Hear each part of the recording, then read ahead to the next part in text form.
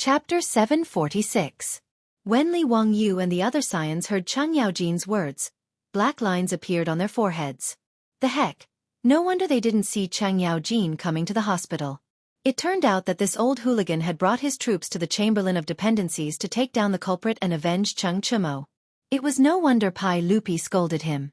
Even if Goguryeo and the Tang dynasty weren't on friendly terms, the Goguryeo envoy was still a foreign subject. If Cheng Yaojin were to charge into the Chamberlain of Dependencies and take away the envoy, how could the royal court preserve its face? Besides, Pai Lupi had also received a detailed report from the 100 Horsemen Department, so he knew exactly how Cheng Chumo had been injured. Other than lamenting that Cheng Chumo's luck was too bad, what else could Pai Lupi say? To think that the arrow he shot out would be blocked by the other party and then fly back to stab him. This was simply an unheard of miracle. Even though Pai Lupi didn't feel comfortable with this matter, he couldn't ignore it. He could only step forward to scold Cheng Yaojin and chase him away. Fortunately, Cheng Chumo was saved by Li Wangyu. When the news reached the Chamberlain of Dependencies, everyone, including Pai Lupi, heaved a sigh of relief. Otherwise, given Cheng Yaojin's personality, if his eldest son had really died, he would have charged into the Chamberlain of Dependencies and cut off the head of the Goguryeo envoy. At that time, what could Pai Lupi do? Could he have Cheng Yaojin pay for the Goguryeo envoy's life? After pondering for a moment, Li Wangyu felt that it would be a little tricky to avenge Cheng Chumo. It was difficult to bring this matter to the table. After all, it was just an accident. He and the other scions knew that Cheng Chumo's arrow was aimed at the crown of the Eastern Continent's envoy, but others didn't know. In the eyes of the officials, Cheng Chumo wanted to injure someone but was stopped by the Goguryeo envoy, resulting in an accident that injured himself.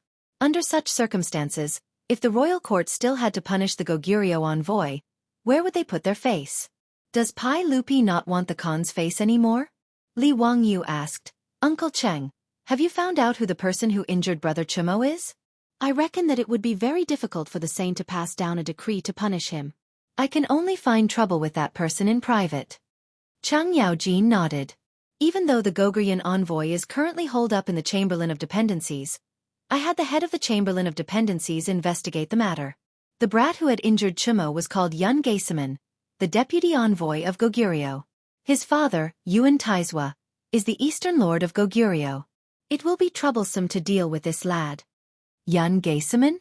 It was actually him. Li Wangyu's pupils constricted upon hearing this. This name was too familiar.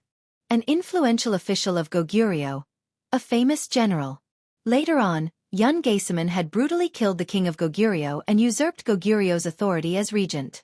More importantly, when Pai Lupi attacked Goguryeo 10 some years later, he was the one who led the troops to resist, causing Pai Lupi to suffer defeat in Liaodong. Li Wangyu narrowed his eyes as he recalled. In the 3rd year of Zhengguan, Yun Gaesaman should have been 26 years old. His father, Yuan Taizwa, was the Eastern Lord of Goguryeo, the Prime Minister of Goguryeo. He was in charge of Goguryeo's military and political affairs, wielding immense power in Goguryeo. After Yuan Taizwa's death, Yun Gaesaman took over his father's position. In the 16th year of Zhengguan, Goguryeo's King Ronglio wanted to kill Yun Gaesaman, but Yun Gaesaman lured him into killing him. Afterwards, Yun Gaesaman supported King Ronglio's nephew, Gao Zong, as the puppet king while he acted as regent. Although Yun Gaesaman had become Cao Cao, he was truly a formidable character. During his reign, the Tang dynasty had never been able to swallow up Goguryeo. It was only in the 1st year of Chen Feng, when Yun Gaesaman died and his 3 sons rebelled, allowing the Tang dynasty to finally conquer Goguryeo. Thinking back to Yun Gaesaman's life, Li Wangyu's eyes flashed. Since Yun Gaesaman had come to Chang'an, shouldn't he think of a way to get rid of him? In history, the record of Pai Lupi's conquest of Goguryeo was not very clear. In the unofficial records, it was even said that Pai Lupi had suffered an injury to his eye while conquering Goguryeo, resulting in Pai Lupi's death at the age of 50. The truth of this matter was unknown, but the failure of the conquest of Liaodong was one of the greatest failures in the life of Pai Lupi. Although Li Ji had destroyed Goguryeo and taken revenge for Pai Lupi, if Pai Lupi had personally conquered Goguryeo, would history have been different? Li Wangyu was a staunch Chinese nationalist. He believed that countries like Goguryeo had been Chinese land since ancient times and should naturally be conquered by the Tang dynasty. If he could get rid of Yun Gaesaman in advance, the conquest of Goguryeo would be much smoother. Perhaps in the 19th year of Zhenguan, Pai Lupi might have personally conquered Liaodong and brought it under the Tang dynasty's control. Li Wangyu also had another reason for disliking Goguryeo. The Koreans of the later generations actually claimed that Goguryeo was a country established by the Koreans in history.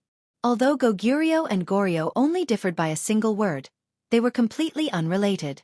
It was just that Goguryeo had once ruled the Korean peninsula. The Koreans of the later generations stubbornly believed that Goguryeo was a part of their history. Li Wangyu was naturally displeased by this. This included Yun Gaesaman, who had been hailed as a national hero by the Koreans and had even acted in a TV series. Moreover, Li Wangyu was a narrow-minded, protective, and cynical man. He didn't care if Yun Gaesaman had intentionally caused Chung Chumo's injury. In this matter, he would side with his family and not with reason, so he naturally had to help Chung Chumo vent his anger. These various reasons for his dissatisfaction naturally made Li Wangyu want to kill Yun Gaesaman. He wanted to kill this ambitious and ruthless character while he was still young, in Chang'an. But although he wanted to do so, it was not easy to do so.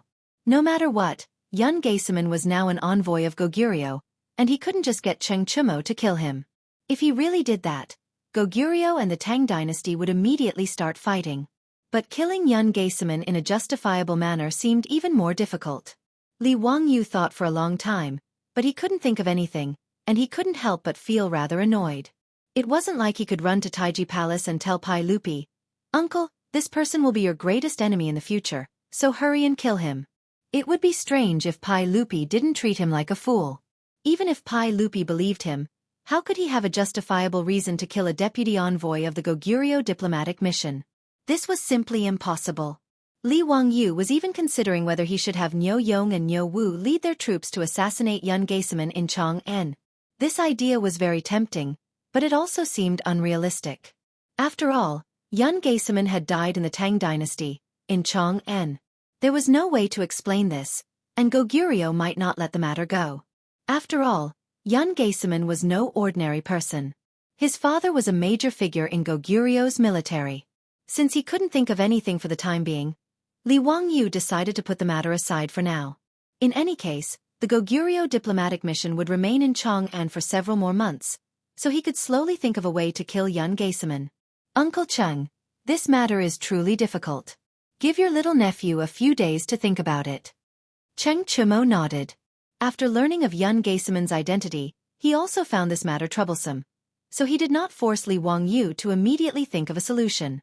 Chung Chumo stayed in Union Hospital to recover from his injuries. Li Wangyu had given Chung Chumo quite a bit of blood today and felt rather tired, so he bid farewell and returned to his residence to rest. Today's matter quickly spread throughout Chang'an, and Li Wangyu became famous once more. Chapter 747. There was almost no secret in Chang'an.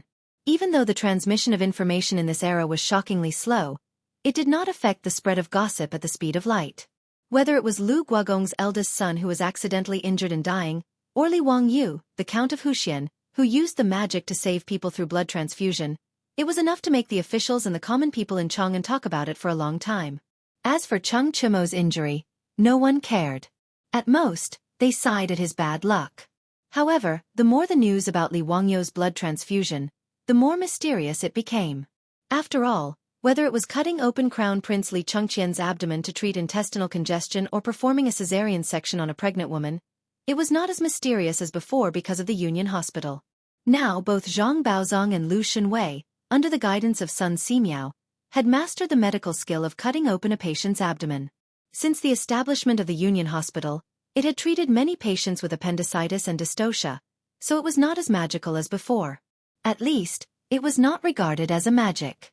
However, although the doctors of the Tang dynasty did not know how to save people through blood transfusion, at least it was recorded in the ancient books. Bianc even did a craniotomy for Chow Chow. But it was different this time. Saving people through blood transfusion was not heard of in the ancient books of the medical school. In the eyes of the Tang people, it was not in the category of medical skills. It was completely a magic. Not to mention how the illiterate common people on the street believed in Li Wangyu. Even the officials in the imperial court and the aristocratic families were not shocked. After the people confirmed the authenticity of the blood transfusion, they also regarded Li Wangyu as a god. Even Wang Renyu, Zhang Yuanshou, and the others who had retired but still lived in Chang, and began to regret it when they learned about this. They should not have made their relationship with Li Wangyu so bad. After all, even if they were the heads of the 5 families and still had noble status after retirement, they were still human. Human beings ate grains and grains, and human beings died of old age. If they were on good terms with that county count Li Wangyu, when they fell seriously ill in the future, wouldn't they be able to go to Li Wangyu's house to seek medical treatment? Wouldn't they be able to ask Li Wangyu for help and save their lives? Compared to their lives, it was unwise to offend Li Wangyu for the sake of personal feelings. Speaking of Wuxia, the rich and powerful had always been conflicted. On one hand, they were afraid of death and wanted to live forever. On the other hand, they had also degraded the status of doctors. Other than famous doctors like Sun Simiao and Zhang Baozong, ordinary doctors were considered low class in ancient China. Han Yu wrote in Shishua, "Shamans and musicians are masters of 100 arts. Gentlemen despise them. Now their wisdom is beyond our reach." How strange. Doctors were classified as workers, and their status was much lower than that of the scholar officials. They were people that were despised by the noblemen. From this one could see the social atmosphere at that time. Sun Simiao was not only a doctor, but also a Taoist priest. That was why Pai Lupi valued him so much that he wanted to invite him to Chang'an and confer him the title of nobility. Zhang Baozong was not only a famous doctor, but also a man who was well-read. It could be said that most of the famous doctors in Wuxia were not ordinary people, so they were respected. Those ordinary doctors, on the other hand, had low status and were not valued. They were lowly people. Wang Renyu and the others could look down on doctors. After all, even if they looked down on these doctors, once they fell ill, these doctors would not dare to not treat them seriously. But Li Wangyu was different. He was the county magistrate who founded the country, the nephew of the sage, and the imperial tutor of the crown prince. Who would dare to force him to treat their own illness? Not to mention how regretful Wang Renyu and the others were when they learned of this matter. Even Empress Zhang Sun and Pai Lupi in Taiji Palace were shocked when they learned of this matter. In Li Main Hall, Empress Zhang Sun teased the swaddled Li Ji while saying to Pai Lupi, "Erlang, did Zio really use his own blood to save Cheng Chumo?" Pai Lupi nodded. "That's right. Not only did the 100 Horsemen Department report this matter in detail, I also asked Jijia. He saw this matter with his own eyes. Lu Fengyu also reported this matter to me. Cheng Chumo, that bastard, was shot in the abdomen by his own arrow. When he was sent to Union Hospital, he was already bleeding profusely. Zhang Baozong and Lu Fengyu were helpless. After Zio left, he gave his own blood to Cheng Chumo and saved that kid's life. Speaking of which, Cheng Chumo's life was really good. Not only did he manage to keep his life, but from now on, Zio's blood flows in his body. Guanyin maid, think about it. Who is Zio? He is the blood of our Li Tang clan. Humph, Cheng Chumo, that bastard, got lucky." After Empress Zhang Sun heard this, she sucked in a breath of cold air. "Erlang, everyone says that Zio is the reincarnation of a celestial being. It seems that this is true. Otherwise, how could he know the method of blood transfer?" She lowered her head to look at Li Ji in her arms and couldn't help but smile. Fortunately, Erlang had a way to make Cheng Qian and Qing Kai take Zio as their master. When Ji Nu is a bit older, Erlang should also have Zio take him in and teach him well. Haha, that's natural. Speaking of which, Zio, Cheng Qian, Qing Kai, and Ji Nu are all brothers who haven't gone beyond 5 generations. If he doesn't pass on his skills to Cheng Qian and the others, how can it be justified? I also plan to have Li Ku, Li Yu, and the others go to the academy to study. The task of teaching the crown prince and the princes will all be given to Zio. I want to see if this kid dares to not do his best. Pai Lupi laughed loudly. Empress Zhang Sun covered her mouth and laughed lightly. How can there be an uncle like you, wholeheartedly scheming against your own nephew? Guanyin maid, it's not like you don't know. That kid is very tired. If I didn't force him, he would definitely be happy to hide in that Dingzhou village and be the Xiaoyao county count. Humph, this kid has so much skill and talent, but he is willing to waste it like this. How can I do as he wishes? As an emperor, Pai Lupi was naturally wary of his subjects. After all, the throne moved people's hearts. Back then, in order to sit on the throne, he had viciously and mercilessly killed his brother and father before ascending to the throne. Among the Li Tang clan relatives, Those who had some ability all obediently handed over their military power in order to avoid being targeted by Pai Lupi. They didn't dare to interfere with government affairs. Zhao County Prince Li Shaogong had the title of Minister of the Imperial Clan Temple, but he could only indulge in the singing and dancing of beauties. He was afraid that Pai Lupi would be wary of him. However, Pai Lupi was not afraid of Li Wangyu at all. Not only was he not afraid, but he also wanted Li Wangyu to become an official and serve the court. Pai Lupi's eyes were quite sharp when it came to judging people. He had already completely seen through Li Wangyu's character. This was a tired person. Not to mention that it was impossible for him to usurp power. Even if he abdicated the throne to him, he would probably find it troublesome and run as far away as possible. Pai Lupi naturally liked this kind of capable and unambitious subject the most. Therefore, the more Li Wangyu didn't want to become an official, the more Pai Lupi wanted to force him to become an official and serve the court and the Tang dynasty. When Pai Lupi and Empress Zhongsun were scheming against Li Wangyu in Taiji Palace, they didn't know that Li Wangyu had caused trouble again. Chapter 748. Cheng Chumo was injured and hospitalized. Li Wangyu and the other playboys naturally went to the hospital to accompany him every day. Li Wangyu didn't know what these playboys were thinking. He was afraid that if he didn't go, this bastard would really treat the hospital as a brothel. She bought those beautiful maidservants and spent a lot of effort to train them into nurses who knew how to take care of people. She didn't want them to be defiled by these filthy rich men. Cheng Chumo stayed in the hospital for 3 days. After Zhang Baozong examined him, he felt that he was fine and could be discharged home. However, this guy didn't seem to want to leave at all. He still shamelessly stayed in the hospital. Li Wangyu was so angry that he wanted to kick this scourge out of the hospital. Mn, not only did he not receive any hospitalization fee, but he also had to eat and drink well. When he was bored, he had to come to the hospital to accompany him to play. Li Wangyu felt that saving a life was better than building a 7-floor pagoda. He simply saved an ancestor. A group of playboys gathered in the ward, playing mahjong and playing cards. It was very lively. Li Wangyu, Cheng Chumo, and Feng Yai were playing cards on the hospital bed. A beautiful nurse, no more than 14 or 15 years old, pushed the door and came in to give Cheng Chumo a bowl of medicine. "Young master, here is your medicine." "A pair of 5. Okay, I'll drink it right away." After Cheng Chumo threw out his cards, he didn't care what cards Li Wangyu played. He reached out and took the bowl of medicine. Li Wangyu's eyes were sharp. He immediately saw that this guy was using the opportunity of reaching out to take the medicine to touch the nurse's soft body. The nurse's cheeks suddenly turned red. She lowered her head and didn't dare to speak. Mn, he really thought that he didn't exist. He actually took advantage of the nurse's tofu. If it was in the future, Cheng Chumo, this bastard, dared to take advantage of the nurse's tofu, he would have been splashed with a bowl of medicine and slapped in the face. But this was the Great Tang, and these maidservants had no human rights to speak of.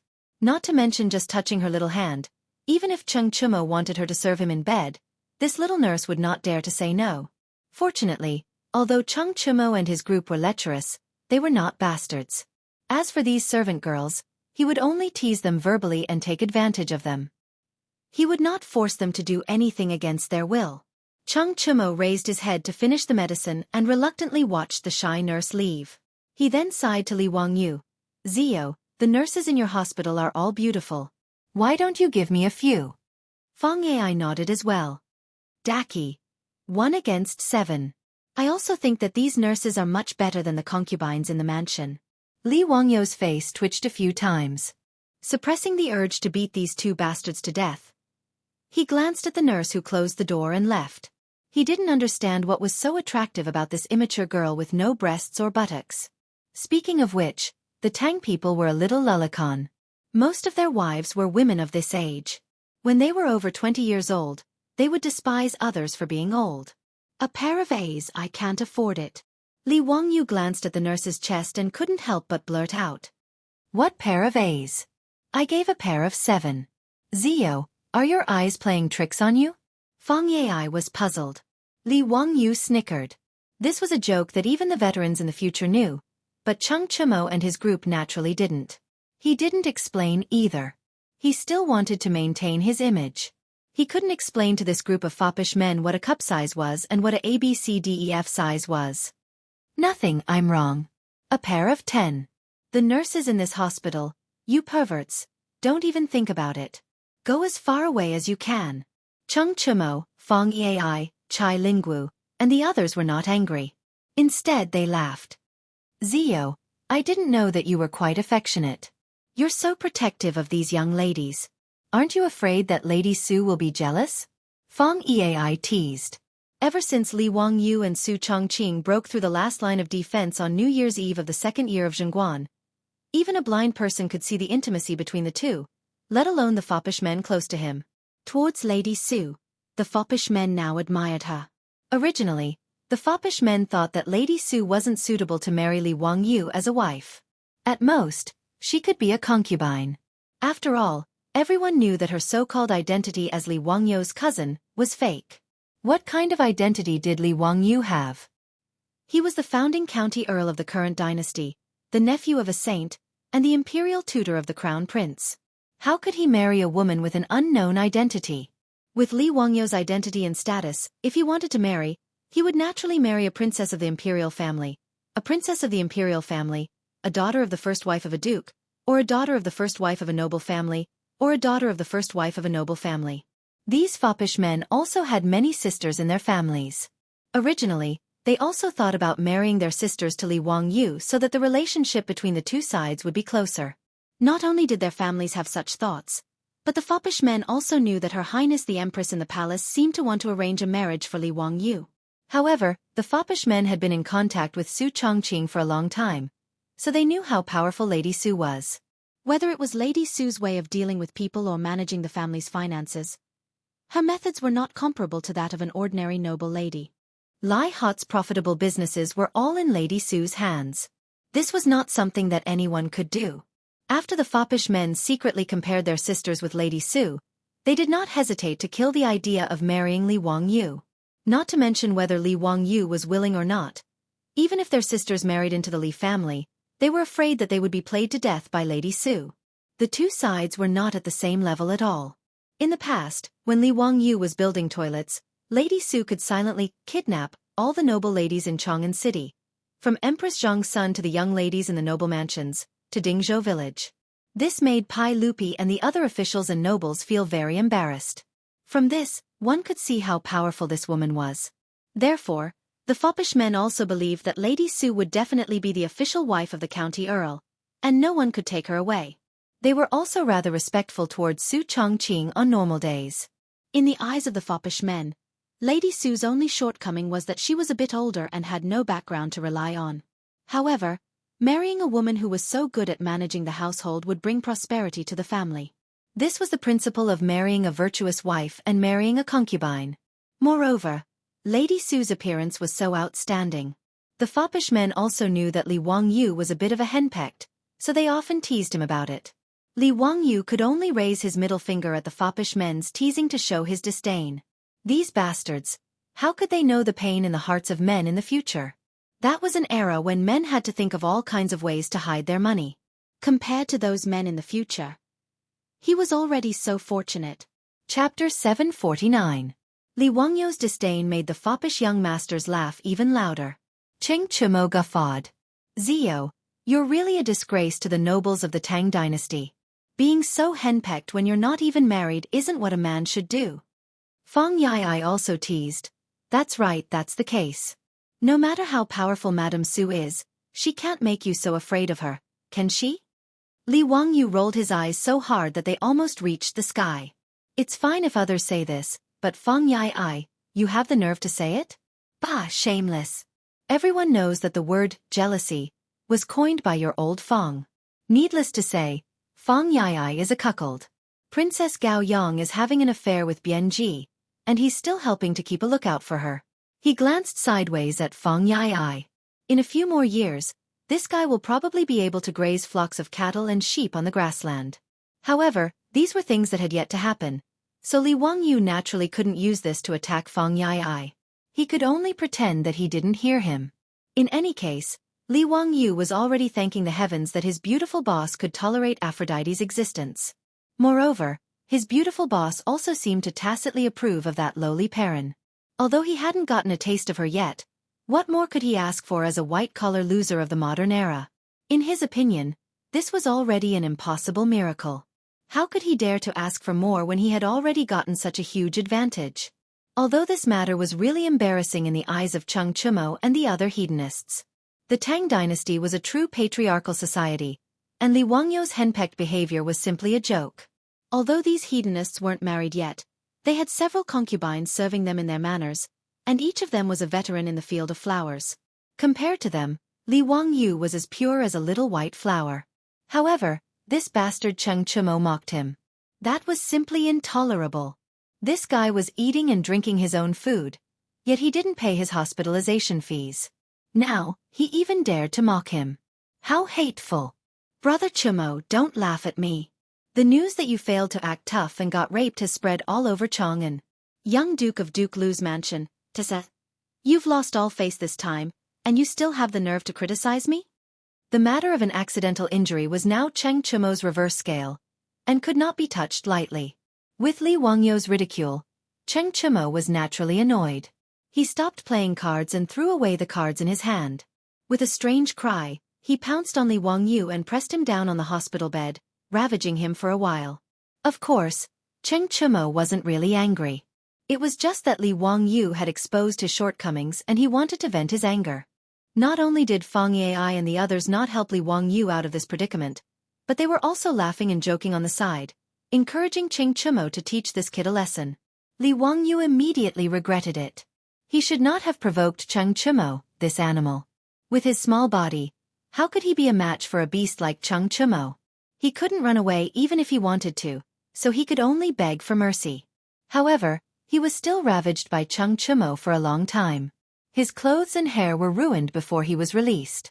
Looking at his messy hair, Li Wangyou wanted to cry but had no tears. He could only call a nurse to comb his hair. The thing he hated the most was combing his hair every day.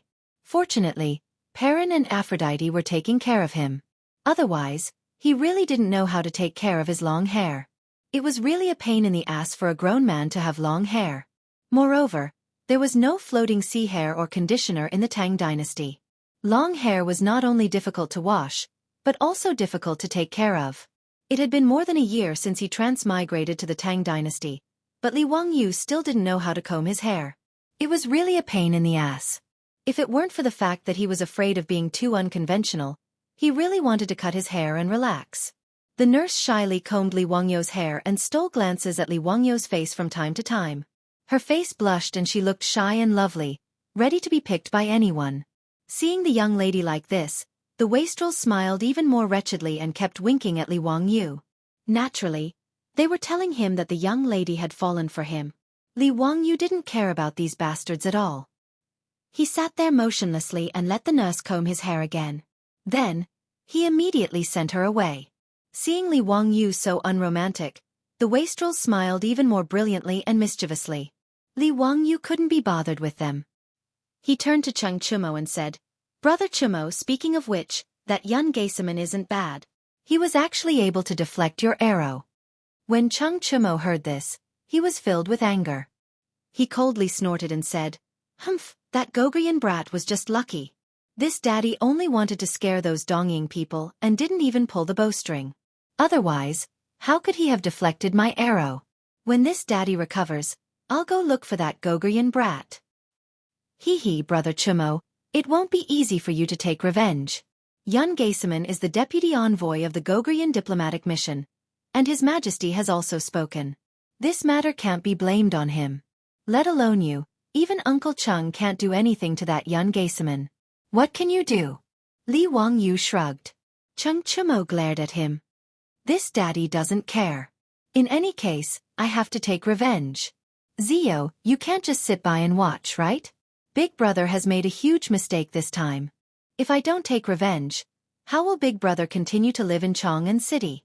The other wastrels also began to clamor. "Right, Zio, we can't just let this matter go. Big Brother will have to rely on you. No matter what, you have to think of a way to help Brother Chumo vent his anger." Li Wangyou opened his mouth, but he didn't know what to say. Why would he bring up Yun Gaesaman for no reason?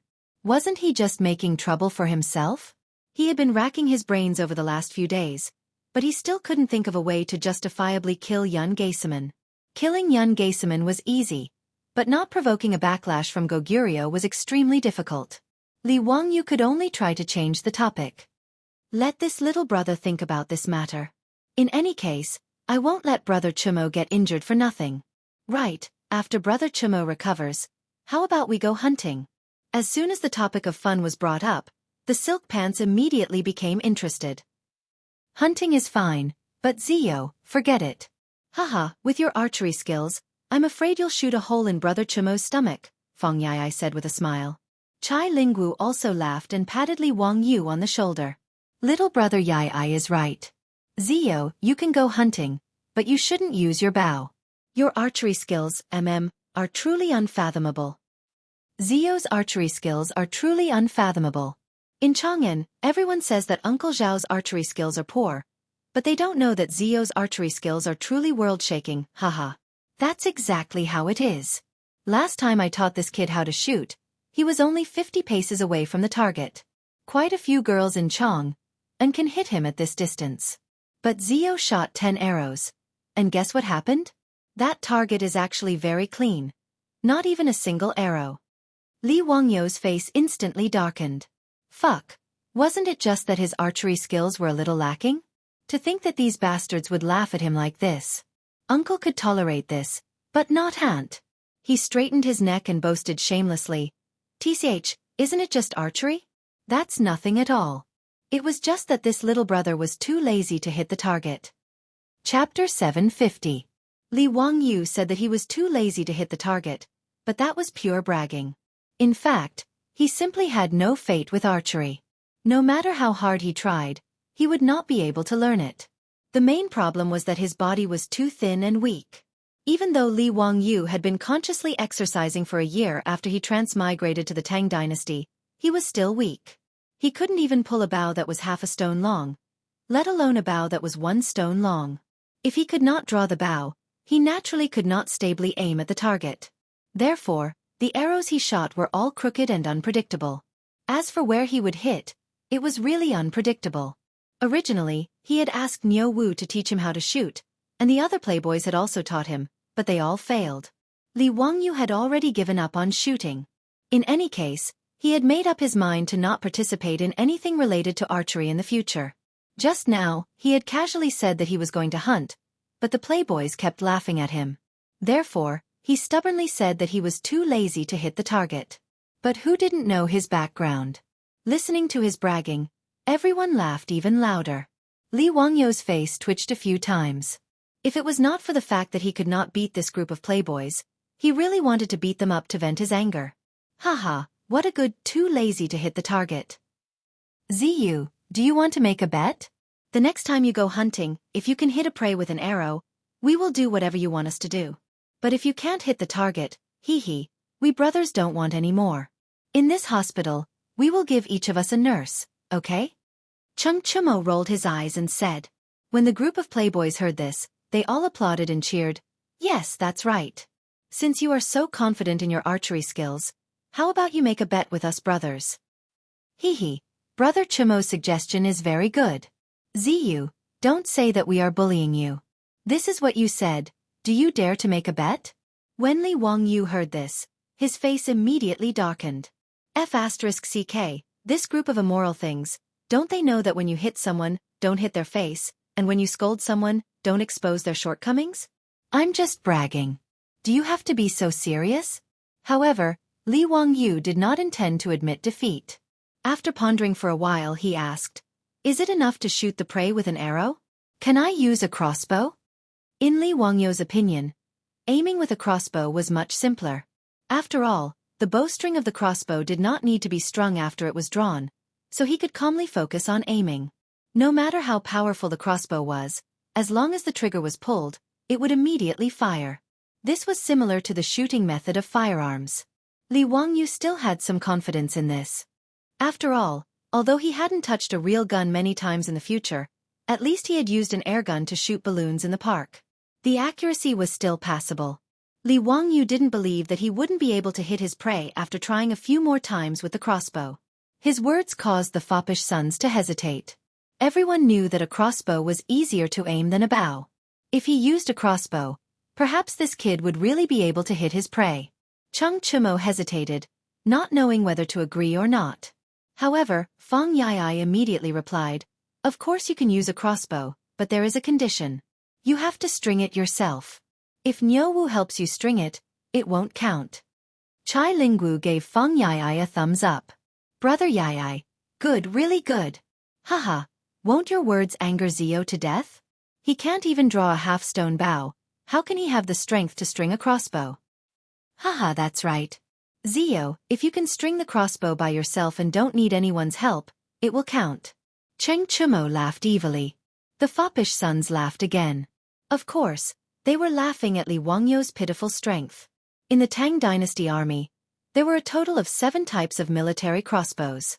They were the Zhenjiang crossbow, the horn crossbow, the wooden crossbow, the large wooden crossbow, the bamboo crossbow, and the Fuyuan crossbow. Of these 7 types of crossbows, only the first 2, the Zhenjiang crossbow and the horn crossbow, were individual crossbows. The Zhenjiang crossbow was used by infantry, and the horn crossbow was used by cavalry. In the era of cold weapons, the Tang dynasty was probably the dynasty that paid the least attention to crossbows. The ratio of crossbowmen to soldiers was the lowest, less than 10%. Moreover, these crossbowmen also had to fight in close quarters. For example, the invincible Mo swordsmen were also crossbowmen. When facing an enemy, after 2 rounds of crossbow arrows, they would have to abandon the crossbow and switch to swords to fight in close quarters. The main reason for this was that crossbows had a low firing rate and high manufacturing cost. Although crossbowmen's training was simple and their accuracy was higher than that of bows and arrows, the requirements for pulling the string were higher. It took a longer time, so the firing rate was naturally lower. Moreover, the structure of crossbows was complicated, and the technical content and manufacturing cost were higher. Compared to bows and arrows, the advantages of crossbows were not that great. The Tang dynasty did not lack war horses. In a situation where a large number of cavalry were equipped, bows were naturally better than crossbows. However, crossbows were also very powerful. Even in the Tang dynasty, which paid the least attention to crossbows, there were famous Huainan crossbowmen, Zhanghuai crossbowmen, and Zhujiang crossbowmen. Among them, the Zhanghuai crossbowmen were the most famous. In the history of the Tang dynasty, there were once 500 Zhanghuai crossbowmen guarding a city. They were fearless in the face of 50,000 enemy troops. According to the history books, bandits of Jidin drove brave soldiers up the city walls. The hidden crossbows in the city were fired, and all of them were killed. In the end, they forced the tens of thousands of enemy troops to retreat. They were regarded as the elite troops of the Tang dynasty. Although crossbows were good, the pulling force required to pull the string was even higher than that of bows and arrows. For example, the crossbows used by the Tang soldiers could not be pulled without the strength of 2 stones. Although it was possible to pull the string with one's feet and use the strength of one's whole body to pull the string, it was impossible. However, the debauches were certain that even if Li Wangyu used all of his strength, he wouldn't be able to string the crossbow with his small body. When Li Wangyu heard this, he was also in a difficult position. His original plan was to let Niu Wu or Fu Zhongchu help him pull the string. He only needed to aim and shoot.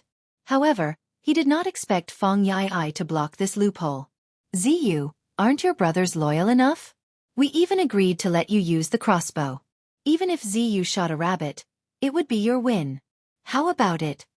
Cheng Chumo continued to laugh. He was certain that Li Wangyu would not dare to make this bet with them, so he deliberately said this. The playboys all knew that Li Wangyu was good at everything except for his weak body. It was rare to have a chance to ridicule this kid. How could they not seize the opportunity? Chai Lingwu, Feng Yai, and the others also chimed in one after another, opening their mouths to mock Li Wangyu, making Li Wangyu extremely depressed. Just as he did not know how to answer, the door of the ward was pushed open again. A nurse came in with a basin of water. "Young Duke, Mr. Treasure ordered this servant to help you clean your wounds." Cheng Chumo didn't continue to taunt Li Wangyu and ran up to the nurse with a cheeky smile on his face. He took the opportunity to help the nurse with the basin and deliberately took advantage of the nurse. "Aya, how can a weak little girl like you do such a strenuous job? Put it aside. I'll do it myself." The next time you go to the well to draw water, remember to call me. The wheels of the well are heavy. I don't want to tire you little girls out. Chung Chumo's words made Li Wangyu stare and slap his thigh. Wahahaha, I'll make this bet with you. Chapter 751. Li Wangyu's sudden words stunned all the wastrels.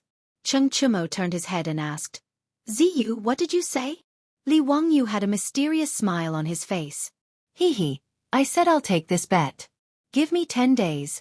Then we'll go into the mountains to hunt. I'll use a crossbow and don't need anyone's help. I'll string the bow myself. If I can hit the prey, you'll have to listen to my orders and do one thing for me. How about it? Do you want to bet or not?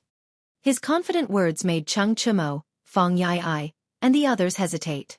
They didn't understand what Li Wangyu was planning. They were sure that Li Wangyu couldn't string the crossbow with his own strength. It was a military crossbow from the Tang dynasty.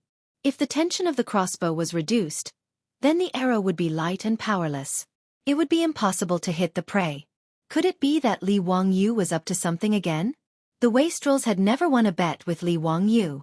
They couldn't help but be suspicious. They suspected that Li Wangyu was up to something when he suddenly agreed to the bet. Originally, the wastrels thought that Li Wangyu wouldn't dare to agree to the bet. That was why they laughed at him. But when Li Wangyu really nodded in agreement, they couldn't help but hesitate. The group of wastrels huddled together and discussed in low voices. Ziyu isn't bluffing, is he? Is he trying to scare us? I think it's possible. A crossbow needs a lot more strength to string than a bow. Even if he can use his feet to kick, this kid can't possibly have the strength of 2 stones. This kid must be bluffing. He's using Zhuge Kongming's empty fort stratagem. That's right, it must be the empty fort stratagem. He's trying to scare us. Let's bet with him. I don't believe that Zio with his small body can draw the bowstring of a crossbow by himself. After some discussion, they all felt that Li Wangyu was just bluffing to scare them. Chung Chumo said, Let's bet then. Zio, if we go hunting after 10 days and you can't catch anything, these little nurses, hey, we won't be polite. Li Wangyu simply nodded. All right, let's do that. A gentleman keeps his word. Hee, if all of you lose, then you have to listen to my instructions and do something. When the time comes, you can't go back on your words. Chung Chumo, Fong Yai, Chai Lingwu and the others looked at each other and nodded their heads firmly. Everyone clapped their hands to make an oath and set the bet. Li Wangyu laughed sinisterly as he rubbed his chin. He began to think about how he should tease this group of silk pants after he won. Naturally, he didn't have anything for the silk pants to do. The reason he made this bet was because he was bored out of his mind and wanted to amuse the silk pants. When the time came, Li Wangyu hadn't decided whether to let this group of silk pants do a striptease on the Vermilion Bird Avenue or run naked outside the Imperial City. As for this bet, Li Wangyu naturally had the confidence to win. He really didn't have the strength to string the crossbow, but the conversation between Chung Chumo and the little nurse just now reminded him. The wheel used to draw water from the well was a kind of winch pulley. In order to save energy, the simplest way was naturally the principle of pulley sets that he learned in junior high school physics. As long as 2 pulleys were used to wrap the crossbow string around the crossbow arm, it could be guaranteed that only 1/8 of the original strength would be needed to quickly draw the bowstring. The reason why he knew so clearly was that he was also a military fan who had been browsing various military forums for a long time. Crossbows were weapons that were still used even by the special forces of the later generations. The sound of the crossbow being loaded and fired was very low. It was suitable for silent sniping and killing, and its accuracy was also quite high. It was the standard equipment of the special forces. As for why silencers weren't used, it was because real firearms, even if silencers were used, the sound was actually not low. It was simply not as silent as it was in the movies. Although Li Wangyu had never played with a real crossbow, even if he hadn't eaten pork, he had seen pigs run. In the military forums of the later generations, he had seen a lot of photos and drawings of various crossbows, and he had a very deep impression of the pulley sets. The pulley sets of the later generations' crossbows used eccentric wheels. When the eccentric wheels rotated, the radius of movement was different. When the eccentric wheels moved from a short radius to a long radius, the tension generated changed from a labor-intensive lever to a labor-saving lever. The data that could save 1/8 of the strength to string the crossbow was also something he saw in the forums. The range of a crossbow was actually greater than that of a bow. Using the Tang dynasty as an example, the range of a bow was usually 1 stone 2 to 1 stone 4, while a crossbow was around 2 stones to 2 stones 4. Even a 2-stone crossbow would require a pulling force of more than 200 pounds to string the bowstring. This was naturally something Li Wangyu couldn't do no matter what. But if he used a pulley set, he would only need 20 to 30 pounds of strength to string the bowstring. Even if Li Wangyu was thin and weak, he still had a pulling force of 50 to 60 pounds. Naturally, he would be able to string the bowstring. Moreover, even if this data was wrong, it wouldn't be so labor-saving. He still had other ways to string the bowstring, and that was the principle of leverage. Combining the pulley set and the principle of leverage, he didn't believe that he couldn't string the crossbow. It was because he thought of a way that Li Wangyu had made a bet with the playboys. But this kind of crossbow wasn't available in the Tang dynasty. Although Li Wangyu knew the general principle, he still needed some time to make it. Therefore, he made an agreement with the playboys to go hunting in the mountains in 10 days. Seeing Li Wangyu smile so wretchedly, the playboys couldn't help but mutter in their hearts. They felt that they had been played by this kid again. But no matter how they thought about it, they didn't feel that there was anything wrong with it. They were a group of illiterates, so of course they didn't understand the principles of physics, let alone the principles of pulleys and leverage. It was reasonable that they would be played by Li Wangyu. After the two sides agreed on the bet, Li Wangyu didn't feel like staying in the hospital to accompany Cheng Chumo any longer. He took Niu Wu and left in a hurry. He was going to Cuiwei Palace to find Yan Liben in the weapon workshop. Whether or not the new crossbow could be made would all depend on Yan Liben's ability. Li Wangyu was actually looking forward to hunting. Li Wangyu often saw photos and videos of Europeans and Americans hunting with hunting rifles and crossbows. But in the Wuxia of the future, where would there be wild animals for people to hunt? Those that could survive were all protected animals. After transmigrating to the Tang dynasty, Li Wangyu originally wanted to try hunting in the mountains with the playboys. He thought that it would be very enjoyable. But with his terrible archery skills, he couldn't even hit a rabbit, let alone now in the forests of the Tang dynasty. Wolves, tigers, leopards, and bears could be seen everywhere. Without good archery skills, rashly going hunting was simply sending warmth to the wild beasts. However, the reason why humans were high-level creatures and could occupy the top of the food chain was not because of their strong bodies, but because of their brains and tools. When the new crossbow was made, Li Wangyu, a person without the strength to truss a chicken, could also go hunting in the mountains with the playboys and enjoy the pleasure of hunting with his own hands. Chapter 752. Li Wangyu was extremely excited at the thought of being able to kill everyone after making the improved crossbow. He led Niu Wu and the others out of Chong'an City and went straight to the valley where the Cuiwei Palace was located. When Yan Liben heard his subordinate report that his teacher had come, he hurriedly came out to greet him. Disciple Liben greets teacher. How come teacher has time to come to the weapon workshop today? Yan Liben couldn't be blamed for asking this. Li Wangyu was a complete lazy person. He had a lot of strange ideas, but he basically didn't want to do those trivial things. The valley where the Cuiwei Palace was located had almost become the first industrial base of the Tang dynasty. Black smoke billowed every day, and the sound of hydraulic forging hammers could be heard incessantly. However, Li Wangyu rarely came here. If there was anything, Yan Liben would go to him to ask for advice. Therefore, when Yan Liben saw Li Wangyu suddenly appear, he was curious and asked. Li Wangyu said, "Liben, you don't need to be so polite. I'm here today to ask for your help." "What do you need, teacher? Just instruct me." Yan Liben replied respectfully. "I need you to ask the craftsman of the General Works Supervisor to help me make a crossbow." Yan Liben was a little confused. If his teacher needed a crossbow, he could just ask the military bigwigs. Why did he need to make a new one?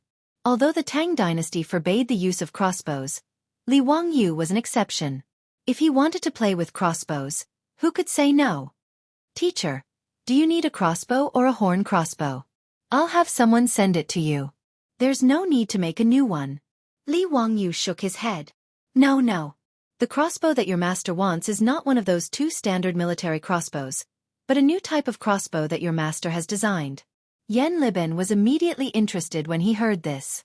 As the junior supervisor of the General Works Supervisor, besides painting, he was most interested in making these mechanisms.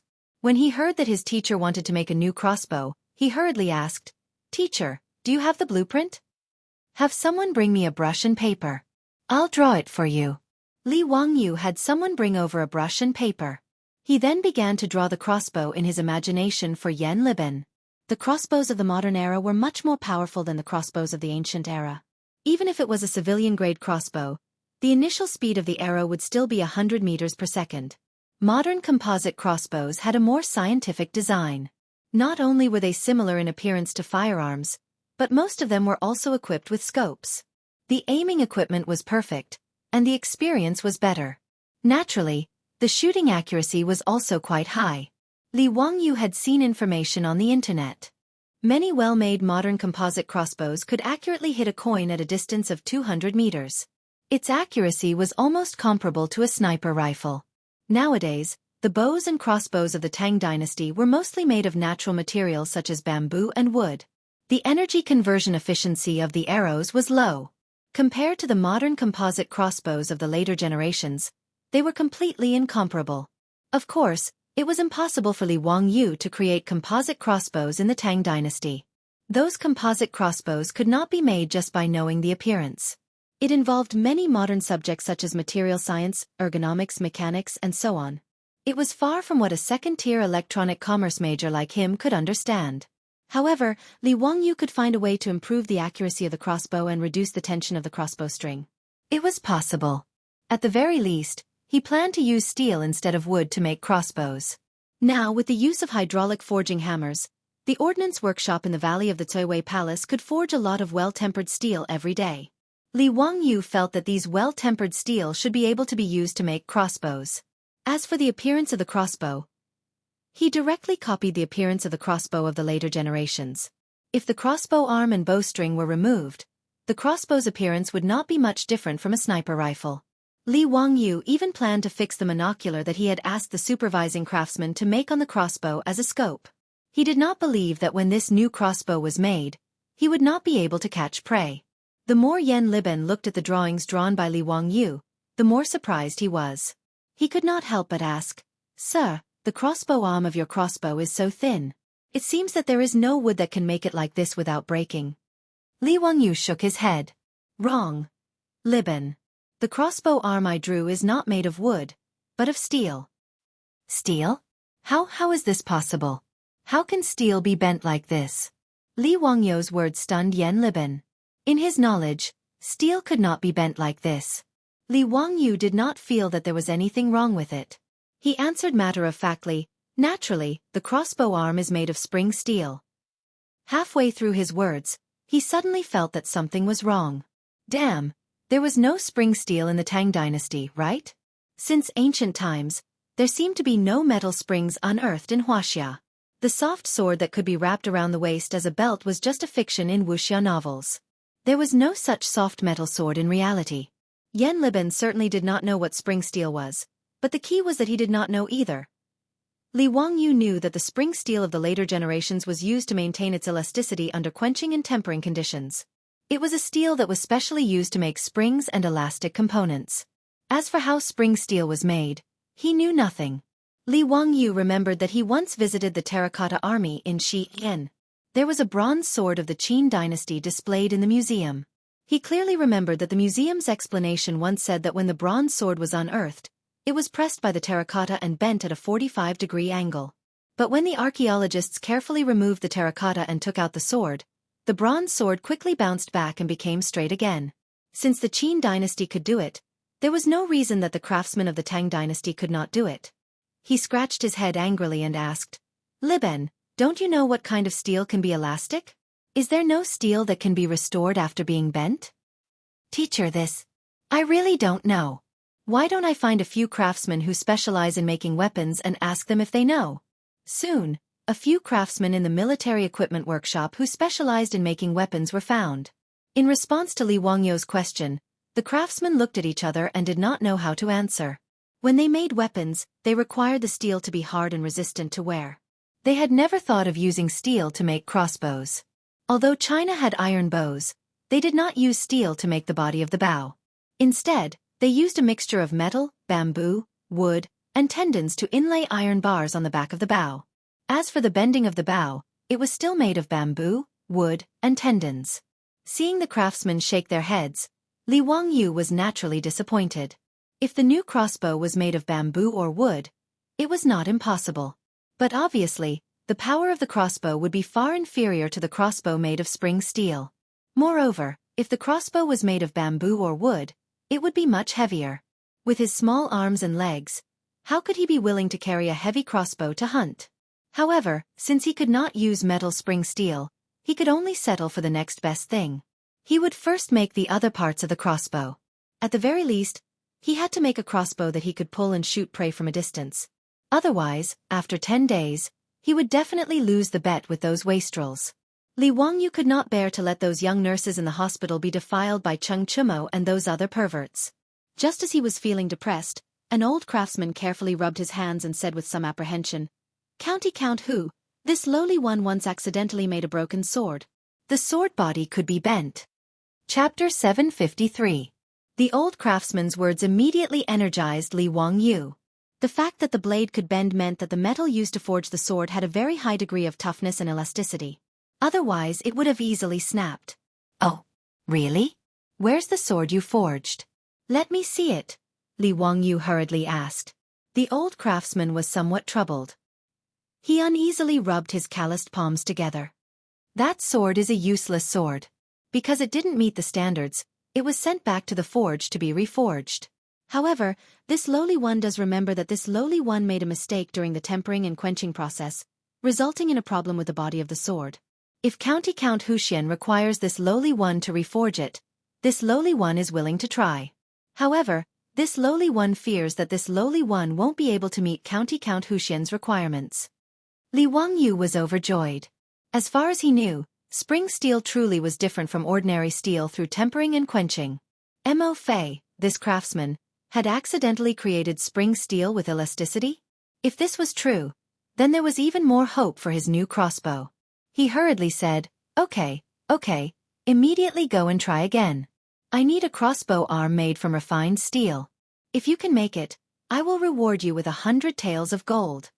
Upon hearing that County Count Huxian was willing to reward him with 100 taels of gold, the eyes of the other craftsmen immediately turned red, and they looked enviously at the craftsman who had just spoken.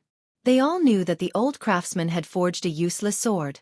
This was because the sword he had forged had a mistake during the tempering process, causing the body of the sword to distort when it was swung. In the eyes of the Tang, this was naturally a useless sword. For this reason, the old craftsman had even been harshly punished by the manager of the workshop. Who would have thought that this old craftsman would profit from this disaster? It was clearly a mistake, but he had caught the eye of a noble like County Count Huxian.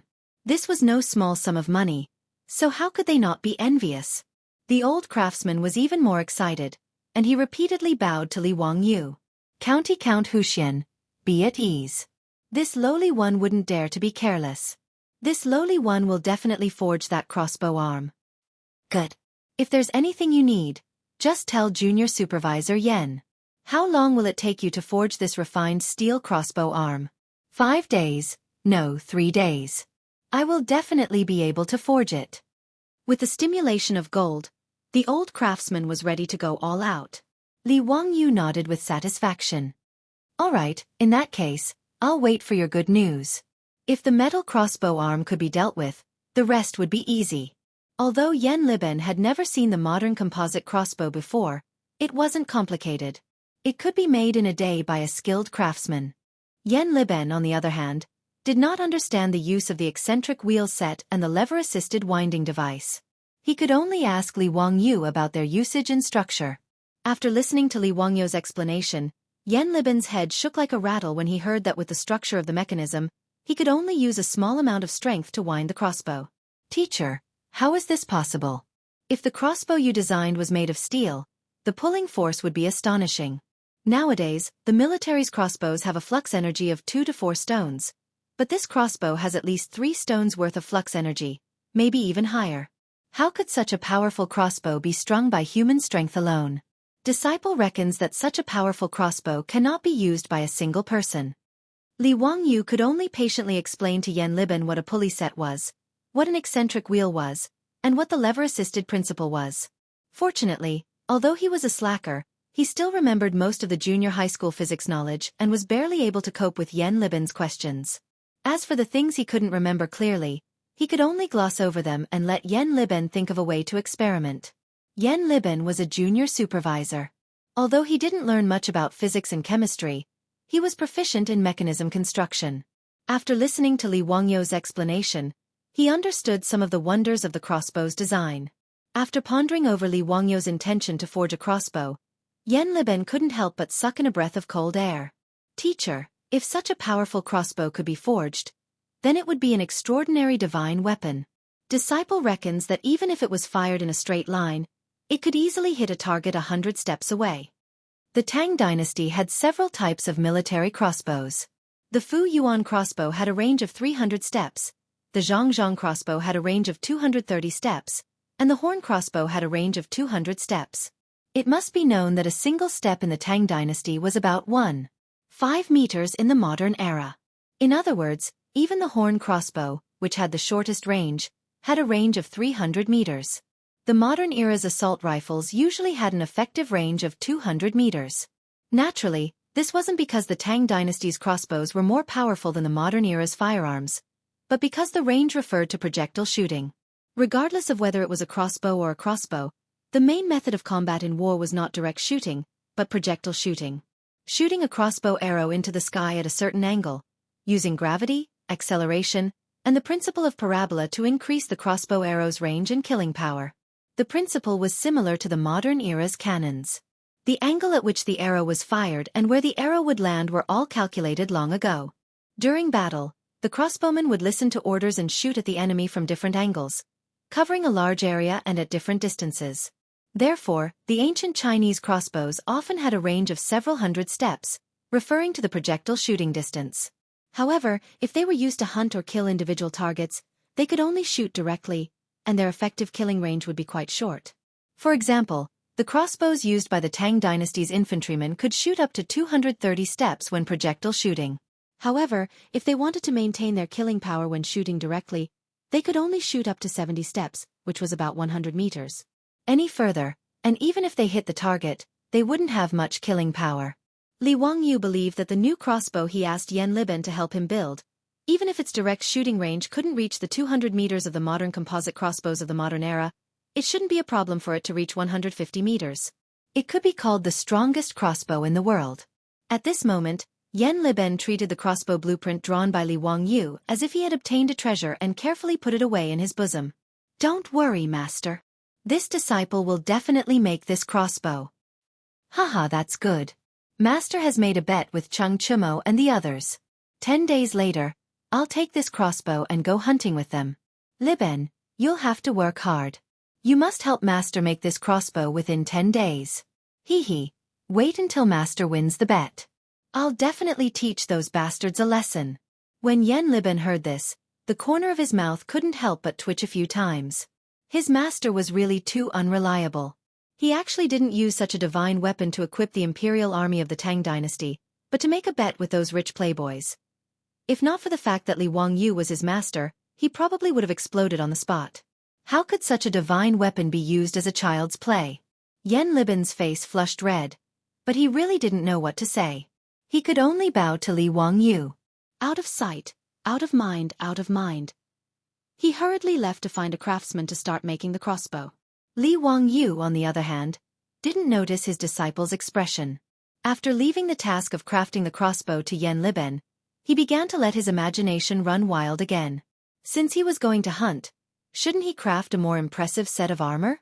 Chapter 754. In Li Wangyou's opinion, although the armor of the Tang dynasty had outstanding defensive power, it was not very good-looking. There were 13 types of armor in the Tang dynasty. Among them, the Mingguang armor, Guangyao armor, Shilin armor, Shanwen armor, Wuxia armor, and chainmail were all iron armors. But even the highest-level Mingguang armor was made of small pieces of iron armor, similar to the scales of a pangolin. What made Li Wangyou unable to look directly at was the shiny heart-protecting mirror on the chest of the Mingguang armor. Most of these round heart-protecting mirrors were polished extremely brightly, just like a bronze mirror. It was said that on the battlefield, wearing the Mingguang armor would emit a dazzling bright light, due to the sun's illumination, hence the name. But in Li Wangyou's opinion, the two round heart-protecting mirrors on the chest of the Mingguang armor looked really funny. It was just like wearing a female metal bra on the outside of the armor, making people unable to look directly at it. Every time he saw Chang Yaojin, Yuqi Jingda, and other burly generals wearing the Mingguang armor, he had the urge to vomit blood. It was really too out of place. Since ancient times, Wuxia rarely used armor made of whole sheets of iron like those in Europe. The reason was that European plate armor did not have a good defense against weapons like bows and arrows. Since ancient times, Wuxia had attached great importance to long-range weapons like bows and arrows. They also attached great importance to the defense of bows and arrows. That kind of layered scale armor was far stronger than European plate armor in terms of defense against long-range weapons like bows and arrows. Moreover, before Li Wangyou came up with a hydraulic forging machine, the cost of manually making plate armor was too high. European plate armor was actually a special model in Europe. Those rich knights and nobles spent a lot of money to make a pile of full-body plate armor that was comparable to works of art. It was impossible to popularize it on a large-scale battlefield. Of course, there were no large-scale wars in ancient Europe. The so-called wars between nobles were usually just a few hundred people or at most a few thousand people fighting. As for the knights who could wear full-body plate armor, there were only a few of them. Li Wangyou naturally did not know anything about armor design, but he knew how to plagiarize. Anyway, the armor he made was not for fighting on the battlefield. It was purely for showing off and acting cool. Although he didn't like Japan very much, he liked Japanese manga and action movies. In Li Wangyou's opinion, the most handsome armors were naturally the holy garments in the cartoon Saint Seiya that had left a deep impression on him when he was young. Especially Xing Shi's set of Pegasus Constellation's sacred clothes. It was definitely an existence that was off the charts. Now that he had the hydraulic forging hammer, it shouldn't be difficult to use it to forge armors. He should also be able to forge the Saint Seiya's saint clothes. Of course, the so-called holy garment Li Wangyou was preparing to create could not even be considered armor. He was only going to use thin iron sheets to make something that looked good. To put it bluntly, it was just a cosplay prop. There was no such thing as defense. It was just to show off. Li Wangyou couldn't help but smirk at the thought of the Saint Seiya's saint cloth. He suddenly thought of something that he should get the playboys to do. Hee, it just so happens that I'm bored. It should be interesting to let these playboys play cosplay with me, right? There were exactly 10 playboys. When the time came, he could add Niu Yong and Niu Wu to form a gold Saint Seiya of the 12 zodiac temples. It would be very interesting. Thinking of this, Li Wangyou was instantly interested. He immediately started to draw the blueprint of the Saint Seiya's saint cloth. Luckily, he loved to read the Saint Seiya comic book the most when he was young. He roughly remembered the style of the saint cloth, so it wasn't a problem to draw it out. After drawing the Saint Seiya's saint cloth and the gold saint cloth of the 12 zodiac temples in one go, Li Wangyou sent someone to find Yen Liben. Liben, help me find a few craftsmen to forge the armor on this blueprint. Yen Liben reached out to take the blueprint. After taking a look, his eyeballs almost popped out of their sockets. Mas, teacher, you're drawing armor? Li Wangyou nodded as if it was a matter of course. Of course it's armor. How is it? Isn't it cool? Yen Liben swallowed his saliva with difficulty. Teacher, these armors can be forged. Now, with the help of the hydraulic forging machine designed by teacher, this kind of plate armor is naturally very easy to forge. But are these armors really useful? This kind of full-body armor, ordinary people probably can't wear it, right? How are they going to march and fight? Most of the armor of the Tang dynasty wasn't full-body armor. Even so, it was made of thousands of pieces of armor that were connected together with ropes in an extremely complicated way. The total weight of the armor reached more than 25 kilograms. Moreover, the thickness of the pieces of armor was only 1 to 2 millimeters. Based on Yen Liben's experience, if he were to forge the armor on Li Wangyou's blueprint, the weight would probably reach more than 50 kilograms. How could such heavy armor be practical? Even famous generals like Chang Yaojin and Yuqi Jingda would find it difficult to fight while wearing armor that weighed more than 50 kilograms. Li Wangyou smiled and shook his head. Liben, you're wrong. This armor is only made of thin iron sheets. It's light and portable. Then how does it defend against arrows and weapons? Yen Liben asked, puzzled. Li Wang smiled and rubbed his nose. You can just treat it as a costume. It's not for battle. All right, Remember to plate this set of armor with silver. As for the other 12 sets, let me plate them with gold. You must make them look beautiful. Costume? You still need to plate them with gold? Yan Liben felt that his worldview was about to collapse today. Was Teacher Li messing with him? He looked at the stack of blueprints in his hand again. Every set of armor on it was of a style that Yan Liben had never seen before. Moreover, they looked rather awkward. Although in the future, the saints' holy clothes had countless fans, in the eyes of the Tang people, these holy clothes could be considered strange.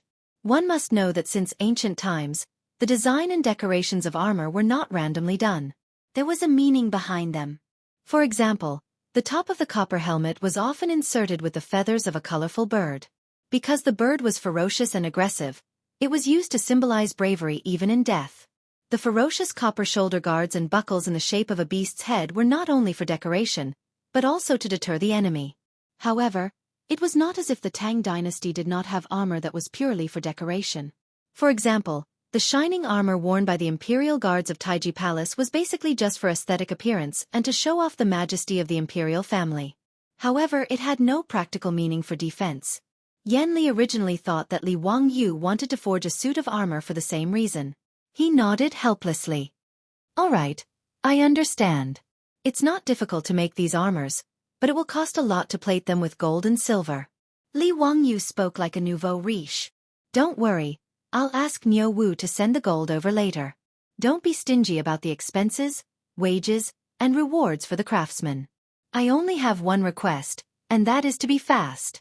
Help me make them within 10 days. With his current wealth, spending a few hundred taels of gold just to be happy was not a big deal. Being rich was just that willful. Yes, I understand. Yan Liben only felt that his head was hurting. Chapter 755.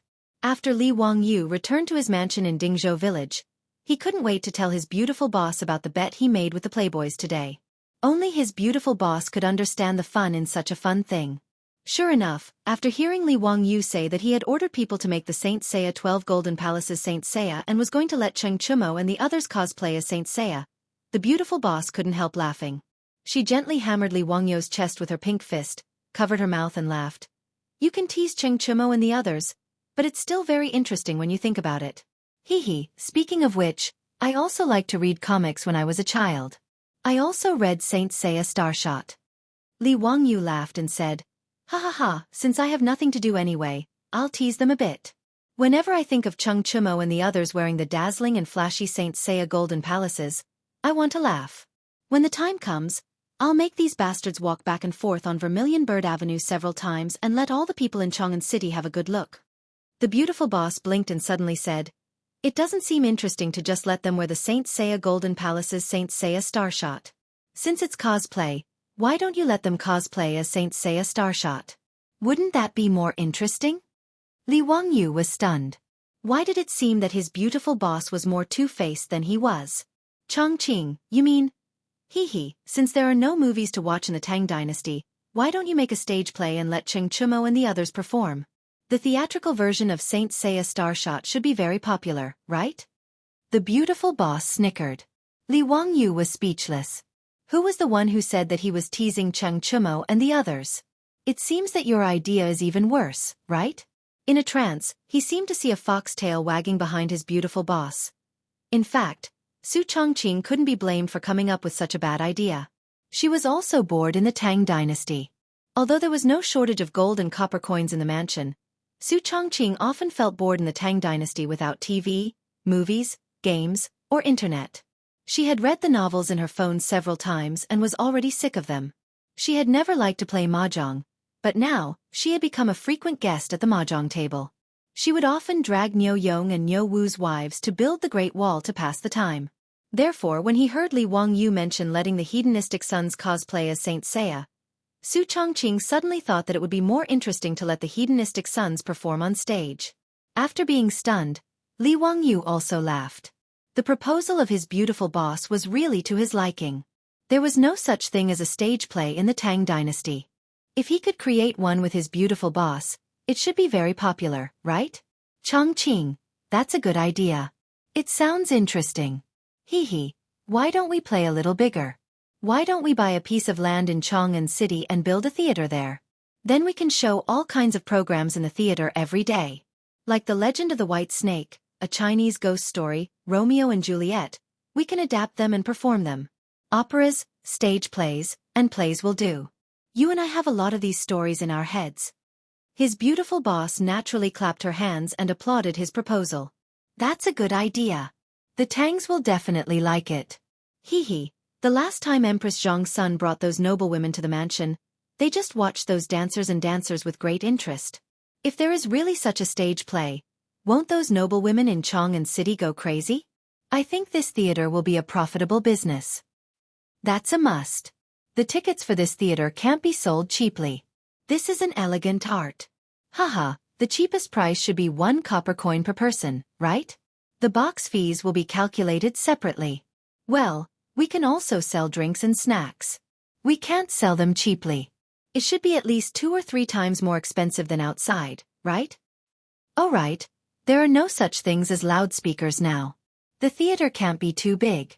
It should be able to seat 200 or 300 people. Well, the theater should be smaller. A semicircular theater seems to be able to amplify sound, right? When the time comes, we can ask someone to build some copper loudspeakers to amplify the sound. It should be able to solve this problem. We can find a painter to draw the background of the stage curtain. We can also use the fireworks you made before as special effects on the stage. We can find a musician to play the music live. As for the actors, let's just buy some dancers and dancers. The more they talked, the more excited they became. They took a pen and paper and began to record the venue and personnel needed to set up a theater, what the theater should be like, and so on. It was no wonder that Li Wangyu and Su Chongqing were so diligent. The cultural entertainment of the Tang dynasty was really boring. Even opera had not appeared at this time. There were only vaudeville artists performing in the streets. It was not until Li Longji ascended the throne that the dancers and dancers in the palace were gathered in the Pear Garden to learn singing, dancing, and opera. This was also the reason why the opera industry was called the Pear Garden in later generations. And Li Longji was also called the founder of the opera industry. But even if there were opera in the Tang dynasty at this time, Li Wangyu and Su Chongqing would not like it. In later generations, Peking opera and other operas were already very mature. They could not attract young audiences, let alone the two of them, who would like to listen to the operas of the Tang dynasty. However, it was not easy to rehearse this stage play. Saint Seiya Starshot's 12 Golden Palaces. Whether it was a comic or an animated film, the two of them had no experience in adapting it into a stage play. Just thinking about it gave them a headache. Li Wangyu rolled his eyes and said, "Chongqing, I don't know how to rehearse this stage play.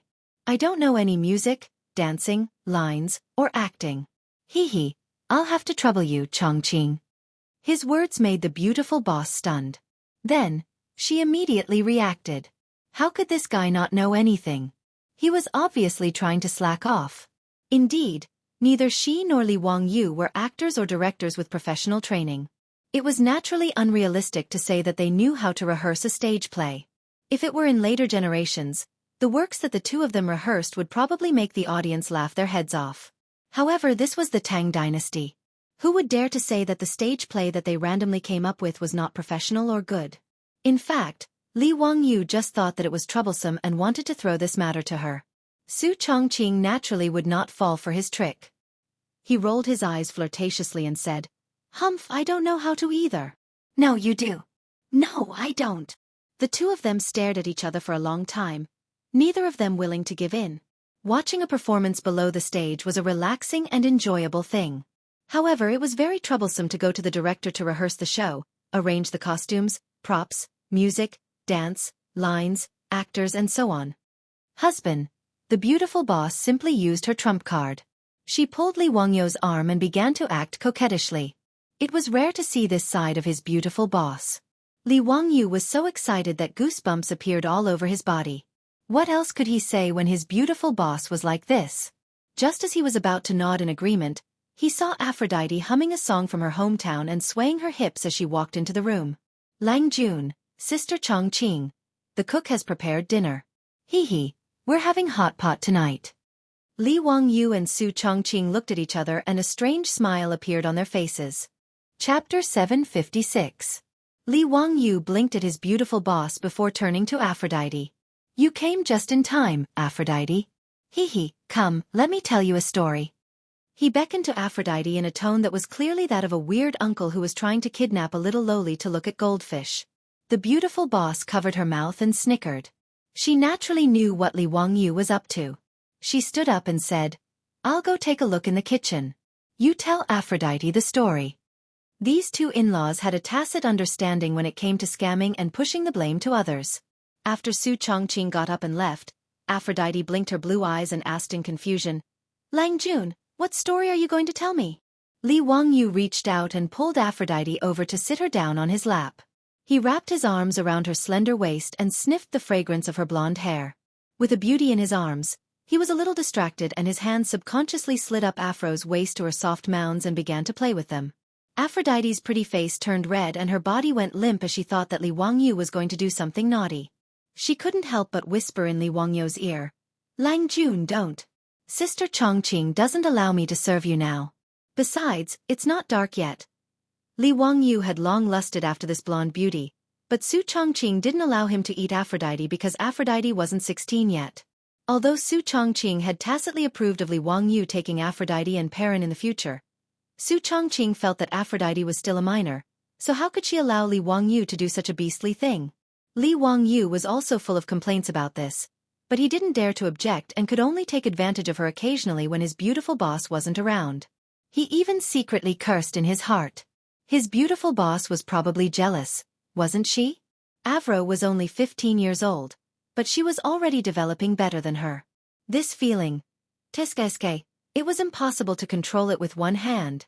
Li Wangyu finally managed to control his urge. He coughed and said, Cough, cough. What are you thinking, Aphrodite? I'm only telling you a story about the goddess Athena. Do you want to hear it? Aphrodite's full name was Aphrodite. Like Athena, she was a goddess in ancient Greek mythology. Hearing that Li Wangyu was going to tell her a story about ancient Greek mythology, Aphrodite forgot about her shyness and hurriedly urged Li Wangyu to hurry up. Lang Jun, you know the story of Athena? Tell me about it. The story goes like this. A long, long time ago, there was a group of warriors who protected justice and peace. They protected the goddess of wisdom and war, Athena. Their fists could cut through the sky and their feet could crack the earth. They were the Saint Seiyas. The Saint Seiya has the saint garments corresponding to the constellations in the sky. There are a total of 88 Saint Seiyas that have been passed down since the mythological era. Saint Seiyas? Why have I never heard of the existence of the Saint Seiyas in ancient Greek mythology? Aphrodite was puzzled as she interrupted Li Wangyu's narration. Li Wangyu thought to himself, of course you haven't heard of it. It's just a story made up by Akita Masami. It's just based on ancient Greek mythology, mixed with Egyptian mythology, Indian mythology, ancient China legends, and so on. It can be said to be a hodgepodge of everything you want. Are you going to listen or not? If you want to listen, don't interrupt. Li Wangyu couldn't be bothered to explain, and deliberately said with a straight face. Aphrodite naturally wanted to continue listening. She could only grunt in grievance and didn't dare to continue asking. She snuggled up in Li Wangyu's arms and listened to him continue telling the story of the Saint Seiyas. Although Li Wangyu's narration of the Saint Seiya was completely different from the ancient Greek mythology that Aphrodite knew, the story had ups and downs, and Aphrodite was soon fascinated by it. She even ignored the thief who had been playing with a pair of weapons in front of her chest. 13 years ago, the Saint Seiya of Gemini, who had both good and evil sides, was instigated by others. After struggling in his heart, his evil side finally won over his good nature, and he killed Pope Xian and pretended to be the Pope. 13 years later, Seiya and the others returned from their respective training grounds and became Saint Seiyas. Athena issued a challenge to the Holy Realm in the name of the goddess to prove her identity as the goddess and expose Saga's lies. Unexpectedly, the goddess was injured by the golden arrow as soon as she arrived in the Holy Realm. Seiya and the others had to pass through the 12 zodiacs to reach the goddess shrine and use the statue of the goddess to save the goddess' life. After 12 hours of bloody battle, Seiya finally reached the goddess shrine and saved Athena's life. In the end, the golden Saint Seiya understood the truth and acknowledged her identity as the goddess. Saga's good side finally won over his evil side, and he committed suicide in front of the goddess to atone for his actions 13 years ago.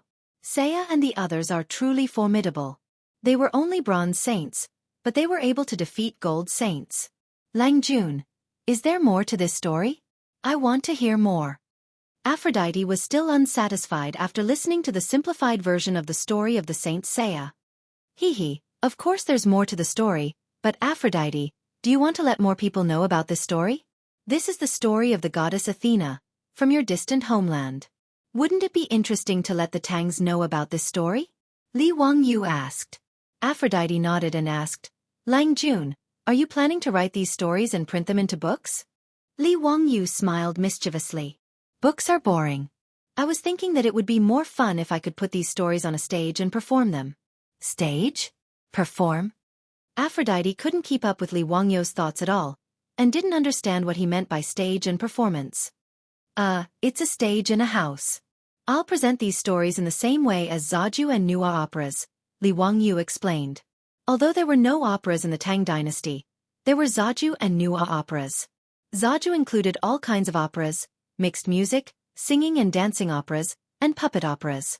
Most of them were Zaju performances to worship gods and Buddhas. Moreover, the Zaju performances in the Tang dynasty weren't sung like operas, but recited in reciting. They were mainly recited in prose and had a bit of a stage play feel to them.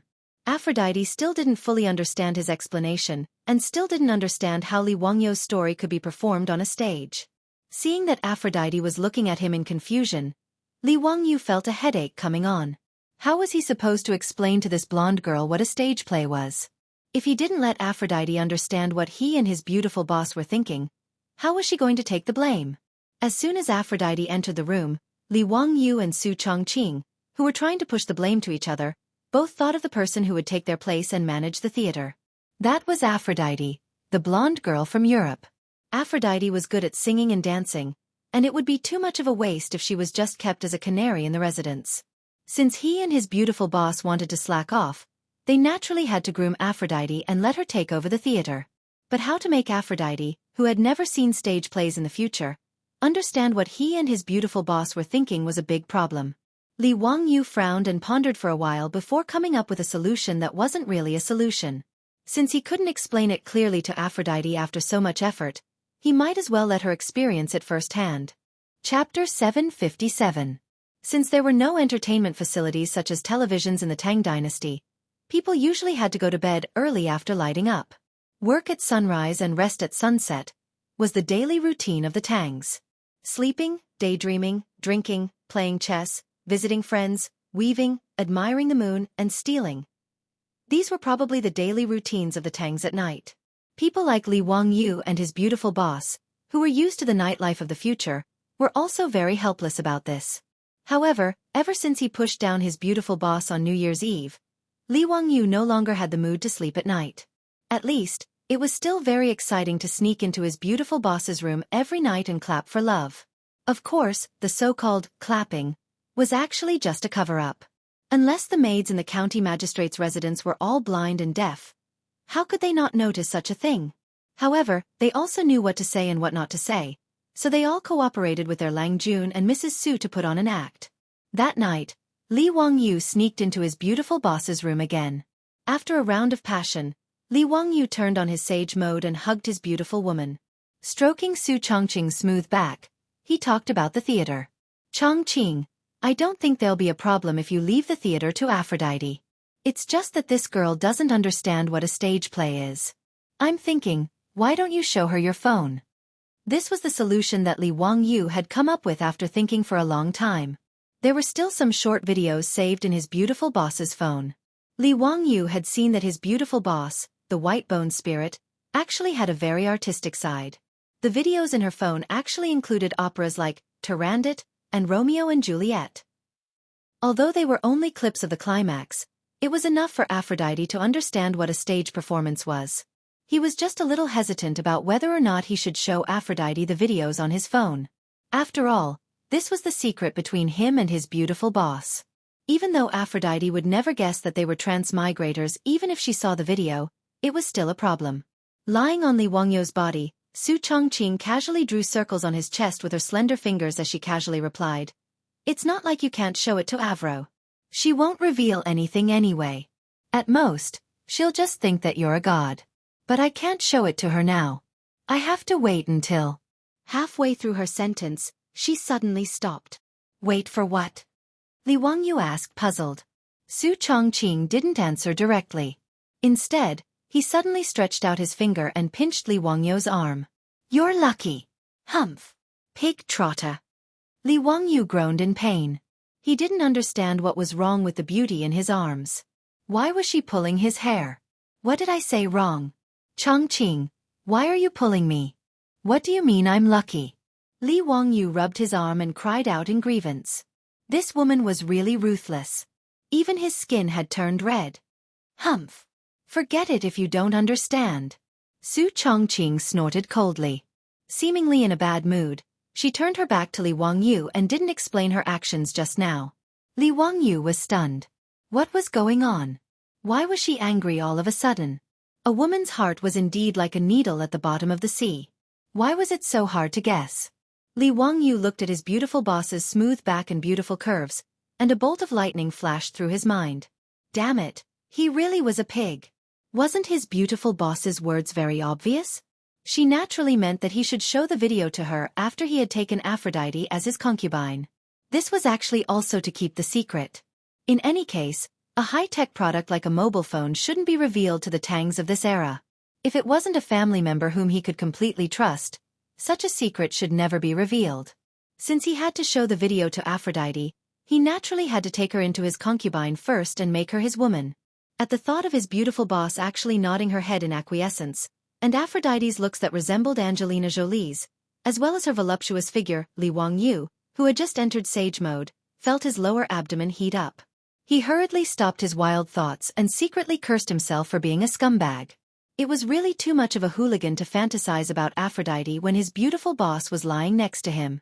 At this thought, Li Wangyu finally understood why his beautiful boss suddenly threw a tantrum. She was obviously jealous. Li Wangyu hurriedly reached out and hugged his beautiful boss. Chongqing, it's been hard on you. Humph, go tell Aphrodite. I don't want to hear it. Go flirt with her. I won't get in your way, Su Chongqing said coldly. She was indeed feeling very uncomfortable.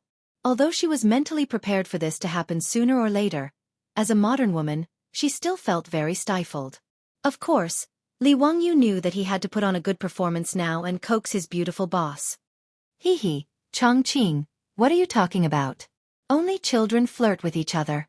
In the adult world, we flirt with each other.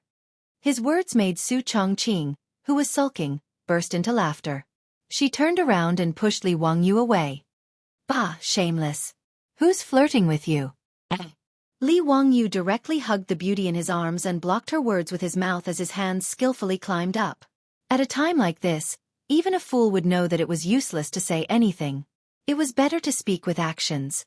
Half an hour later, Li Wangyu collapsed on the bed, panting heavily. He was so tired that he didn't even want to move his toes.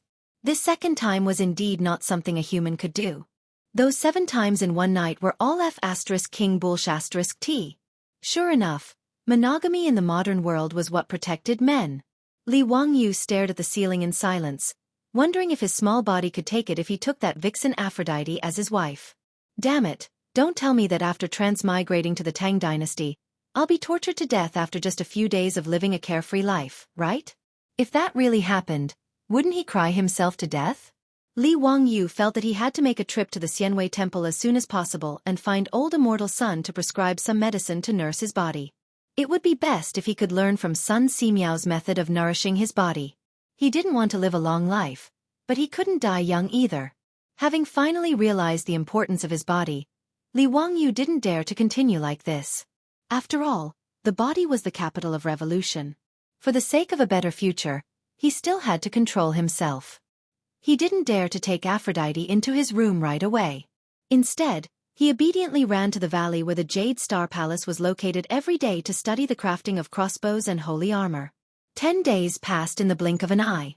It was the day that he had agreed to go hunting with the fops. Chapter 758. Northwest of Chang'an was the Imperial Forbidden Park. The Forbidden Park was north of the Wei River, south of the Imperial City, and east of the Chan River and Ba River. The Forbidden Park was 27 li from east to west and 23 li from north to south. The Forbidden Park was surrounded by walls, with 2 gates on the east and west and 3 gates on the north and south. This was the place where the imperial family of the Tang dynasty and the nobles played and hunted. Li Wangyu made a bet with the silk pants and decided to meet in the imperial Forbidden Park. When Li Wangyu rushed to the Forbidden Park in his hunting attire, the playboys were already waiting there. Ziyu, we've been waiting for you for a while. Let's make it clear first, if you lose the bet today, you can't go back on your word. Hee, you're just a nurse from the Union Medical Hospital, so we won't be polite. Cheng Chumo laughed when he saw Li Wangyu. This guy's injury was completely healed. With his physical fitness, that little injury was nothing. Feng Yai also laughed and said, Brother Chumo's words are reasonable. If Ziyu can't hunt with your own hands today, then don't blame us for not being polite. Li Wangyu's face darkened. F*CK, this group of hooligans, I curse them to die early. He was too lazy to pay attention to this group of shameless people. After all, he would definitely not lose today's hunt. Li Wangyu was secretly happy when he thought of winning the bet and seeing Cheng Chumo and Feng Yai's dumbfounded faces. Let these bastards laugh. The happier they laugh now, the more they will cry later. Chai Lingwu looked at Li Wangyu and Niu Wu behind him and asked curiously, Ziyu, where is your hunting crossbow? Why don't I see it? Hearing his words, the foppish lords noticed that Li Wangyu didn't have a crossbow on his back, only a strange-looking wooden stick. It looked like a crossbow, but it didn't have a crossbow arm or a bowstring. As for Niu Wu and the dozen or so troops, except for the shi at their waist, each of them carried a large wooden box, but there was no crossbow. Looking at the size of the wooden box, there was no way it could fit a crossbow. How could he hunt without a crossbow? Feng Yai was stunned for a moment before he clapped his hands and laughed. Ziyu, you admit defeat so easily. Knowing that you can't win, you didn't even bring your crossbow. Haha, don't worry. Big Brother will hunt a few more game today and send them to your residence later. As for the nurses in the hospital, I will gladly accept them. Ziyu is indeed smart and knows your place. That way, you won't show any signs of cowardice and be mocked by us. Seeing that you're so tactful, we won't laugh at you today. Ziyu, what are your troops carrying? Is it cooking utensils? It must be the cooking utensils. Ziyu, you're so thoughtful. Now that we've caught some prey, we can immediately slaughter it and have a picnic in the Forbidden Garden. That's quite interesting. Li Wangyu couldn't help but smirk as the foppish young masters talked. The large wooden box on the backs of Niu Wu and the others was naturally not the cooking utensils, but the 13 sets of armor that Yan Liben had ordered the supervising craftsman to make. Li Wangyu was also very playful in his cosplay. Not only did he make the holy garment, he even found the craftsman to make the box to hold the holy garment out of wood. The reason why he had Niu Wu and the others bring it here today was naturally because he planned to force the foppish young masters to wear the holy garment and swagger back to Chang'an City after the hunt. As for the composite crossbow that he had ordered Yan Liben to make, it was also successfully made. The wooden stick on his back that looked strange to the foppish young masters was the body of the composite crossbow. As for the crossbow arm and string, because they were made of fine steel, they were easy to disassemble. At the moment, they were still in the wooden box on Niu Wu's back and had not been taken out for assembly. It was normal that the foppish young masters couldn't recognize the crossbow on his back. After all, he had copied the design of the composite crossbow in the future. The crossbow looked more like a sniper rifle in the future. Of course, Cheng Chumo and the others couldn't recognize what it was. Li Wangyu chuckled. Just as he was about to show off his divine weapon, he heard the sound of hooves coming from not far away. Looking up, he saw a large group of knights galloping in their direction. Because of the distance, Li Wangyu couldn't see clearly who was coming. He couldn't help but frown and ask, Brothers, who else wants to come to the Forbidden Garden to hunt today? The Forbidden Garden of the imperial family of the Tang dynasty was not only accessible to the royal family, but it had to be at least a duke or a first or second class big shot in the imperial court. Even the aristocratic families, including the 5 surnames and 7 nobles, couldn't enter to hunt without the permission of Pai Lupi. If they were serious, Li Wangyu and the foppish young masters were also not qualified to enter the Forbidden Garden to hunt. But how could the imperial guards guarding the Forbidden Garden be so blind? Naturally, they didn't dare to make things difficult for them. Letting them enter the Forbidden Garden to hunt was not a big deal. Chung Chumo and the others looked at each other and shook their heads. Today is not a holiday. Why would anyone come to the Forbidden Garden to hunt? And at this time, the Imperial Court hasn't ended yet. There shouldn't be anyone coming to the Forbidden Garden. Everyone was confused. Seeing that the group of people was coming quickly, they simply stopped and wanted to see what was going on. But when they saw the group of people, Li Wangyu and the foppish young master's faces darkened. Damn, this didn't make sense? Today wasn't a break, and looking at the color of the sky, it should be the time for the regular court. Why would Li Er lead Cheng Yaojin, Qin Qiong, Yuqi Jingda, these big shots to appear in the Forbidden Garden? Could it be that Pai Lupi took the lead to skip work? Li Wangyu couldn't help but think of this ridiculous idea. And Chung Chumo, Yuqi Baolin and the others suddenly saw their lord and the sage appear together. They felt that something was wrong. Could it be that they came to the Forbidden Garden to hunt today and cause some trouble? Looking at the posture of Pai Lupi and the others, it was obvious that they were coming straight for them. Li Wangyu and the foppish young masters didn't have time to think. They hurriedly dismounted and bowed to Pai Lupi and the other big shots. Greetings to Uncle. Greetings to everyone. Greetings to Your Majesty. Greetings to everyone. No need for formalities, all rise. Pai Lupi sat on the back of his horse and casually waved his hand. Then he stared at Li Wangyu. Ziyu, you scoundrel, why didn't you report such an important matter to me? What? Li Wangyu was confused. What was Pai Lupi talking about? What was there to report? Did he have to report to Pai Lupi when he came to the Forbidden Garden to hunt? Just for such a trivial matter, Pai Lupi wouldn't have to go to court and lead Cheng Yaojin and the other old hooligans here. Without waiting for Li Wangyu to react, Cheng Yaojin jumped off his horse and strode towards him while cursing.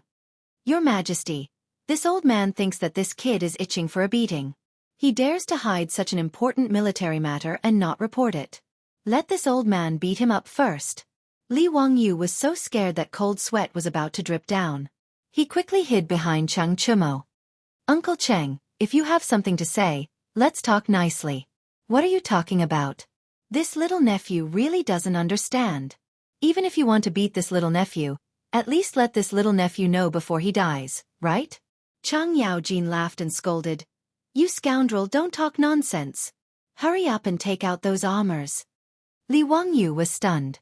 Pai Lupi led a group of dukes and generals to the Forbidden Garden just for the holy robes he used for cosplay? Was he crazy? Chapter 759. Li Wangyu didn't know that the reason why Pai Lupi had hurriedly led Cheng Yaojin and the other military bigwigs to the Forbidden Garden to see the saint garments was actually because his disciple, Yan Liben, had betrayed him. A few days ago, Li Wangyu had spent every day in the weapons workshop in the Valley of the Jade Star Palace, supervising the craftsmen to make composite crossbows and saint garments. This had caused Yan Liben to silently criticize him. Making composite crossbows was one thing. After all, Yan Liben knew that if this crossbow could really be made, it would be extremely powerful and could be called a divine weapon. In Yan Liben's opinion, although the new crossbow designed by his teacher was expensive and difficult to be used on a large scale in the military, it was still a powerful weapon. However, when Yan Liben learned that Li Wangyu wanted to use those strange-looking armors as costumes, he really didn't know how to ridicule him. However, his teacher had ordered him to do so. Even if he was unwilling, as a disciple, he could only do as he was told. However, what Yan Liben couldn't stand was that Li Wangyu had changed his mind and insisted that he use the hard-won, well-tempered steel to make the armor. This caused Yan Liben to be so aggrieved that he almost vomited blood. 100-tempered steel. How precious was it before Li Wangyu came up with a hydraulic forging hammer? As long as it was a weapon made of well-tempered steel, all of them were famous divine weapons. Although the production of 100-tempered steel had increased with the help of the hydraulic forging hammer, Yan Liben felt that using such good steel to make costume armor was a waste of natural resources. In his opinion, even if Li Wangyu used pure gold to make these armors, it would still be better than wasting the hard-won, well-tempered steel. For this reason, Yan Liben mustered up his courage and found Li Wangyu, wanting to persuade his little teacher not to be so wasteful. Teacher, since these armors are just costumes, why don't we do as teacher said and make them with thin iron sheets? These 100-tempered steel are really difficult to obtain. Li Wangyu shook his head with a smile. Liben, don't you want to try and see how strong an armor made from well-tempered steel is? The reason why he suddenly changed his mind was because he wanted to see if a plate armor made from well-tempered steel could surpass the radiant armor in terms of defense. China's plate armor was not used on a large scale, mainly because the steel production and quality were not up to standard. After all, the bigger the steel plate, the more brittle it would be. This problem could only be solved through repeated forging. Therefore, in order to solve the problem of cost, Wuxia had since ancient times chosen to mass-produce small steel armor plates and string them together to form armor. Not only would this save manpower, but it would also be easier to repair the armor if it was damaged. Its defense against arrows was also stronger than that of plate armor. However, in Li Wangyou's opinion, this was only because the quality of the steel used to make the armor was not up to standard. He remembered that some military enthusiasts in the future had done experiments. The plate armor of the Middle Ages was almost pierced by arrows. However, the plate armor made from steel in the future was very difficult to be pierced by arrows. This was the difference between steel and armor. When Li Wangyou asked the blacksmith to make the saint garment, he thought of this point and began to ponder. If he used the 100-tempered steel to make the armor, with a hardness of the 100-tempered steel, would it be able to effectively defend against the attack of cold weapons? Although making the saint garment was just his bad taste, if this armor really had the ability to defend, it would not be a bad thing. Although the 100-tempered steel was expensive, this small amount of money was not in Li Wangyou's eyes. He was also not like Yan Liben, who was like a miser, holding on to the 100-tempered steel and not willing to use it. In his opinion, the so-called 100-tempered steel was just the result of the blacksmith repeatedly folding, forging, heating, carburizing, and forging to increase the toughness of the steel. With the hydraulic forging hammer forging 24/7, Li Wangyou did not think that the 100-tempered steel was rare. Yan Liben did not know how to respond to Li Wangyou's words. Using the 100-tempered steel to make armor? In his opinion, this was as extravagant as comparing the wealth of the West Jin dynasty's Shi Chong and Wang Kai. Teacher, if this 100-tempered steel is used to make weapons, it will naturally be successful. But if it is used to make armor, it may not be comparable to the standard armor in the military. I feel that it is better not to waste it like this. Li Wangyou did not know whether to laugh or cry at Yan Liben's miser personality. Wasn't it just some 100-tempered steel? How big of a deal was it? A set of armor only used 40 to 50 caddies of steel, and 13 sets of saint garments only used 400 to 500 caddies of material. This guy looked as if he wanted to kill him. However, Li Wangyou really did not know how strong the defense of the armor would be if it was made of 100-tempered steel. Since Yan Liben was so reluctant, then let's try an experiment. Liben, what you said makes sense. In that case, let's do an experiment and see how strong the defense of this 100-tempered steel is. Experiment? Yan Liben was puzzled. Li Wangyou nodded matter-of-factly.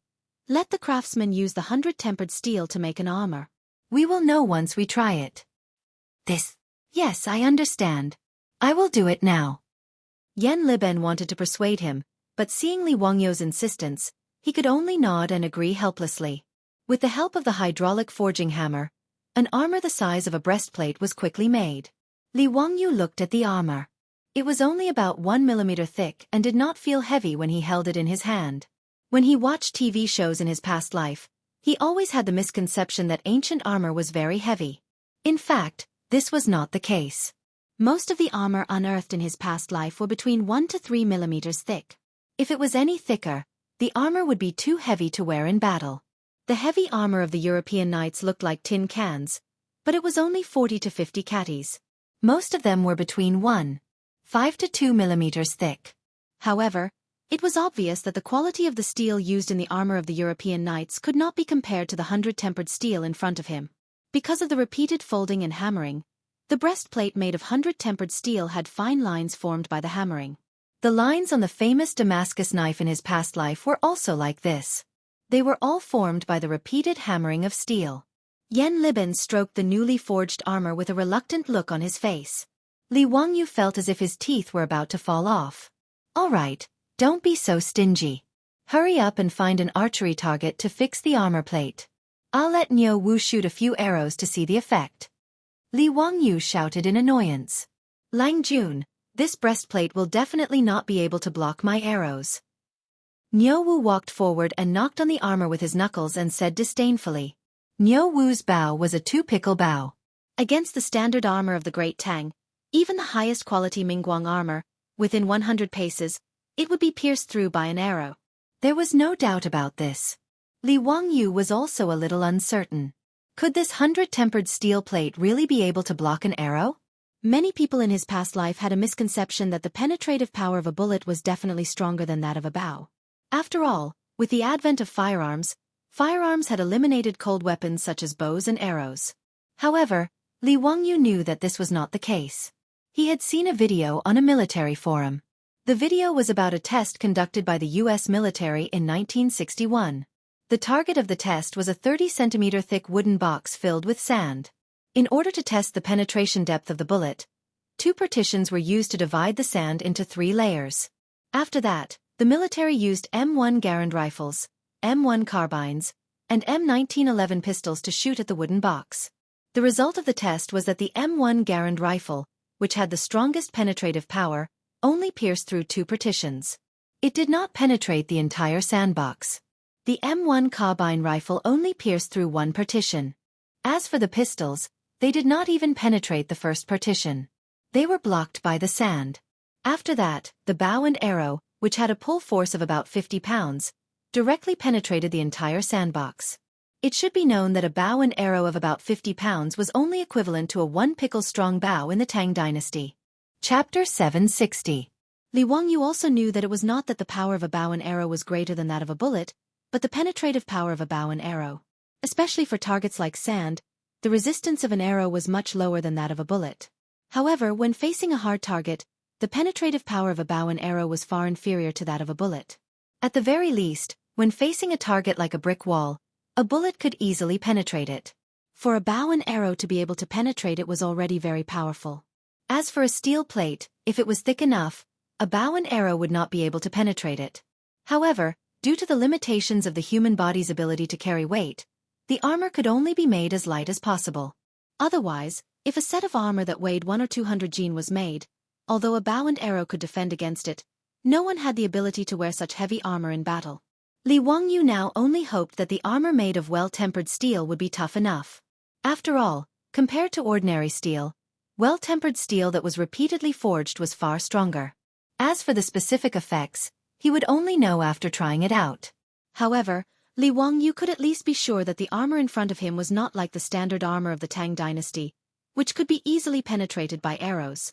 In response to Niu Wu's words, Li Wangyu only smiled and said, "Niu Wu, this is an armor made of well-tempered steel. It is not certain whether your bow and arrow can penetrate it." Niu Wu did not believe him. He took down the bow on his back and pulled the bowstring. The sound of the bow tearing through the air could be heard. Lang Jun, in the past at Yanmen Pass, the arrows in my hand pierced through the armor of many Turkic cavalry.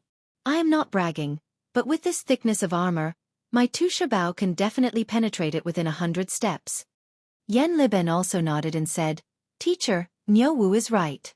With a Tusha bow and an armor-piercing arrow, I estimate that the armor will not be able to block it within 100 steps. Then let's give it a try." Li Wangyu shrugged and was too lazy to say more. After the armor was fixed on the target, everyone retreated. 100 steps, 150 meters. In Li Wangyu's sight, the armor fixed on the target was only the size of a fingernail. Without another word, Niu Wu knocked an arrow on his bow. With a whoosh, the arrow flew towards the target. In order to test the defensive power of the armor, Yan Liben had someone send Niu Wu an armor-piercing arrow specially used by the army. This type of arrow was specially made to break through the enemy's armor, and its penetrative power was extremely strong. The arrowhead of an armor-piercing arrow was more slender than an ordinary cone-shaped arrow. It was in the shape of a cross-blade, so it had very little resistance when piercing through armor. Coupled with a powerful crossbow, it could easily pierce through armor. In a battle formation, if it was used against infantrymen who were not wearing thick armor, it could even pierce through 3 people with 1 arrow. In the next moment, a crisp sound was heard. It was the sound of the armor-piercing arrow hitting the iron armor. In Niu Wu's imagination, his arrow should be able to pierce through the armor and even the target behind it. However, something that surprised him happened. After the armor-piercing arrow accurately hit the iron armor, not only did it not penetrate it, it even bounced off after a crisp sound. Yan Liben was also stunned. He asked in disbelief, "It bounced off? It didn't penetrate?" How is this possible? Niu Wu is using a two-pickle bow. Niu Wu's old face also turned red. Perhaps the arrow just now was too sharp.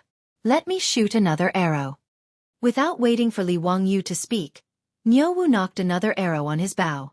This time, the bow was pulled into a full moon, and the armor-piercing arrow left the bowstring even faster. Li Wangyu could almost hear the sound of the arrow piercing through the air. The inconceivable happened again.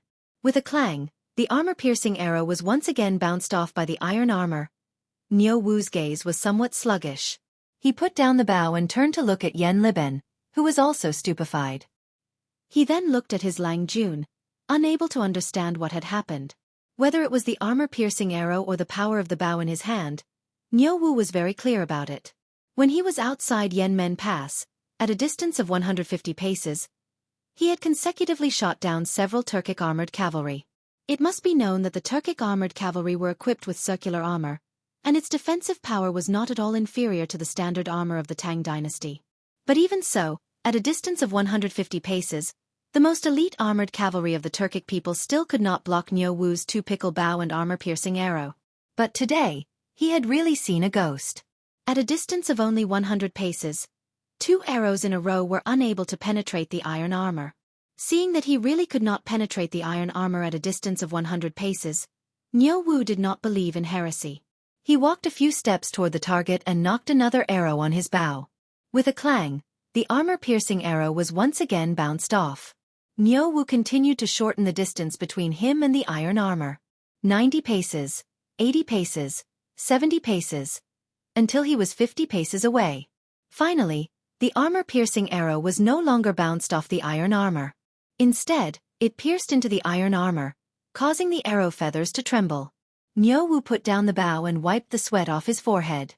Even for someone as strong as him, shooting the two-pickle bow 7 or 8 times in a row still caused his arms to feel somewhat sore. Li Wangyu also did not expect that the iron armor forged with well-tempered steel would have such great defensive power. At a distance of 50 paces, or more than 70 meters, the armor-piercing arrow had only pierced into the iron armor. Yan Liben was even more shocked. The defensive power of this iron armor was completely beyond his imagination. Everyone quickly walked to the target and saw that there were only 7 or 8 dents on the iron armor. It was obvious that these were the marks left behind by the armor-piercing arrow just now. As for the arrow that was hanging on the iron armor, Li Wangyu lightly touched it and it fell to the ground. Upon closer inspection, the arrowhead of the armor-piercing arrow only made a small hole in the iron armor. It did not penetrate it at all. Niu Wu was now speechless. At a distance of 50 paces, the two-pickle bow and the armor-piercing arrow could not penetrate this iron armor. If this kind of steel was forged into armor, wouldn't it be equivalent to being invulnerable? Lang Jun, this iron armor is very hard. I estimate that it would take at least 20 to 30 paces to penetrate this iron armor. Teskase, if I had this kind of armor when I went to the battlefield with my elder brother, he would not have lost an arm. Li Wangyu nodded. In the era of cold weapons, if there was a good set of armor, it could indeed effectively reduce the probability of injury. He pondered for a moment and then said to Yan Liben, "Liben, let the craftsman line the back of this iron armor with a few more layers of silk, and then line it with tanned cowhide. In this way, I estimate that even at a distance of 20 to 30 paces, Niu Wu would not be able to penetrate this iron armor." Li Wangyu's method was naturally the compound defense of the bulletproof vests of the later generations. The iron armor absorbed and reduced the kinetic energy of the arrowhead, and the silk was made of raw silk. It had good elasticity and tensile strength, which could further reduce the kinetic energy of the bow and arrow. The innermost layer of cowhide itself had very strong tenacity and could defend against the arrowhead. With 3 layers of compound defense, Li Wangyu did not believe that any bow and arrow could penetrate this kind of armor.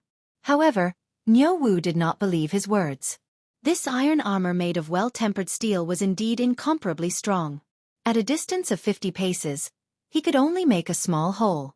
But to say that this iron armor could not be penetrated by a few layers of thin silk and a layer of cowhide, no matter how one looked at it, this sounded like a fantasy story.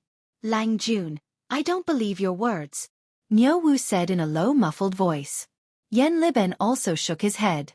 He naturally did not believe Li Wangyu's words.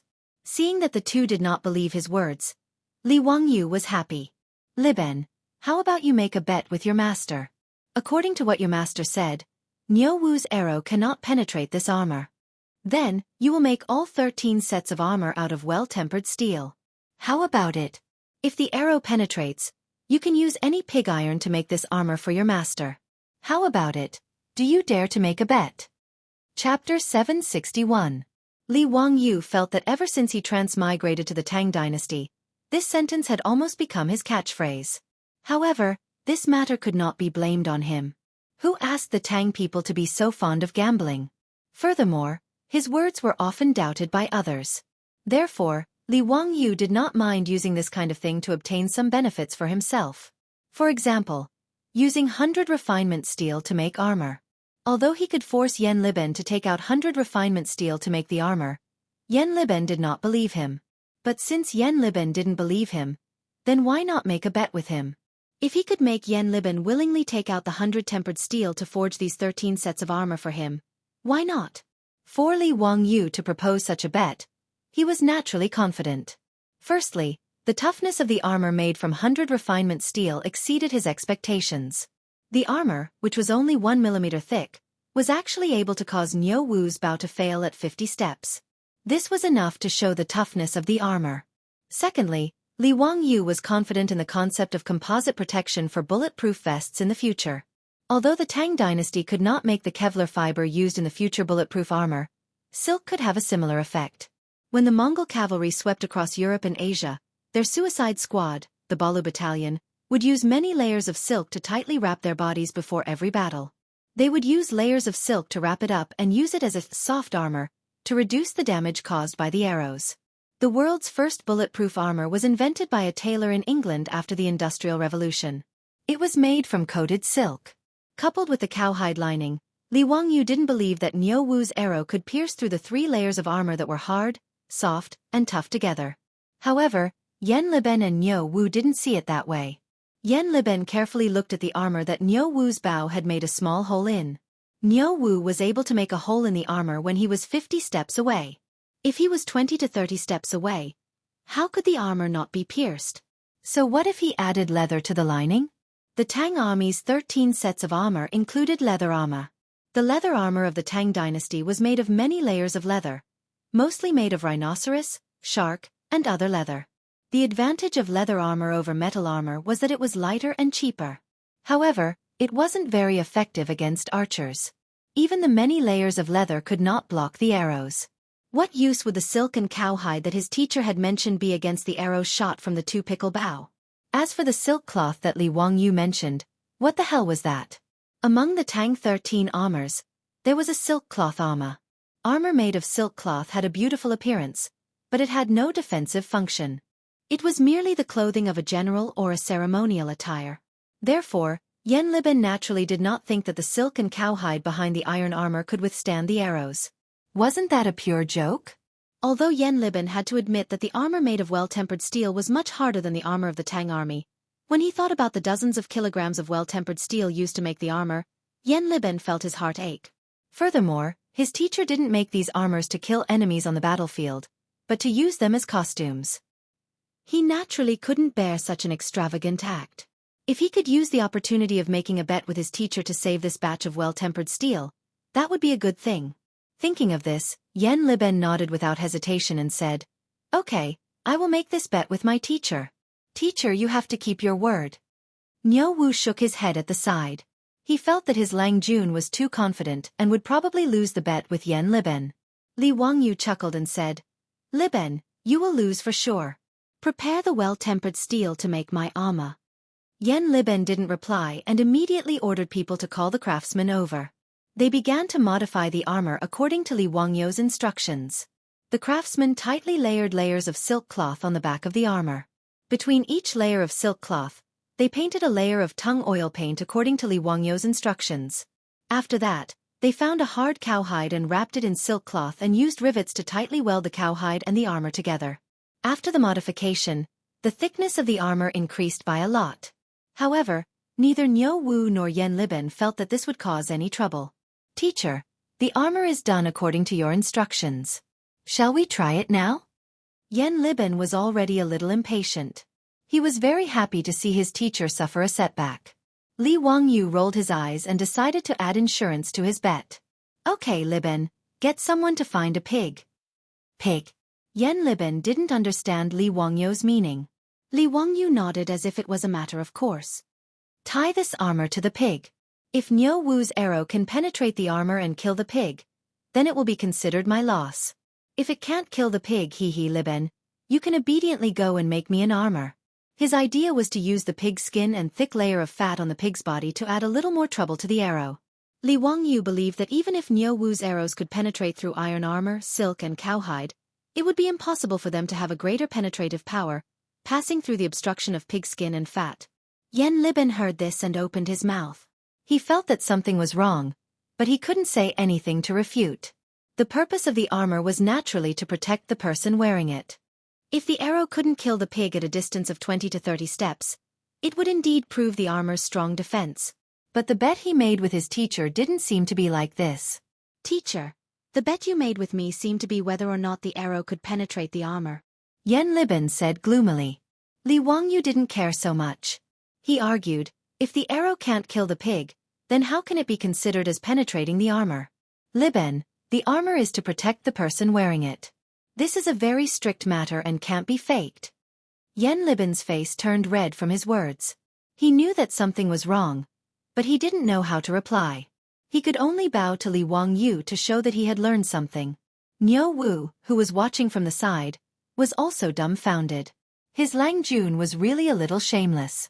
Wasn't this clearly bullying Yen Liben for being honest? How thick was the pig's skin? How could it be compared to a human? He and his brother Niu Yong often went into the Qinling Mountains to hunt. Usually, when they encountered wild boars in the mountains, they were unwilling to provoke them. Things with thick skin, not only would a few arrows not kill them, they would often arouse the wild boar's ferocious nature. Although domesticated pigs weren't as difficult to provoke as wild boars, they weren't easily killed by a few arrows. Niu Wu naturally wouldn't expose his Longjuan's thoughts. He only looked at Yen Liben with a sympathetic gaze. He was afraid that this fellow was going to lose the bet with his Lang Jun. Naturally, there were no pigs in the valley where Jade Star Palace was located. Li Wangyu had the troops in the palace ride back to Dingzhou village and bring back a 200-gene fat pig. The poor pig that was used as a target had no idea what was going on. It was led to the target and tied up. The specially made armor was also tightly tied to the pig's side by the craftsman. Li Wangyu said with a smile, "All right, Niu Wu, shoot it. You have to aim properly. Don't shoot outside the armor. Even if you kill the pig, it won't count." Niu Wu silently rolled his eyes. He couldn't be bothered to pay attention to Li Wangyu's teasing. He could accurately shoot the armor from 100 steps away, let alone 20 to 30 steps away. He could shoot it with his eyes closed. Niu Wu straightforwardly knocked an arrow and shot it out. Chapter 762. The armor-piercing arrow pierced through the armor the moment it left the bowstring. In the next moment, the pig, which had been used as a test subject, let out a blood-curdling scream. It pierced through. In fact, the arrow pierced through. Yen Liben looked at the pig, which was screaming and struggling with all its might. It was obviously injured by the arrow. If it wasn't for the fact that the pig was tied up tightly, it would have already run away. Li Wangyu was also stunned. He thought to himself, could it be that this composite armor really couldn't block Niu Wu's armor-piercing arrow? However, when he looked carefully, although the pig was screaming, there wasn't any blood flowing out from under the armor. Moreover, looking at the pig's appearance, it didn't seem to be injured at all. It was very spirited. Although the armor-piercing arrow had indeed pierced through the armor, Li Wangyu estimated the length of the arrow shaft and estimated that the arrow shouldn't have penetrated deep into the armor. Li Wangyu's hanging heart relaxed. He brushed off the non-existent dust on his body and smiled at Yen Liben. Liben, just now we agreed that this pig would only count if it was shot to death. Look at this pig, it's still alive and kicking. Yen Liben looked at Li Wangyu with hidden bitterness. He finally reacted. It seemed that he had been fooled by this unscrupulous teacher. Clearly, the bet was that Niu Wu's arrow would be able to pierce through the armor and Li Wangyu would lose. Now, it had become that the pig would only count if it was shot to death. Wasn't this bullying? How could a 200-pound pig be shot to death so easily? Moreover, Yen Liben could also see that the armor-piercing arrow didn't penetrate much. At most, The pig would only suffer some superficial wounds. Niu Wu saw that the arrow didn't cause much damage to the pig and felt very uncomfortable in his heart. Without saying anything, he continuously pulled the bowstring and shot out one armor-piercing arrow after another, causing the poor pig to cry out unceasingly. Another 7 or 8 arrows were shot out in succession. Even someone as strong as Niu Wu felt that he couldn't take it anymore and let go of the bow in his hand. The iron armor that was tightly tied to the pig's body had already been shot into the shape of a hedgehog, full of arrows. Yen Liben sighed helplessly and gestured to the craftsmen, who were already dumbfounded, to remove the armor from the pig. He wanted to see what kind of damage these armor-piercing arrows had caused. Yen Li originally thought that even if the armor-piercing arrow didn't cause any fatal damage to the pig, the arrowhead would still be deeply embedded in the pig's body and difficult to pull out. After all, even if the armor-piercing arrow was specially made to penetrate armor, the arrowhead also had barbs. Once it was embedded in the body, it was very difficult to pull it out. However, he did not expect that after the armor was removed, the 7 or 8 armor-piercing arrows were removed along with the armor. They did not pierce into the pig's body at all. He took a few steps forward, and after taking a closer look, he could not help but suck in a breath of cold air. On the back of the armor, one could clearly see that the sharp and slender armor-piercing arrow had only pierced through the arrowhead. What he could not understand was that after piercing through the armor, the arrowhead was wrapped in silk. After piercing through the inner lining of the cowhide, only the tip of the arrowhead could be seen, shining coldly under the sunlight. Looking at the fat pig again, even though it was making loud noises, there were only 7 or 8 small wounds on its body. There was almost no blood flowing out of them. Niu Wu could not help but cry out, "What a strong armor! Even a 2-pickle-strong bow could not penetrate it. My mother, if I wore this armor and went into battle, wouldn't I be like Zhao Zilong in Longjuan's book? Wouldn't I be able to kill my way through the enemy's army without suffering any damage?" Li Wangyu was also very satisfied with the armor's defensive power.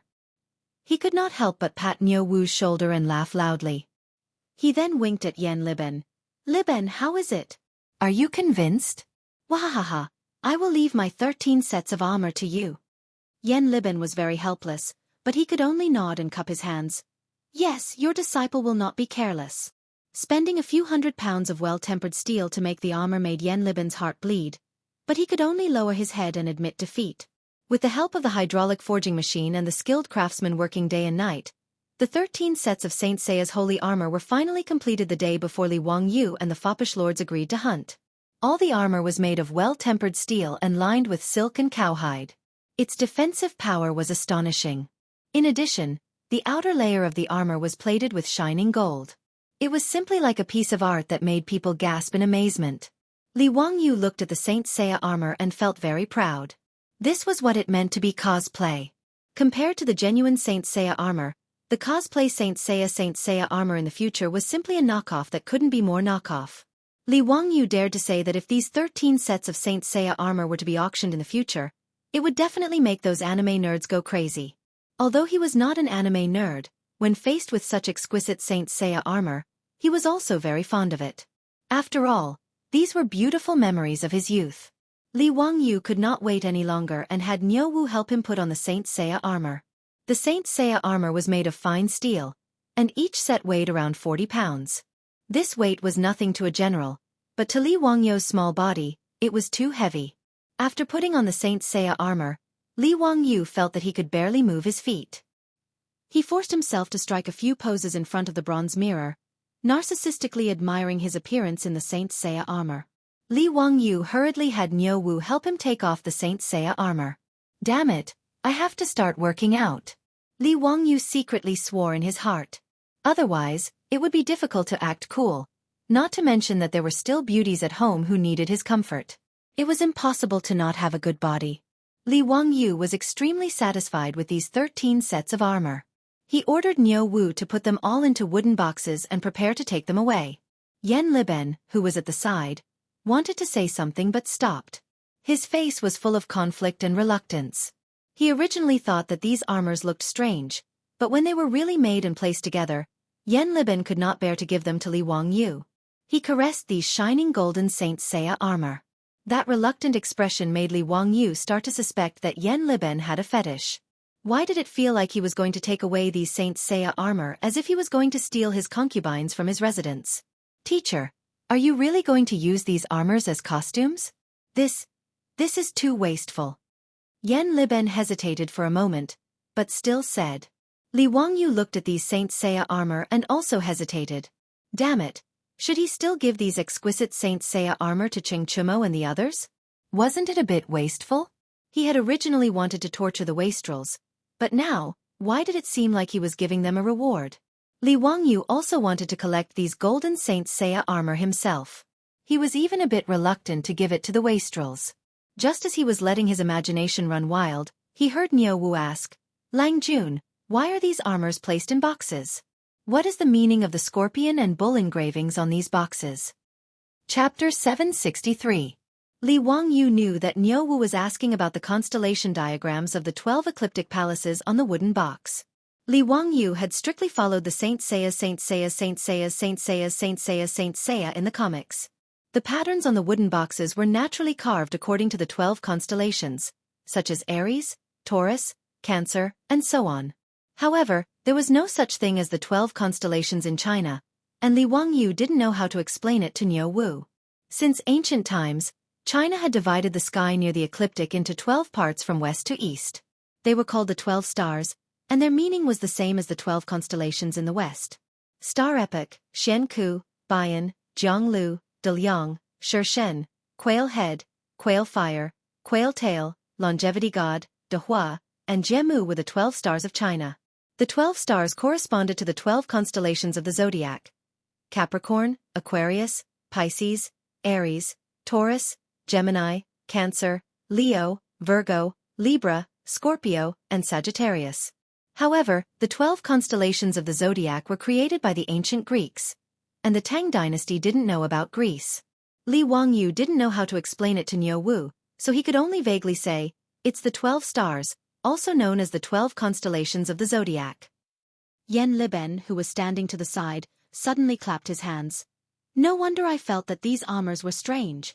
So it turns out that Master had forged them according to the 12 constellations. He pointed at the Taurus Saint cloth and said, this set of armor has a pair of horns on the helmet, so it should correspond to the Taurus. Master, am I right? Li Wangyu was dumbfounded. Yan Liben actually knew about constellations? Why did this matter sound so fantastical? The Tang people also knew about constellations?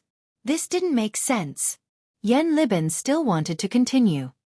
He found the Capricorn Saint cloth and said self-mockingly, this should be the armor corresponding to the Capricorn Saint cloth. Speaking of which, I was born with the Scorpion Saint cloth as my palace.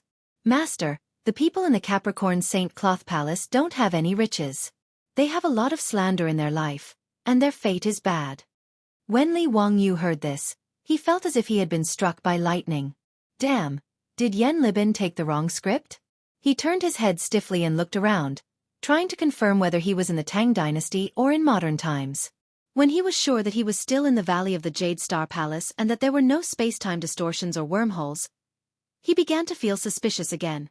Could it be that Yan Liben was also a transmigrator? Or was Yan Liben's soul replaced by the soul of a modern person?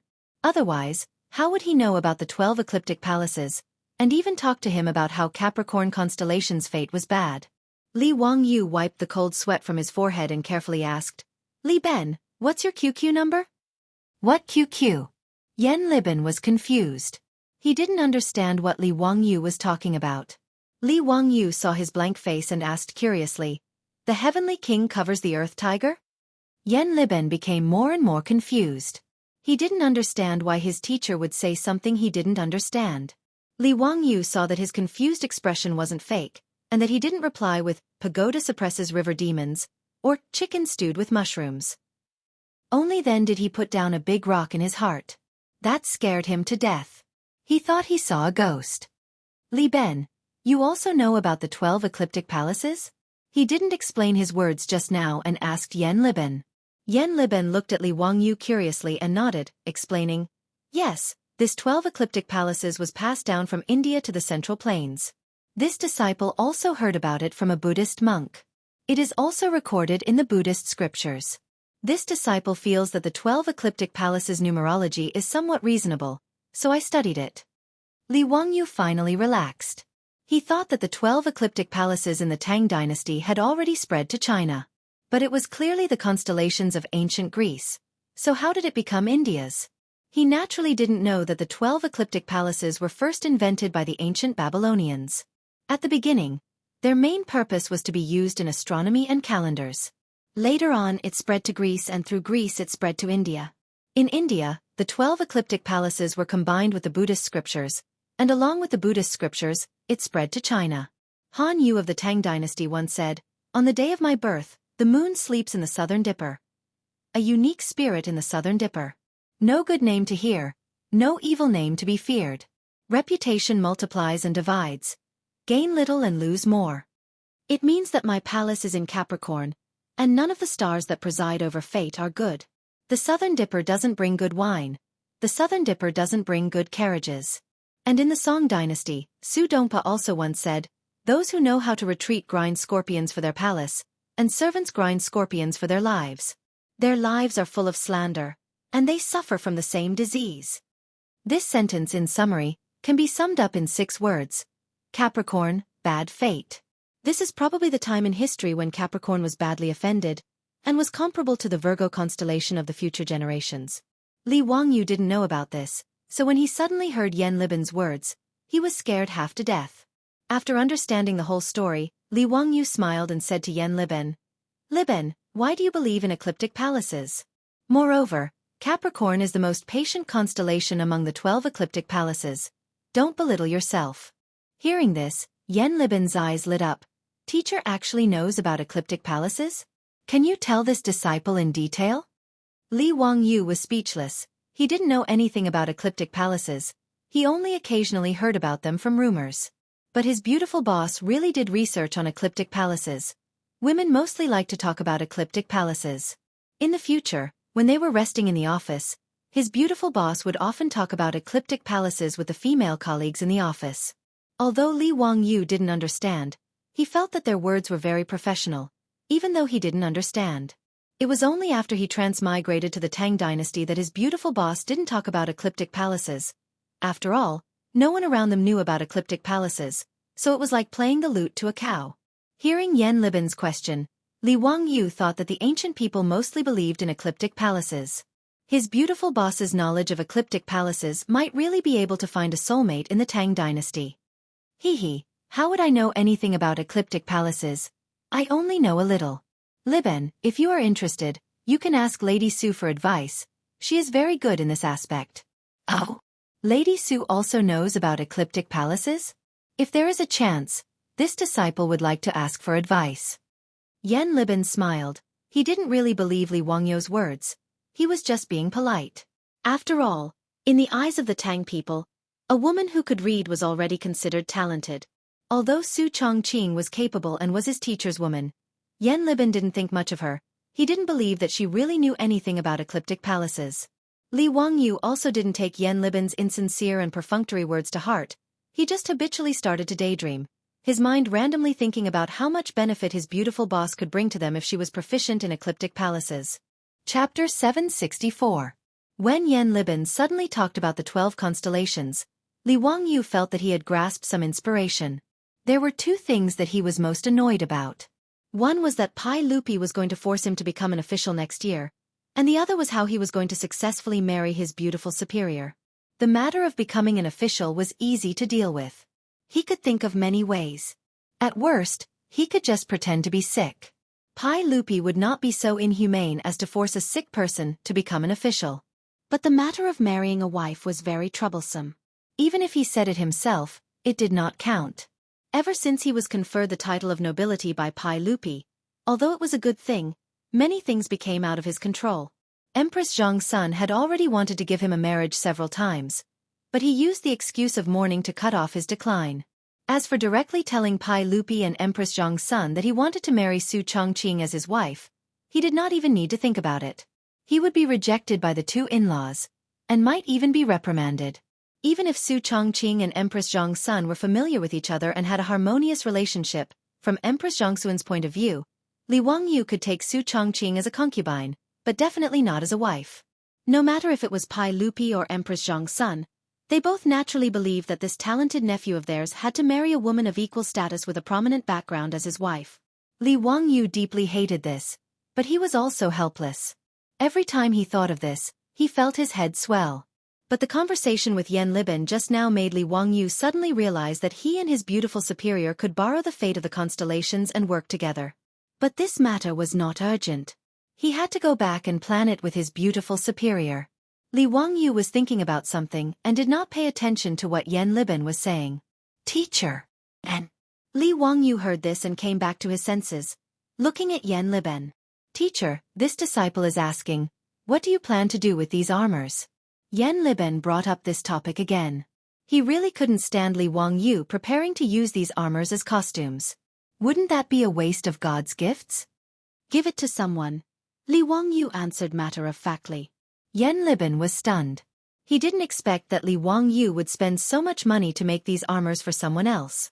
Teacher, are you going to offer these armors to the saints or Lu Guogong? Yan Liben asked again. Li Wangyu shook his head. No, I am preparing to give it to Cheng Chumo, Fang Yai and the others. Tomorrow, I have an appointment with them to hunt in the Forbidden Garden, so I can give them these armors. These saint garments were meant to be given to the rich. Li Wangyu wasn't a stingy person. Now that he had something good, he naturally wanted to share it with the other rich kids. Yan Liben was speechless. He opened his mouth, wanting to persuade his teacher, but he didn't know what to say. The armors were paid for by his teacher. Naturally, he could do whatever he wanted with them. But in Yan Liben's view, these armors with astonishing defensive power were not given to Li Er, or given to Cheng Yaojin Yuqi Jingda, these military generals, but instead given to Cheng Chumo, that group of silk pants. It was indeed casting pearls before swine. As a junior supervisor, Yan Liben also had some craftsmanship. Originally, he was unwilling to use the well-tempered steel to make armors. But when these 13 sets of armors were made, his thoughts naturally changed. As the saying goes, a sword is given to a hero, and powder is given to a beauty. Wouldn't it be a pity for such good armors to fall into the hands of those rich kids? Li Wangyu didn't know what Yan Liben was thinking. He ordered Niu Wu to arrange for the servants to pack the 13 sets of saint garments into boxes. After bidding farewell to Yan Liben, he left. Yan Liben looked at the backs of Li Wangyu and the others as they left. Thinking of the armors, he couldn't help but shake his head and sigh. He ordered his servants to take the iron armor that had been shot full of holes by Niu Wu's bow and arrows and return to Chang'an. Back in the Yan mansion, Yan Liben was in a bad mood. He ordered the servant girls to bring him wine and drank alone. Lang Jun, the first master, is here. The servant girl came in to report. The first master was his elder brother, Yan Lide. Yan Lide entered the central room and saw his younger brother drinking alone. He couldn't help but be surprised. Liben, what are you so worried about? Didn't you say a few days ago that you were helping County Count Hu to make new bows and armor? Did it not go well? Yan Lide asked curiously. After Yan Liben greeted his brother, he shook his head and smiled bitterly. Brother, it's not that it didn't go well. How could the teacher's ideas be wrong? Everything has already been made. Oh. Then why do you look so down? Brother, look at this armor and you'll know. Yan Liben pointed at the armor on the side. Yan Lide picked up the armor that was full of holes. He could tell at a glance that the holes on the armor were all made by armor-piercing arrows. What's wrong with this armor? Yan Lide didn't understand. Yan Liben smiled bitterly and said, Brother, do you know what this armor is made of? Yan Lide habitually knocked on the armor with his knuckles and looked at the patterns on the armor. He couldn't help but ask in surprise, Liben, is this armor made of well-tempered steel? These patterns are clearly unique to well-tempered steel. Brother is right. It is made of well-tempered steel. Do you know how far away these holes were made by armor-piercing arrows? Yan Lide shook his head. I can't guess. This is the first time I've seen armor made of well-tempered steel. Isn't it too extravagant? Yan Liben smiled bitterly and raised 2 fingers. A 2-pickle-strong bow and an armor-piercing arrow could only pierce through this armor from a distance of 20 to 30 steps. Yan Lide sucked in a breath of cold air. Really? What a strong armor. I've never seen an armor with such a strong defense. Not only that. Brother, look at the back of the armor. Yan Liben continued, this is the idea that the teacher came up with. The back of the armor is lined with many layers of silk and cowhide. That day when we tested the arrows, this armor was tied tightly to a pig. But 7 or 8 armor-piercing arrows only scratched the pig's skin. There wasn't even much blood. I reckon that armor made with this method can be said to be invulnerable. It's very impressive. As a supervisor of craftsmen, Yen Lai naturally knew how impressive this armor was. He was amazed and praised it repeatedly. He admired Li Wangyou's bold and imaginative ideas. Unremarkable silk and cowhide could actually increase the armor's ability to defend against arrows. This kind of fantastic idea, even he, a master craftsman, could only admire Shan Do for a long time. Liben, isn't that a good thing? Why are you frowning? Yen Lai didn't understand. Yen Liben bitterly smiled and shook his head. He told Yen Lai about how his teacher wanted to gift this batch of armor to Cheng Chumo and the other rich kids. Hearing this, Yen Lai also shook his head, understanding why his younger brother was so depressed. Yen Lai looked at the armor in his hand and smiled. Liben, this is very simple. Oh, brother, what brilliant plan do you have? Can you persuade your teacher to change his mind? Yen Liben didn't understand. Yen Lai leaned close to his ear and whispered a few words. Hearing this, Yen Liben's expression changed greatly. How can I do this? Brother, aren't you asking me to be ungrateful? I can't. Yen Liben waved his hand. How can this be considered ungrateful? Aren't you asking for credit for your teacher? How can County count who blame you? Yen Lai twirled his beard and smiled. Yen Liben hesitated. Can this really work? Won't the teacher blame me? Of course. Why would I lie to you?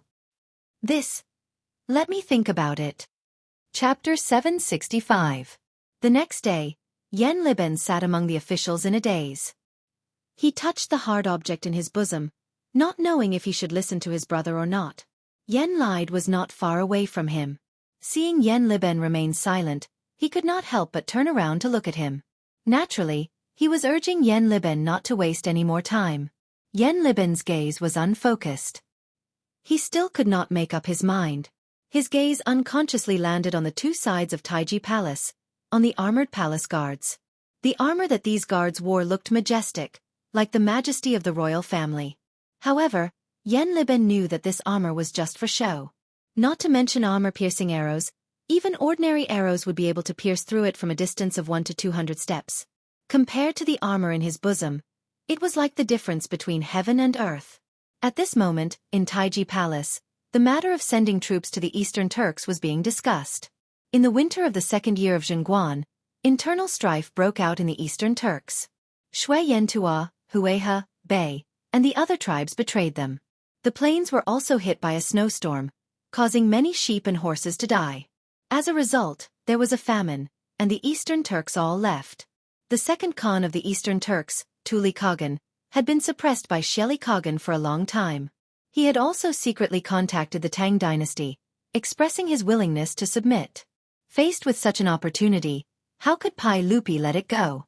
He had already made up his mind to attack the Eastern Turks. The officials in Taiji Palace had already discussed for a long time about the preparation of the various troops and provisions, as well as how to send troops. Yen Liben listened to Li Er, Li Jing, Chang Yaojin, and the others discussing military matters. He once again reached out to touch the armor in his bosom. Finally, he gritted his teeth and made up his mind to listen to his elder brother's suggestion and betray his teacher. He had already made up his mind. After the court ended, he would go to his teacher's residence to ask for forgiveness. He was willing to accept any blame from his teacher. Yen Liben suddenly stood up and interrupted the court meeting. Your Majesty, I have something to report. Pai Lupi was listening to Dai Ren's report on the provisions of the various provinces. Suddenly interrupted by Yen Liben, he could not help but frown. Official Yen, what's the matter? Pai Lupi knew that Yen Li had always been a steady person. If there wasn't anything important, he wouldn't be so rash. Therefore, even though he was displeased, he still asked. Yen Liben took out the piece of armor from his bosom and raised it above his head. He bowed and said, Your Majesty, my teacher, Li Zio, the county count of Huxian, has recently created a new type of armor. It is indestructible and is truly a divine weapon. This subject requests Your Majesty to request for a reward for my teacher. This was his elder brother Yan Li's idea. Under the pretext of claiming credit for Li Wangyu, he would let Pai Lupi know about this matter. Pai Lupi was an emperor on horseback who had been on the battlefield for a long time. How could he tolerate such a precious armor falling into the hands of others? He would definitely order Li Wangyu to hand over the armor. In this way, even if Li Wangyu knew, he wouldn't be able to blame Yan Liben. Of course, this was just an excuse. Yan Liben knew that by doing this, he would be betraying his teacher.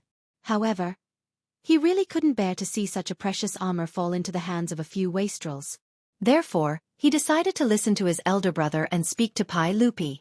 Pai Lupi, who had been somewhat displeased a moment ago, immediately raised his eyebrows when he heard Yan Liben's words. In the Great Hall, the eyes of Cheng Yaojin, Yuqi Jingda, Qin Qiong, and the other generals and dukes all lit up. Official Yan, what kind of armor is this? Quickly present it to me. Pai Lupi stood up from his throne and said impatiently. Yan Liben raised his hands high and handed the armor to Mi Tuo. He continued, Your Majesty, please look at this armor. The holes on it were all created by a two-pickle bow using standard armor-piercing arrows from the military. They were only able to penetrate it at a distance of 20 paces. In addition, the arrowheads of the arrowheads were all stuck in the armor and couldn't completely penetrate it. His words immediately caused an uproar in the Great Hall. Cheng Yaojin, Yuqi Jingda, Qin Qiong, and the other dukes couldn't care less about their lack of manners in front of the hall. They all rushed to Mi Tuo's side and snatched the armor, looking it over left and right. Pai Lupi didn't mind the rudeness of Cheng Yaojin and the others at all. He quickly walked down the royal stairs and also looked at the armor. Your Majesty, this really was made by an armor-piercing arrow. Tisk tiske, if I'm not wrong, this armor is made from well-tempered steel. Bastard, using well-tempered steel to make armor. No wonder it's so sturdy. But a two-pickle bow can't penetrate it at 20 paces? Why don't I believe it? Cheng Yaojin shouted. The group of dukes discussed animatedly as they looked at the armor full of holes. Their eyes were filled with excitement. Yan Xiaojian, what's the lining behind this armor? Pai Lupi carefully looked at it and waved at Yan Liben, indicating that he should explain it to him.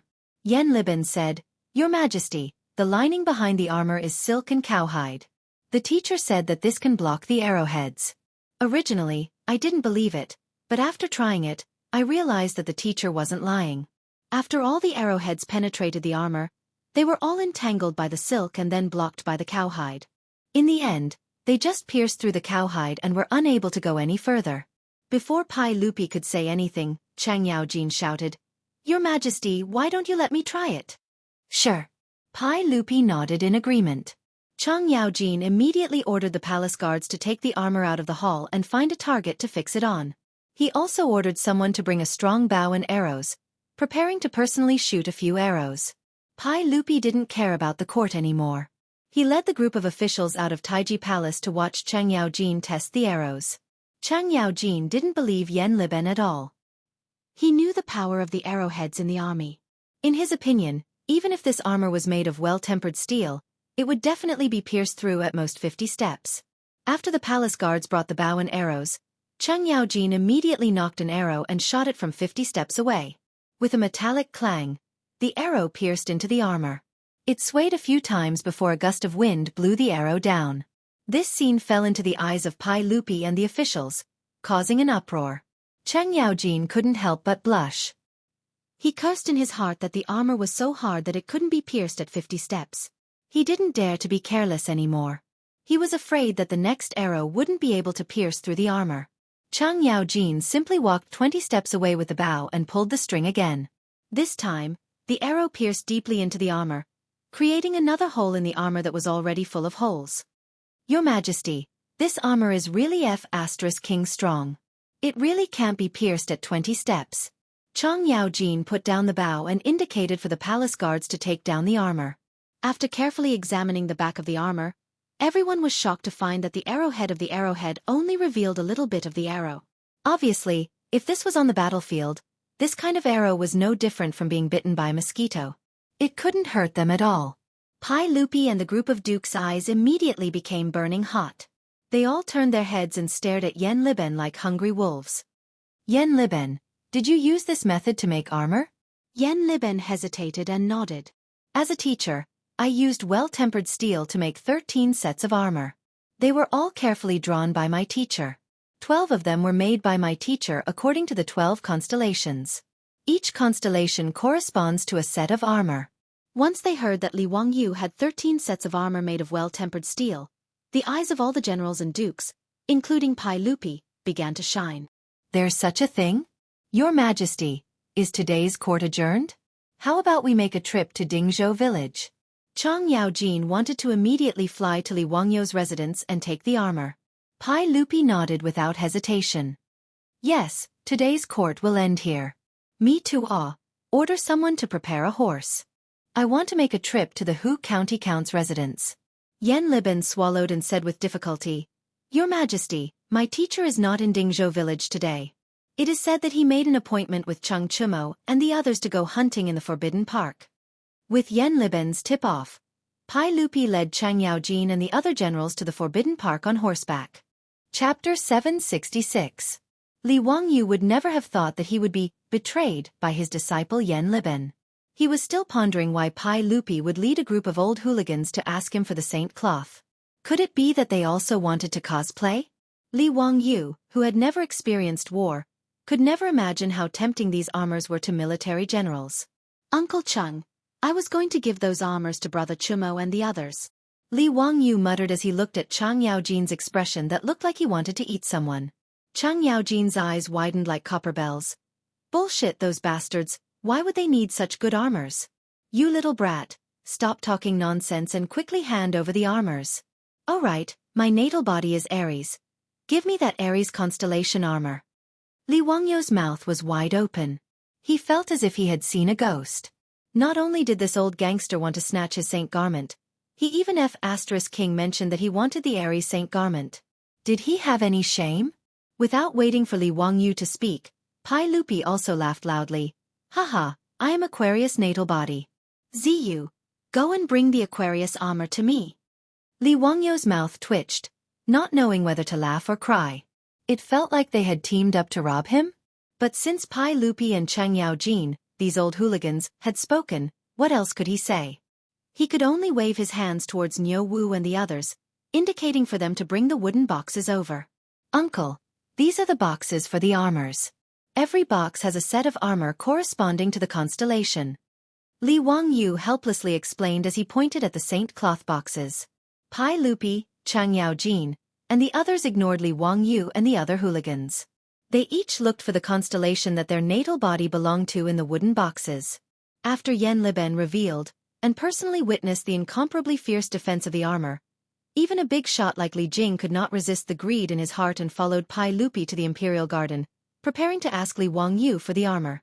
Since Yan Liben said that he had helped Li Wangyu make 13 sets of armor, then those who had the qualifications to follow Pai Lupi to the Imperial Garden and ask for a set of armor would have an explanation. Obviously, those who did not have enough status and were not close enough could only stand to the side. Cheng Yaojin, Yuqi Jingda, Qin Qiong, Li Jing, Duan Zhishuan, Lu Hongji, Chai Shao, Su Shiji, and Li Daozong were all Grand Dukes, and no one dared to compete with them.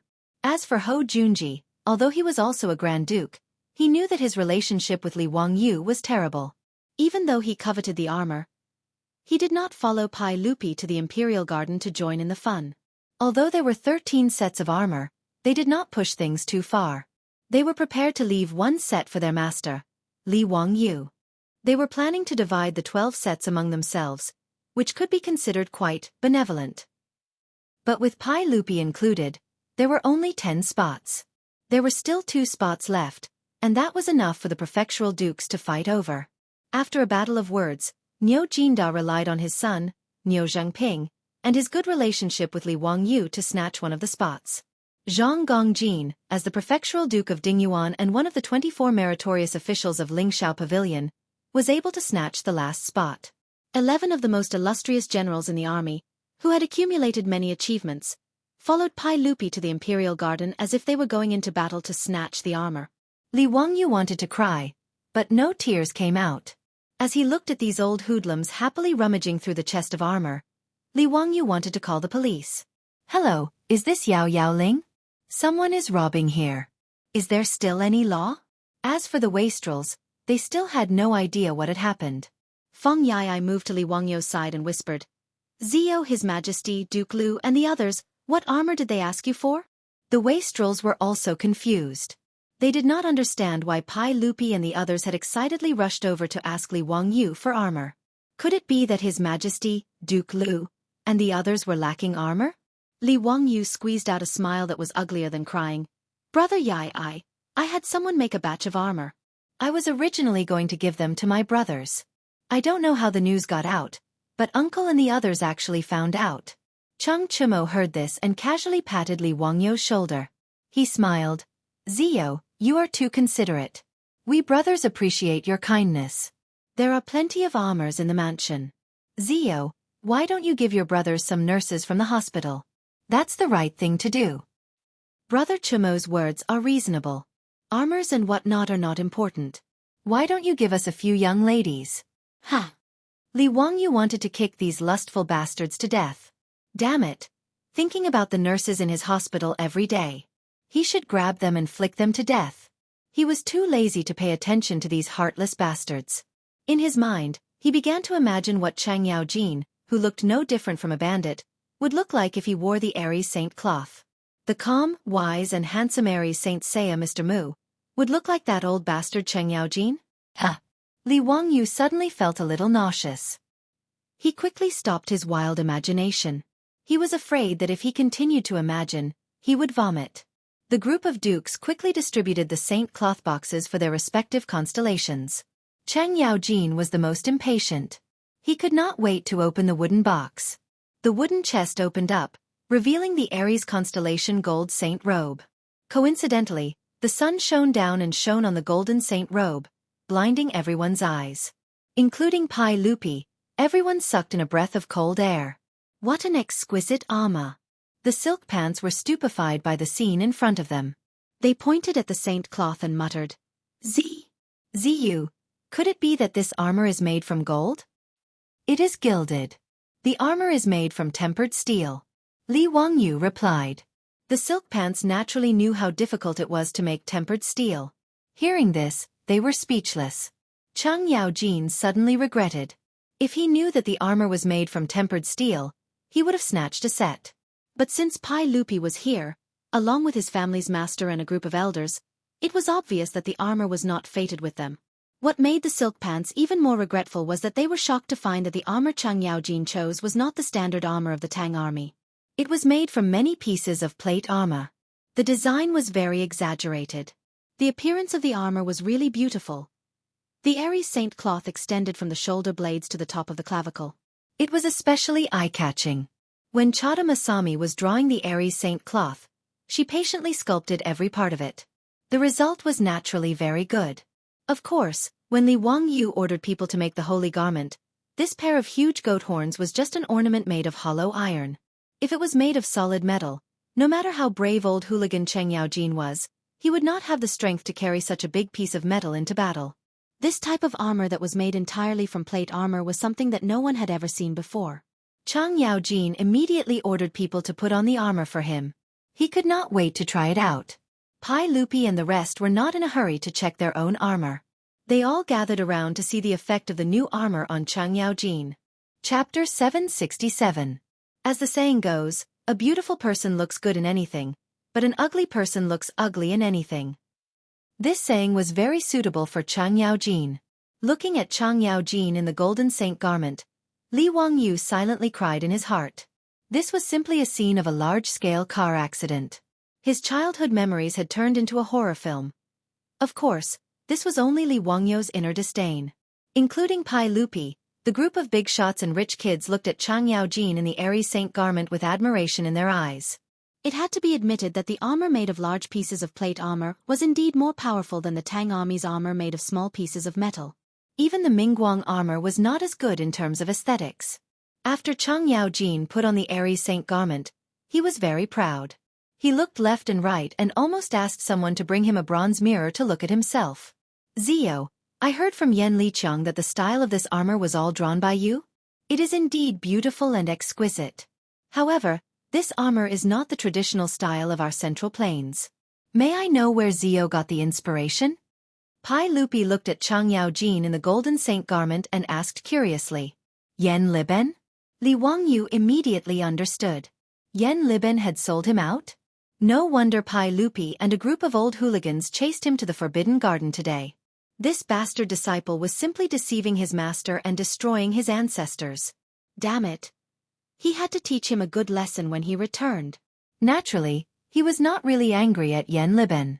He was just a little depressed that the props he wanted to cosplay with were snatched away by Pai Lupi and the others. In response to Pai Lupi's question, Li Wangyu only smiled and said, Uncle, you know that I have a Huji in my residence. Her hometown is in the distant Great Qin. The 12 constellations are the astronomical calendar of the Great Qin. Therefore, I drew this set of armor according to the legends of the 12 constellations and used the style of the Great Qin armor. Of course, what he said was nonsense, but he couldn't explain to Pai Lupi who was Takeda Masami and what was a Saint Seiya manga, right? As for Greece, the Tang people had never heard of it before, so they could only call it Great Qin. Great Qin was what China called the Roman Empire and the Near East since ancient times. Pai Lupi naturally knew about it. He didn't think too much about Li Wangyu's explanation. He nodded and continued to admire Chang Yaojin's armor. It could be seen that the Saint Seiya cloak, which was a combination of Greek and Roman styles, was unanimously appreciated and recognized by Pai Lupi and the big shots. After commenting on the Aries Saint garment, Pai Lupi and the others also began to call for people to help them put on the armor. Not long after, 12 tin cans that emitted a dazzling golden light under the sun appeared in front of Li Wangyu. Dazzling, it was simply too dazzling. Li Wangyu suspected that if Pai Lupi or Chang Yaojin really wore the golden saint garment on the battlefield, wouldn't it be too eye-catching? This was simply an excellent tool for luring monsters in online games. It was completely telling the opponent that the commander was here. Come quickly. However, he thought about it again. It seemed that in ancient battles, the commanders were all like this. They even had to raise a banner and parade it around the city. In any case, there were no snipers in ancient times. It seemed that there was nothing wrong with wearing such eye-catching clothes. On the contrary, because of the presence of the commander, it could boost the morale of the soldiers. Since Pai Lupi and the others liked it, Li Wangyu naturally didn't have anything to say. As for the group of wastrels, it was too late for regrets. They also coveted these armors. Chang Chumo didn't say anything about how there were plenty of armors in his residence. He only looked at Li Wangyu with resentment. Naturally, he also wanted it. Li Wangyu turned his head and pretended that he didn't see Chang Chumo and Chang Chubi's eyes filled with desire. Damn! Did these bastards think that it was easy to get these armors? Didn't it cost money to make them? These 12 golden saint garments cost a lot of money. Basically, the cost of each golden saint garment was almost 100 taels of gold. Although the Lai Hot family had a large business now, the landlord didn't have any extra food, right? It was very obvious that Pai Lupi and the group of old hooligans had snatched his golden saint garments. They definitely weren't prepared to pay him. Of course, the most important reason was that almost half of Yen Liben's stockpile of well-tempered steel had been ruined by him. If he let Yen Liben use well-tempered steel to make another set of armor for him, that stingy granddette would probably directly kill himself in front of him. He couldn't bully honest people again and again, right? Li Wangyu ignoring the wastrels made Chang Chumo grit his teeth in anger, but there was nothing he could do. He simply opened his mouth and shouted, Ziyu, don't forget our bet today. It's getting late, let's start hunting. When Pai Lupi heard this, his interest was piqued and he asked, Chang Chumo, what bet did Ziyu make with you? He, replying to your majesty, Ziyu made a bet with us. He didn't need the help of the prefectural troops and could use his own bow to kill his prey. Naturally, we didn't believe him, so we made a bet with him. Chang Chumo rubbed his head and replied with a smile. Chang Yaojin laughed on the side. Wahaha, even I don't believe this. This kid is good at everything, but his archery skills are worse than that old man Xiao Yu's. Li Wangyu was so angry that his nose almost became crooked. This shameless old hooligan was still wearing his golden saint garment, but he still dared to speak so impolitely. Could it be that this old hooligan didn't know what it meant to take a gift and blind the eyes? Pai Lupi also couldn't help but laugh. He thought back to how Li Wangyu had deliberately recited the old oil cellar in front of Ho Junji to avoid being shot at by an arrow. The literary talent of that old oil seller was naturally excellent, but it also showed that Li Wangyu didn't know how to shoot an arrow. Not even Pai Lupi believed that he would be able to hit his prey. But if he could see this kid make a fool of himself, that would also be excellent. With this thought, Pai Lupi turned to the other elders and said, "Sirs, since we've already come to the Imperial Garden and obtained this precious armor, why don't we also relax and hunt with these brats?" "Excellent. Your Majesty's words are exactly what this subject wishes for. Haha, why don't we also have a competition today to see who can hunt the most prey?" Those who had come with Pai Lupi to rob Li Wangyu of his armor were all elders of the army with illustrious military achievements. Hunting was naturally their favorite pastime, so when they heard Pai Lupi's words, they immediately rubbed their palms together. Even someone as experienced and prudent as Li Jing had an excited look on his face. Pai Lupi smiled and looked at Li Wangyu. "Zio, if you can personally hunt the prey today, we will bestow upon you the Saliot Purple." Li Wangyu was taken aback for a moment before he became overjoyed. "Uncle, are you serious? A ruler doesn't joke about his words. You can't lie to me." "Haha, of course. How can we go back on our words? But the prerequisite is that you don't need the help of your troops and can personally hunt the prey." Li Wangyu nodded his head like a little chick pecking at rice. He was overjoyed. He felt that he hadn't given away these saint garments for nothing. To be able to obtain the Saliot Purple from Pai Lupi was a huge profit. Chapter 768. Emperor Taizong of the Tang Dynasty, Li Shimin, was good at both civil and martial arts. At the age of 18, he went to war for his father, creating immortal martial arts. He rode a total of 6 horses, and thus walked on the altar of horse life. White-hoofed Shadow, Qingfu, Telugu, Saliuzi, Shifachi, and Jianmao Ruo were the names of these 6 horses. Jianmao Ruo was shot 9 times during the battle between Pai Lupi and Lu Haita, and died in front of the 2 armies. Saliuzi was also shot in the chest during the battle between Pai Lupi and Wang Shichong. This purple swallow's steed was also Li Er's favorite mount. He even gave it a special compliment: "Purple swallow leaps, bone-soaring divine steed, spirit swells 3 rivers, might dominates 8 formations." Pai Lupi loved these 6 horses to the bone. Later, he ordered Yen Liben and Yen Lide to carve these 6 horses into stone carvings and place them in front of his mausoleum. These were the famous 6 horses of Zhao Ling. Saliuzi and Jianmao Ruo were stolen by unscrupulous merchants and sold to the United States. They were later collected in the University of Pennsylvania Museum. The other 4 horses were collected in the Steel Forest Museum in Xi'an, Shaanxi. Li Wangyu obviously knew about the 6 horses of Zhao Ling. When he traveled to Xi'an in the future, he also saw the carvings of the remaining 4 horses in the Steel Forest Museum. When he traveled to the Tang Dynasty and saw the horses with his own eyes, Li Wangyu was pleasantly surprised and felt that it was very surreal. The purple Saliuzi was a tall Dewan horse. It was unusually divine, and Li Wangyu had the deepest impression of it. First, it was because the carvings of Saliuzi were lost overseas, which made Li Wangyu feel deeply regretful. Second, it was because Saliuzi's carvings were the most special of the 6 horses of Zhao Ling. It depicted Pai Lupi's general, Qiu Xingong, pulling out an arrow and healing the horse Saliuzi. On the stone inscription, after being shot by the arrow, Sasha Luzi lowered her head and snuggled up to someone. Her eyes were gloomy, and her buttocks were slightly backward. Her limbs were slightly weak, and the severe pain made her whole body tremble, which made people respect her. When Pai Lupi said that he would give the Saliuzi to him, Li Wangyu was naturally pleasantly surprised. He did not understand why Pai Lupi was suddenly so generous. One had to know that these few horses were Li Er's favorite. Even Pai Lupi himself wasn't willing to ride these fine horses, let alone give them to others. After Pai Lupi said that he would give the Saliot Purple to Li Wangyu, the surrounding people's eyes suddenly became scorching hot. The Tang people loved horses. Their love for these divine horses was no less than the men of the later generation's pursuit and desire for top-notch sports cars. Because of Pai Lupi's words, the group of playboys was so jealous that their eyes were about to turn red. They thought that His Majesty really doted on this guy, and was even willing to give his beloved Saliot Purple to him. The dukes and bigwigs were also very surprised. However, they respected their status and did not open their mouths to say anything. Their eyes were also full of envy. Only Chang Yaojin shamelessly shouted, "Your Majesty, Saliot Purple is your most beloved mount. How can you give it to this kid? Isn't that a waste of God's gift? If your Majesty wants to give Saliot Purple to someone else, Why not give it to me? When Li Wangyu saw that Chang Yaojin was so shameless, he was so angry that he almost went up to him and took off his armor. Pai Lupi laughed heartily. My salliot purple may not be given away. Everyone suddenly understood.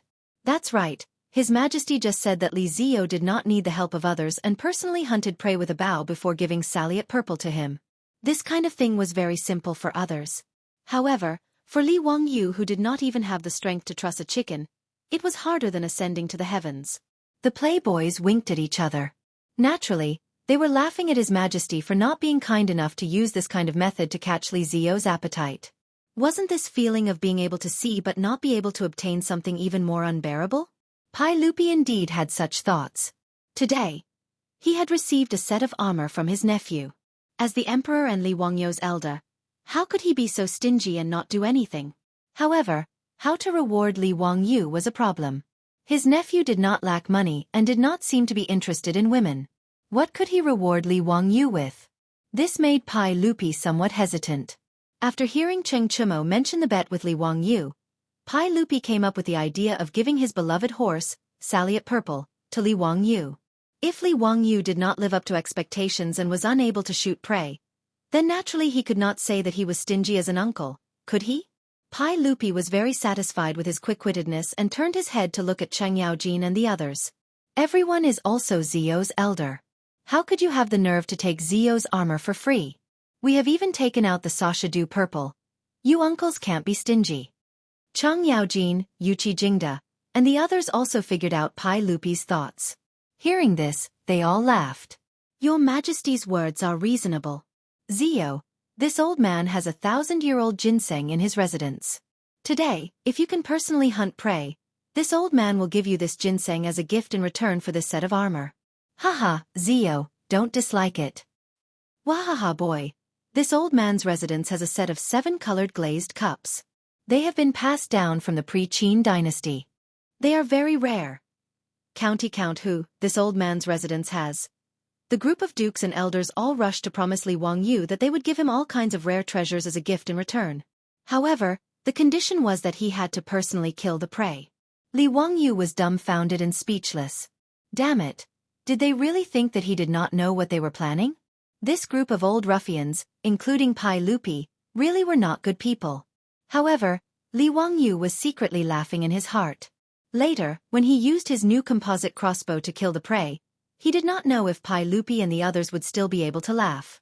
He was also afraid that if he used the crossbow to kill the prey, Pai Lupi and the others would not admit to it. He hurriedly asked, Uncle, everyone, this nephew plans to use the crossbow to hunt. Is that possible? Pai Lupi, Chang Yaojin, and the others all laughed and nodded. What the silk pants understood. This group of elders naturally understood even more clearly. Li Wangyu could not even draw a 1-pickle bow. How could he hope to string a 2-pickle crossbow?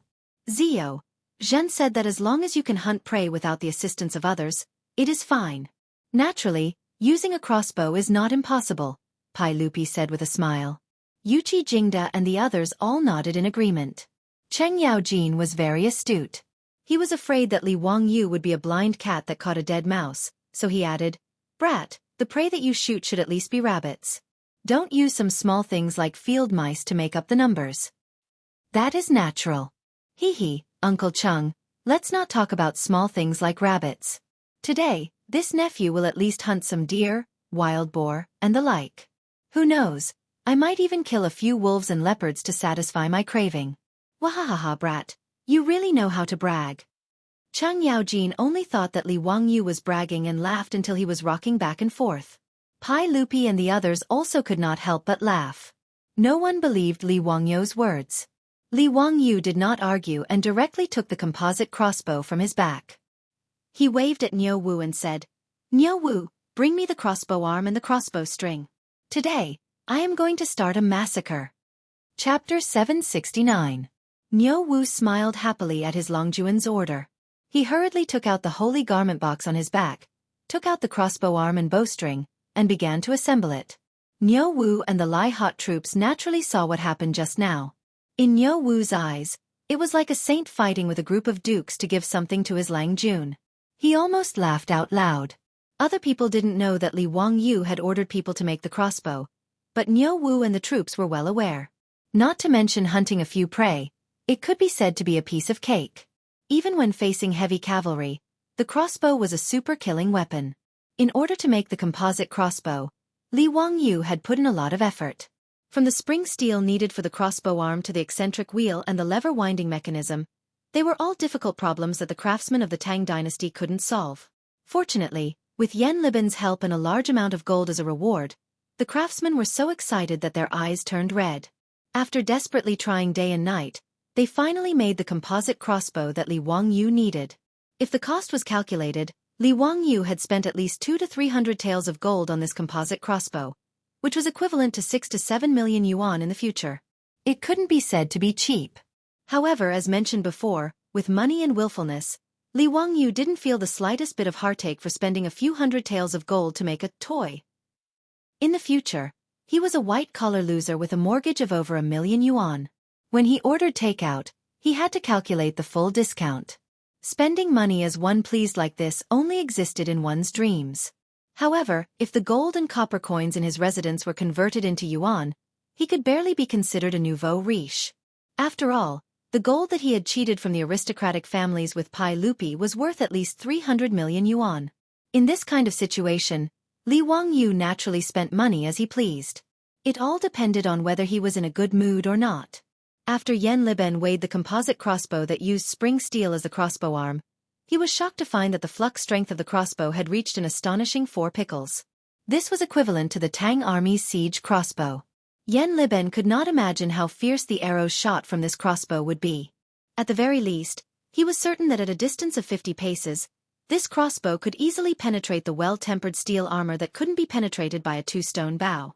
The 4-pickle crossbow, even with the use of eccentric wheels, did not reach the level where Li Wangyu could easily pull the bowstring. On the other hand, Yan Liben was full of praise for the eccentric wheel on the crossbow. After using the eccentric wheel, a 4-pickle crossbow could be drawn with less than 2 pickles of strength. But even so, Li Wangyu still couldn't use the composite crossbow. In that case, the only way was to install a lever winding device on the crossbow. After a few experiments, Yan Liben, together with the craftsman who would be the supervisor, finally solved these problems one by one and completed the creation of this epoch-making crossbow. After receiving this composite crossbow, Li Wangyu had already practiced in his residence for 2 days. He was very satisfied with the power and accuracy of this crossbow. Originally, in Niu Wu's eyes, the crossbow that Li Wangyu had made was just a big toy. For a godly archer like him, crossbows were very disdainful. After all, compared to a strong bow, a crossbow's firing speed was too slow and its range was too short. But when Li Wangyu received this crossbow and tested it a few times, the power and accuracy of the crossbow arrow shocked Niu Wu and the Lai Hot troops. The special crossbow arrow was made of fine steel and was only 1/3 the length of a normal arrow. After being shot by the composite crossbow, the arrow easily penetrated the Tang army's standard armor from 200 paces away. As for accuracy with the help of the scope, Li Wangyu could easily hit the center of the target from 200 steps away with the crossbow. It was a very easy task. At this distance, even Niu Wu couldn't guarantee that he could hit the target. With such a godly weapon in hand, hunting a few prey was no different than playing with a toy. Niu Wu and the Lai Hot troops naturally snickered. They even sympathized with the saints and the dukes, as well as Cheng Chumo and the other rich playboys. This time, they were miserably deceived by their Lang Jun. The assembled composite crossbow surprised Pai Lupi, Cheng Yaojin, and the others. The crossbow arm and the crossbow string seemed to be made of metal. Niu Wu, bring this crossbow to me, Pai Lupi said. Niu Wu naturally didn't dare to be negligent. He respectfully presented the composite crossbow with both hands. Pai Lupi reached out and took it. After carefully examining it, he confirmed that he didn't see wrong. The crossbow in his hand looked strange, but the crossbow arm was really made of metal. Even the crossbow string was made of steel. Cheng Yaojin, Qin Qiong, and the others also saw this composite crossbow clearly. They were all shocked. Hiss! Your Majesty, the crossbow arm of Zio's crossbow is made of fine steel? This fine steel can also be used to make a crossbow? This is the first time I've seen it. Li Jing, the Minister of War, also sucked in a breath of cold air. Pai Lupi's eyes flashed. He looked at Li Wangyu and asked, Zio, this crossbow of yours, are the crossbow arms made of fine steel? How much time did it take to make it? How much flux energy does this crossbow have? Li Wangyu nodded. Uncle's words are correct. This crossbow arm is made of spring steel. And it was very troublesome.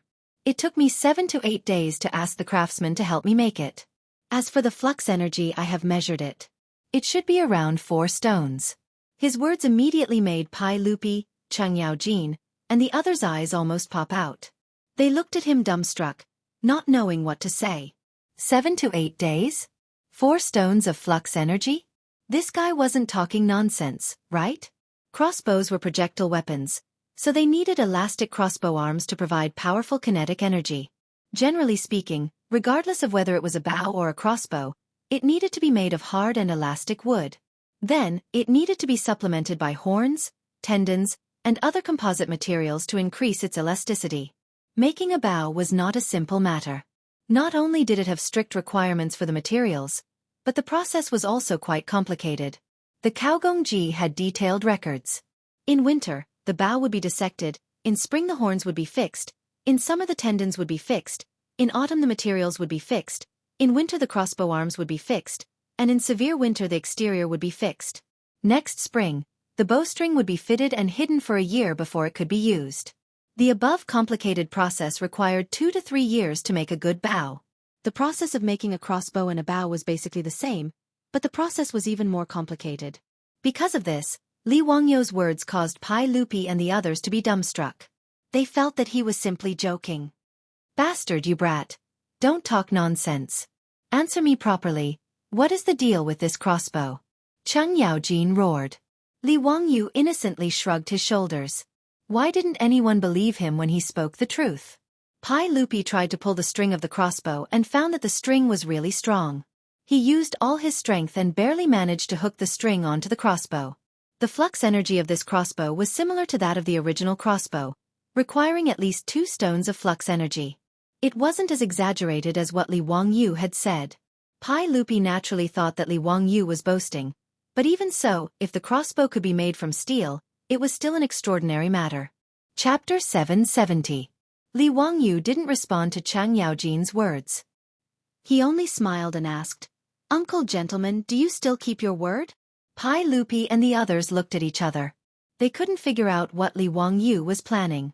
Pai Lupi already had a hard time pulling this crossbow, let alone Li Wangyu. Could it be that he had some trick up his sleeve? Pai Lupi lowered his head and looked at the crossbow in his hand. Although there were many mechanisms on the crossbow that he didn't understand, he still stubbornly believed that this crossbow was definitely not something that Li Wangyu could pull. Do you think that I will go back on my words? Today, I want to see how you will use this crossbow to hunt prey. Pai Lupi straightforwardly pressed the trigger of the composite crossbow. The crossbow string quickly rebounded and made a buzzing sound. Pai Lupi was slightly surprised. What a strong firing sound. It seemed to be much stronger than the crossbows in the army. Could it be that this crossbow really had the strength of 4 pickles? Immediately, Pai Lupi shook his head and denied his guess. If it was a 4 pickles crossbow, even he wouldn't be able to pull it. In the Tang army, 4 pickles crossbows all required the use of a capstan. Many people had to work together to pull the bowstring. Chang Yaojin, Yuqi Jingda, and the others were also very curious about Li Wangyu's steel crossbow. They all gathered around and tried to pull the bowstring. They felt the strong pulling force from the steel crossbow. Your Majesty, this crossbow is indeed 2 pickles. It's comparable to the crossbows in the army. Zio calling it a 4 pickles crossbow is an exaggeration. The people present were all veterans in the army. They knew the pulling force of the crossbow as soon as they started. After everyone passed the crossbow around, Pai Lupi threw the composite crossbow back to Li Wangyu and said with a smile, "Ziyu, don't let Niu Wu and the others help you draw the crossbow. If that's the case, don't even think about taking away Zhan's Sasha Luzi." Of course. Hee, uncle, I'll be blunt and say that I want Saluzi. Thank you for your reward.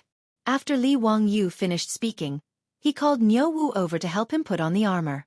As the royal hunting ground of the Tang dynasty, the imperial forbidden garden had more than just pheasants, rabbits and deer, which were gentle herbivores. For the thrill of the game, Pai Lupi and the others even raised a lot of wolves, leopards, tigers, wild boars, and bears in the Forbidden Garden.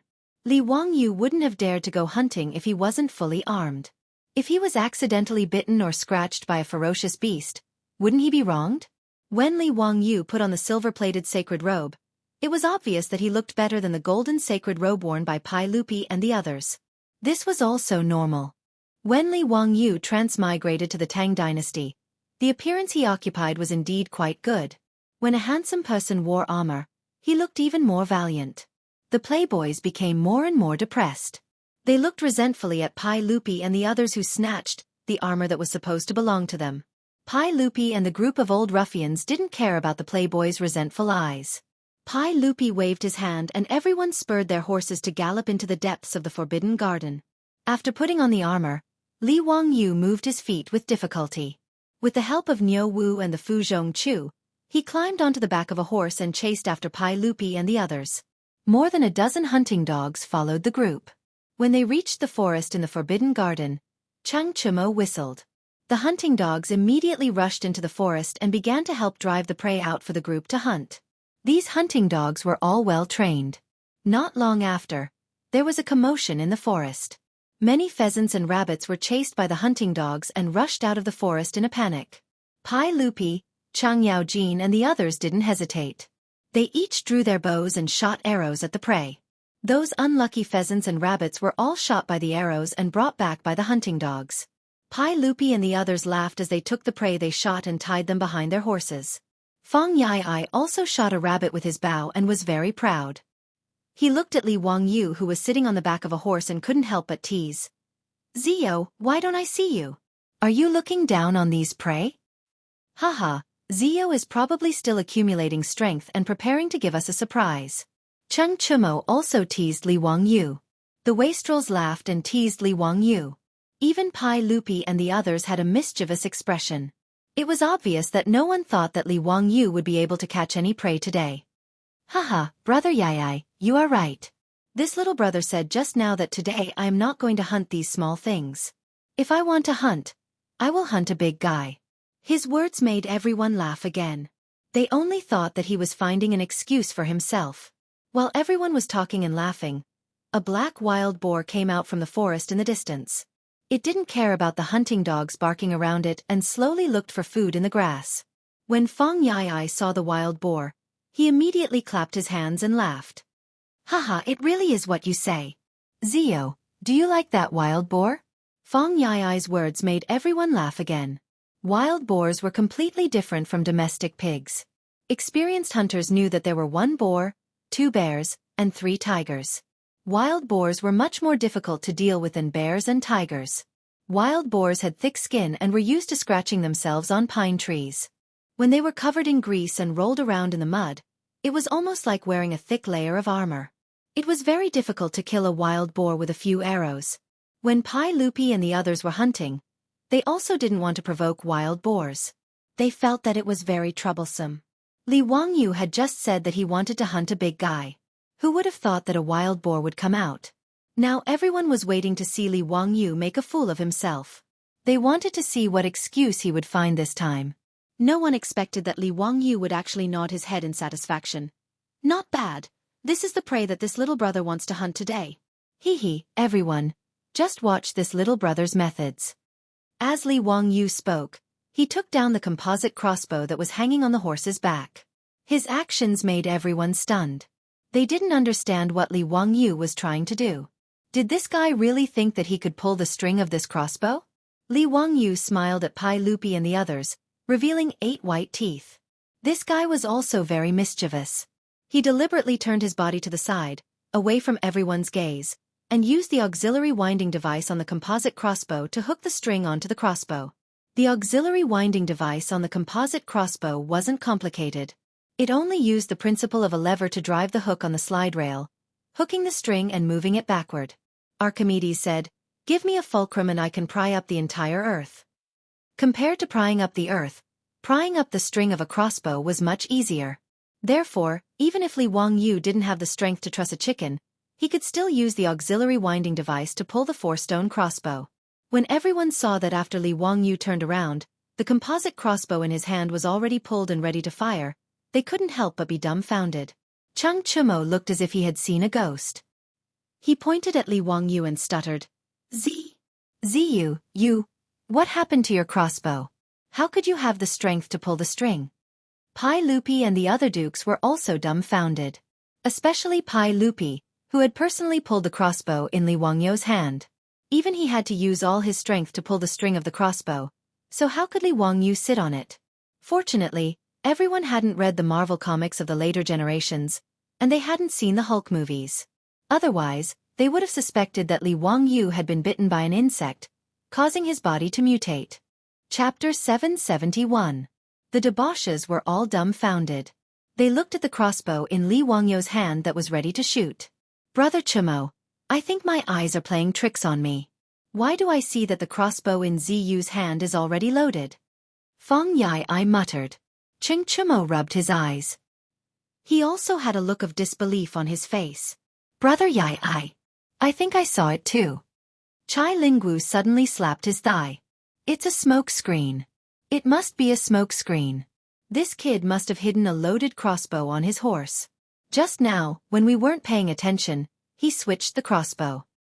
Yes, Brother Lingwu is right. It must be like this. Let's go and search his horse. The debauches all shouted and rushed to Li Wangyu's horse. Li Wangyu didn't know whether to laugh or cry at the debauches' wild imagination. He could only let them search his horse. Chung Chumo even let him get off the horse. He even lifted the saddle to check it. Li Wangyu was so angry that he wanted to kick him. Damn it, he really doesn't have a brain. The crossbow in his hand was about 1 meter long and the crossbow arm was about 1 meter wide. Would he be able to hide such a large composite crossbow under the saddle? Did this guy think he was a robot cat? Pai Lupi, Chang Yaojin, and the others also came over. They watched the debauches toss and turn, but naturally, they didn't find anything. Apart from the crossbow in Li Wangyu's hand, there was no other crossbow. Just now, everyone saw very clearly that Niu Wu and Lai Hot's troops were all obediently waiting a few steps behind Li Wangyu. No matter what, they couldn't do anything in front of everyone to help Li Wangyu load the crossbow in his hand. Pai Lupi and the others felt that this was too magical. Could it be that Li Wangyu really had some kind of magic? Pai Lupi, Chang Yaojin, Li Jing, and the others looked at each other and saw a trace of unease in each other's eyes. If Li Wangyu, this brat, really had a way to draw the crossbow, perhaps they would all suffer a loss today. Pai Lupi suddenly felt a little heartache. How could he be so foolish and say that he would give the Sashadu purple to this kid? Chang Yaojin and the rest looked at each other in dismay. F***ck, they seem to have promised a lot of good things just now. Could it be that they were really going to give them to Li Wangyu, this stinking brat? But if they wanted to pull their faces down and renege on the debt, it was likely that other than the shameless Chang Yaojin, no one else would do such a thing. Li Wangyu also saw the gloomy expressions on Pai Lupi and the others' faces, and he couldn't help but feel pleased. It was a rare opportunity to make Pai Lupi and the other big shots suffer. Chang Yaojin looked at the swaying wild boar 200 steps away and rolled his eyes. He shamelessly said, "Brat, since you said that you want to shoot that wild boar, then you have to keep your word. If you don't kill that wild boar today, don't blame me for not giving you anything." His words were very hooligan. The conditions that the others had proposed before were that Li Wangyu only needed to hunt the prey. Chang Yaojin's words directly increased the difficulty by several times. These shameless words made Pai Lupi feel his face burning. But thinking about his Sashadu purple, he simply turned his head and pretended that he didn't hear Chang Yaojin's words, allowing him to negotiate with Li Wangyu. Li Wangyu also didn't expect this old man to be so shameless, but he also simply nodded his head. Since Uncle Chang has said so, this nephew will naturally obey. When Chang Yaojin saw that Li Wangyu had agreed so easily, he actually took an inch and wanted a mile. He shouted, "Since you said that you have a 4-stone crossbow, then it must be very powerful. Since that's the case, then don't go near that wild boar. Just shoot that wild boar from this distance. If you can do it, then I will accept my loss and present you with the gift that I promised you with both hands." When Pai Lupi heard his words, his face couldn't help but twitch a few times. He had the urge to slap this shameless old man to death. Shameful. This was too shameful. But when he thought of his beloved Sashadu purple, Pai Lupi decided to endure it again. Everyone thought that Chang Yaojin was purposely making things difficult for Li Wangyu, But who would have thought that Li Wangyu would simply nod his head again? Uncle Cheng's words are very true, so I will do as Uncle Cheng says. If this nephew doesn't kill that wild boar today, then I would be too embarrassed to ask for Uncle's Sasha Du Purple. Pai Lupi and the others were once again speechless. They all raised their eyes to look at the wild boar in the distance. The distance of 200 steps was equivalent to 300 meters in the modern world. At such a distance, even Chang Yaojin and the others couldn't guarantee that they would be able to hit that wild boar. Looking at it from this distance, the black wild boar was only the size of a fingernail. It was still faintly discernible in the grass. Even if one was a godly archer, who would dare to say that they would be able to hit it accurately? Moreover, even if the arrow could hit the target at such a distance, the arrow would be like the end of a crossbow. How could it kill that wild boar? If one wanted to kill a wild boar, they had to accurately hit its vital points. Otherwise, even if the arrow pierced through, it would only incite the wild boar's ferocity. Or it would be injured and run away with the arrow. Wanting to kill that wild boar from such a distance was as difficult as ascending to the heavens. Pai Lupi shook his head. Since Li Wangyu was so arrogant, he naturally wouldn't say anything. Being able to protect his beloved Sasha Du Purple was the most important thing. Li Wangyu looked at the wild boar in the distance and waved at Niu Wu again. "Niu Wu, bring me the scope." Niu Wu had a silly smile on his face. He took out the scope and handed it to his Lang Jun. Li Wangyu pressed the scope on the crossbow and moved his eyes closer to it to aim at the target. It had to be said that the craftsmen of the Tang dynasty were quite skilled. The scope was completely made of hand-polished crystal lenses and could magnify up to 8 times. Telescopes and scopes didn't have the concept of how far you could see, or how clear you could see. The so-called 8-time scope referred to magnifying the image of the target by 8 times. It made the target appear as if it was only 1/8 of the actual distance. For example, at this moment, Li Wangyu was looking at the wild boar 300 meters away through the scope. It was the same as looking at the wild boar 30 to 40 meters away with the naked eye. Although the handmade scope couldn't be as accurate as the precision optical scopes of the future, Li Wangyu confirmed that the error wasn't too big after testing it. At a distance of 100 meters, the error was only a few centimeters. At a distance of 300 meters, the error wouldn't be more than 10 centimeters. This error was enough to hunt a target as big as the wild boar. Li Wangyu aimed at the wild boar in the distance. He took out a steel arrow from the quiver at his waist and gently placed it into the slide of the crossbow. Lang Jun, aim at the side of the wild boar's chest. That's where its heart is. You can kill it in one shot. Niu Wu reminded him in a low voice. Li Wangyu nodded and began to adjust his breathing according to Professor Niu Wu's method. He slowly pressed the crosshair of the scope on the wild boar's body. Even Pai Lupi, Chang Yaojin, and the others closed their mouths. They were afraid to disturb Li Wangyu. Everyone's expression was complicated. They were afraid that Li Wangyu could really kill the wild boar, but they were also secretly looking forward to it. Li Wangyu held his breath and focused. His finger suddenly pressed the trigger of the composite crossbow. Chapter 772. After Li Wangyu pressed the trigger of the composite crossbow, the crossbow string lost its restraints.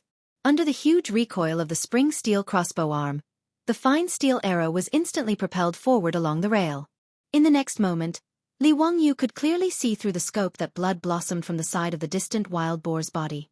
However, after the wild boar was shot, it didn't immediately fall down. Instead, it was as if it had been hit by a paralyzing talisman. Its body immediately stiffened. Pai Lupi and the others didn't have binoculars, so they couldn't clearly see the wild boar situation from 300 meters away. However, after everyone saw Li Wangyu shoot the crossbow arrow, the wild boar didn't move at all. It didn't go crazy from being injured, nor did the wild boar escape. It was as if it didn't feel anything. Chang Yaojin let out a long breath and laughed. "Wahaha Zio, you brat. You bragged for so long, but in the end, you didn't even know where the arrow flew after you shot it." Pai Lupi also laughed. "Zio isn't good at shooting, so it's not strange." Fortunately, the wild boar wasn't startled. "Zio, you can still shoot a few more arrows and try again." At this time, Li Wangyu directly put away the composite crossbow in his hand. He had already seen very clearly through the scope just now. The crossbow bolt he had just shot out had very accurately pierced into the side of the wild boar's chest. According to Niu Wu, that was where the wild boar's vital point was. After the wild boar was hit by his arrow, not only did it not run, but it also stiffened in place. It was clear that the arrow had directly pierced through its heart. It was a fatal blow, so there was no need to shoot another arrow. Li Wangyu also didn't expect that the first real battle of his composite crossbow would be so perfect. A 200 to 300 pound wild boar was killed by his arrow from 300 meters away. This kind of exciting feeling made Li Wangyu unconsciously secrete adrenaline, and his heart beat very quickly. It was said that men's love for guns and crossbows was deeply ingrained in their genes. Li Wangyu hadn't touched a real gun many times in his previous life. Other than shooting a few bullets during military training in school, he really didn't have the chance to touch a gun, let alone use a gun or crossbow to hunt. Li Wangyu loved the composite crossbow in his hands to death. Being able to personally hunt a wild boar with a crossbow made Li Wangyu feel good to the bone. In response to Chang Yaojin and Pai Lupi's words, Li Wangyu pretentiously blew at the composite crossbow. It was as if the crossbow was emitting smoke like a gun. Finishing arrows? A real man doesn't need to shoot another arrow. Killing with a single arrow is the true essence of life. Chang Yaojin curled his lips in disdain. You sure know how to say beautiful words, but that wild boar is still standing there. Before he could finish his words, he was stunned to see the motionless wild boar in the distance tilt its body and fall to the ground. The hounds that were barking around the wild boar understood and rushed forward. They bit the wild boar's hind leg and tried to drag the wild boar back to claim the credit. But how could these hounds be able to drag a 200 to 300 pound wild boar? No matter how hard they tried, they couldn't make the wild boar move an inch. Li Wangyu saw this scene and his face turned black. Damn, he was going to drag this wild boar back and eat it. This kind of rare wild meat should be worth looking forward to. He had never eaten real wild boar in his previous life. Not to mention how many wild boars there were in China. Even if there were, they would be sold at a sky-high price. It was not something a white-collar worker like him could afford. In fact, Li Wangyu didn't know that the taste of wild boar was not delicious at all. Wild boar had a low fat content, a strong smell, and no fragrance. It also had a strong fishy smell. The meat was hard and dry, and the taste was like chewing wax. There was nothing delicious about it. This was normal. Although domestic pigs were domesticated from wild boars, after generations of domestication, the fragrance of domestic pigs was much better than wild boar meat. But anything in his previous life, as long as it had the word wild meat, it would become very high-end. It represented a green ecology and had a high price. As for the taste, no one really cared about it. Li Wangyu was one of the people who was deceived by the word wild meat. His mind was full of the taste of wild meat. After the wild boar was bitten by these hounds, could it still be eaten? This group of hounds didn't have rabies, right? There was no rabies vaccine in this era. If they were infected with rabies, they would die. Even the gods wouldn't be able to save them. Of course, Li Wangyu also knew that this was nonsense. It was impossible for rabies to remain in food that had been cooked at high temperatures. Moreover, rabies was mainly transmitted through blood. There were many people who ate dog meat, but he had never heard of anyone getting rabies from eating dog meat. Li Wangyu began to habitually ponder about these nonsensical things, but a bolt of lightning suddenly flashed across his mind. Rabies! He had been thinking about how to deal with Geisaman at Abyss of Death, but he had no idea where to start.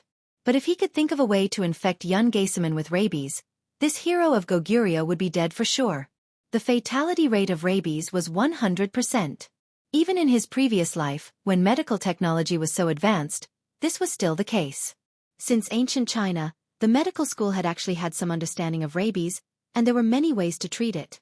For example, in the Eastern Jin dynasty's emergency prescription for elbow injuries, it was recorded that people bitten by dogs could not endure the slightest stimulation and would be afraid of sound and water. This was a classic symptom of rabies. Gu Hong had even thought of killing a rabid dog, taking out the dog's brain, and applying it to the patient's wound. He could be considered a pioneer of immunology in ancient times. When French biologists first developed a rabies vaccine, they infected rabbits with rabies and then took out the rabbit's brain to make an injection. The principle was similar to Gu Hong's method, but it was 1,000 years later. But Li Wangyu also knew that applying the brain of a rabid dog to a patient's wound was purely a matter of fate. But there was a certain chance. Because the rabies virus in a dog's brain was relatively infective, there was a certain chance that the patient would gain immunity and not get sick. But this method was too simple and crude, and success depended entirely on luck. Li Wangyu didn't believe that there was much chance of curing the patient.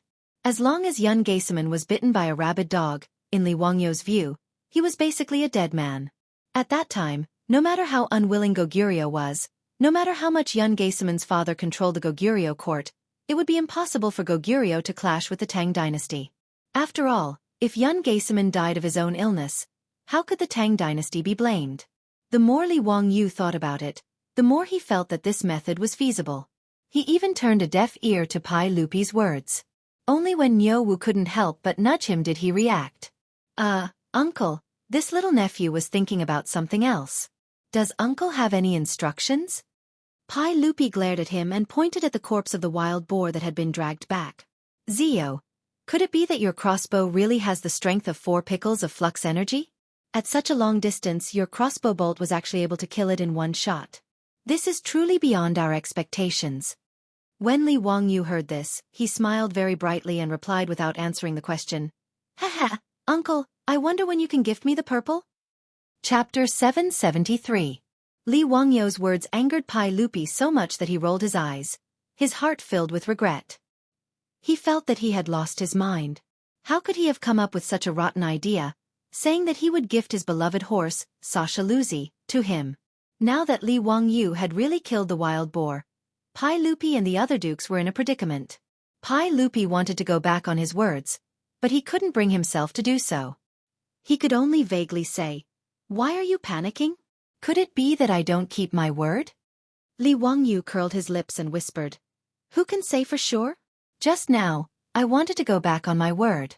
We agreed that I would only need to hunt prey, but now I have to hunt a wild boar.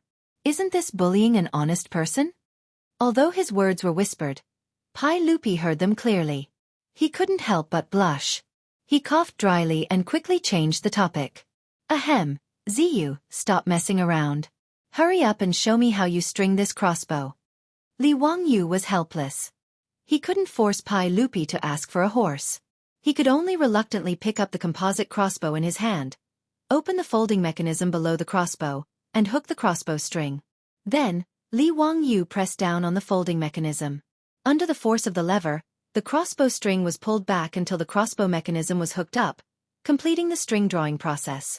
This action stunned Li Er, Chang Yaojin, and the rest, as well as the group of silk pants. What is the meaning of this? How can you string the crossbow so easily? Cheng Chumo asked in confusion. Fang Ai even shouted exaggeratedly, "This small iron rod can string the crossbow with just a press? How is this possible? Ziyu, did you cast an immortal spell on the crossbow?" Li Wangyu rolled his eyes speechlessly. To explain the principle of leverage to this group of illiterates, wouldn't it be like a chicken trying to talk to a duck? On the other hand, Pai Lupi's eyes flashed.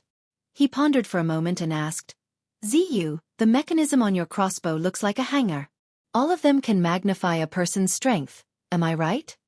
The boom was a lifting machine made using the principle of leverage in ancient China. Li Wangyu didn't think that Pai Lupi would be able to associate the composite crossbow with a hanger just by looking at it. Although Pai Lupi couldn't explain the principle of leverage, Li Wangyu still admired him.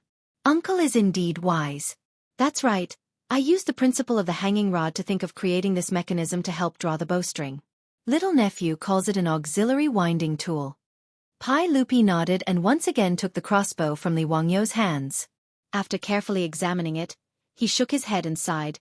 "This mechanism is very exquisite. It's a pity that it's too delicate. Moreover, it's made of well-tempered steel. It will be very difficult to promote this item in the military." Li Wangyu had to admit that Pai Lupi's insight was indeed unique. Yen Liben had already lamented about this problem. Although the auxiliary winding tool was useful, it wasn't easy to make and the cost was extremely high. Even if the Tang dynasty was flourishing, they still couldn't afford to use it on a large scale in the military. Li Wangyu didn't have any solution to this problem. After all, the auxiliary winding tool had to pull the bowstring of a few hundred caddies of tension. Naturally, it had to be very strong. Only by forging it with well-tempered steel could the bowstring be pulled without being twisted out of shape. "Your Majesty, the bravery of the Tang dynasty soldiers is unparalleled in the world. Even if we don't use this strong crossbow, What does it matter? Chang Yaojin shouted, unconvinced. Yuqi Jingda and the others also nodded. The strength of the Tang army lay in the powerful cavalry and the bows in their hands. These military leaders of the Tang dynasty didn't like crossbows. In comparison, the convenient bow was more useful for offense, while the crossbow was better for defense. Tang generals like Chu Chu were only thinking about how to go to war, expand the country's territory, and kill the enemy chieftain. Naturally, they had no interest in crossbows. Pai Lupi also knew the moral character of these generals under his command, so he just sighed and didn't say anything more. At least, he continued to fiddle with Li Wangyo's composite crossbow. Pai Lupi took a look at the crossbow's scope and recognized it as a special telescope.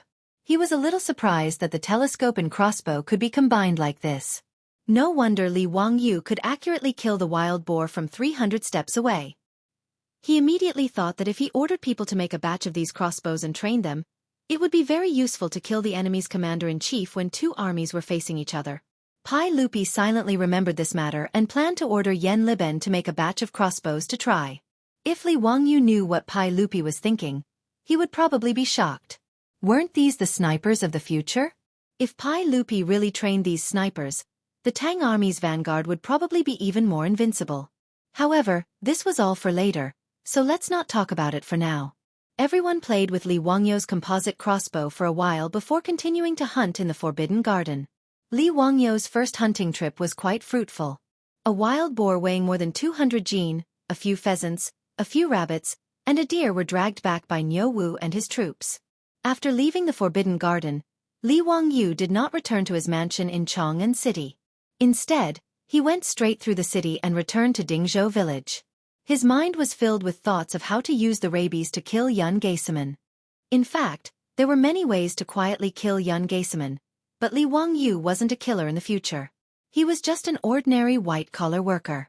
It was already very difficult for him to come up with the idea of using rabies to kill someone. Moreover, even if he had thought of using rabies, how to carry it out was still a problem. Sick dogs were easy to find, but how to make those sick dogs bite Yun Geiseman was not easy. Just from how this fellow had been able to use his saber to block that arrow from Chang'an City, one could tell that Yun Geiseman was extremely skilled in martial arts. Moreover, as the deputy envoy of Goguryeo, he always had guards accompanying him. How could those rabid dogs bite him so easily? Moreover, even if Yun Geiseman was bitten by a dog, he might not necessarily be infected with rabies. If this problem was not solved, how could he kill this fellow? Li Wangyu had no good solution to this problem, but he did not plan to discuss it with his beautiful boss. Even if Li Wangyu felt that he had not done anything wrong, he did not wish for his beautiful boss to know about this matter of attempting to kill someone else. After returning to the Dingzhou County Count's estate, Li Wangyu was just about to soak in the hot spring to relieve his fatigue when the old steward, Li Hang, walked in and reported, Lang Jun, the Dingyuan Prefectural Duke's estate has sent over 2 Kunlun slaves, saying that they are a gift to thank Lang Jun for the armor. Kunlun slaves? Li Wangyu was stunned, and then he recalled that when Pai Lupi and the other dukes were fighting to give him gifts in the Forbidden Park, the Dingyuan Prefectural Duke, Zhang Gongjin, seemed to have said that he wanted to give him 2 Kunlun slaves. Back then, there had been too many people who wanted to give gifts, so he had not paid much attention to it. He had only been thinking about Pai Lupi's Sasha Luzi. Now that Zhang Gongjin had really sent over these Kunlun slaves, Li Wangyu could not help but feel a little sick of it. Chapter 774. In later generations, men flaunted their wealth in luxury cars and watches. Of course, there were also pickled vegetables, tea eggs, and wuliangya. In the Tang dynasty, the most awesome 3 treasures were the Kunlun slaves, the Bodhisattva barbarians, and the Xinlua maids. The Bodhisattva barbarians came from the small countries around the Tang dynasty. Their names were no longer known. Li Wangyu only knew that these barbarian women dressed strangely. Their hair was combed up high, and they wore small golden hats and jade bracelets. They looked a bit like the Bodhisattva in the temple murals. Therefore, these beautiful barbarian women were called the Bodhisattva barbarians. For the nobles and princes in Chang'an, marrying such a concubine and bringing her out was a very glorious thing. The Xinlua maids were women from the Xinlua kingdom on the Korean peninsula. They were docile, well-behaved, and very obedient. Therefore, all the officials and nobles in the Tang dynasty were willing to buy a few Xinlua maids to serve them. In Li Wangyou's mansion, There were Xinlua maids among the maids bought by the old butler Li Hang. Because these maids came from the distant Xinlua and were well behaved, the price of the Xinlua maids was much more expensive than other maids. As for the Kunlun slaves, it did not only refer to black people. It was a general term used by the Tangs for people with black skin, including South Asians and Africans. These Kunlun slaves who were sold to Chong and were strong and could fight. They were the slaves that many playboys in Chong liked to take with them when they went out. From Li Wangyo's point of view, the so-called three treasures of Chong basically meant that Tyson would be his bodyguard, Fatty D would be his concubine, and Jean Taishi would be his maid. Well, thinking about it this way, it was indeed very ostentatious. In Chang'an City, Li Wangyu had seen many Kunlun slaves. Back then, the old housekeeper Li Hang had also wanted to buy a few Kunlun slaves for the mansion, but he did not manage to do so, which made him very regretful. In fact, for Li Wangyu, it was best if he could not buy them. He did not want to take a few black and hard people around Chang'an. Although Li Wangyu was not racist, he did not like black people. Especially after the incident in a university in Wuxia, he was really tired of those black people. Naturally, he did not want to keep any Kunlun slaves in his mansion. Therefore, Zhang Gongjin sent 2 Kunlun slaves as a return gift, which made Li Wangyu a little. In fact, Zhang Gongjin had good intentions. Although Kunlun slaves were not rare in Chang'an City, slaves from Africa or faraway India were also rare. After all, even Xuanzang had to go to India to get the true scripture. It would be even more difficult to transport these slaves. Therefore the price was price, and price. Due to the scarcity, most of the Kunlun slaves that were sold to Chang'an City were reserved by the nobles and nobles. It was difficult for ordinary people to buy them even if they had money. At least, the old housekeeper Li Hang was not able to buy a Kunlun slave. Although Li Wangyu did not like this gift, since it was given by Zhang Gongjin with good intentions, it would be inappropriate if he did not accept it. He could only wave his hand helplessly, indicating to Li Hang to accept them first and think of a way to deal with them later. At most, he could give them to Cheng Chumo and the other rich people. It was not a big deal. Li Wangyu did not care too much about this matter. He casually gave an order and went to soak in the hot spring. This guy was thinking about how to carry out this perfect murder. Why would he care about these trivial matters? He did not like the Kunlun slaves, so he would let Li Hang send them far away. It was not worth his effort. Soaking in the warm pool water, Li Wangyu closed his eyes and let the maidservants beside him massage his back. He was very comfortable. This person really did go from frugal to extravagant.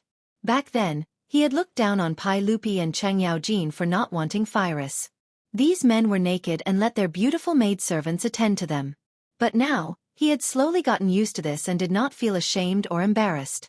As he enjoyed the soft massages from behind him, Li Wangyu pondered how to deal with Geisaman in the abyss of death.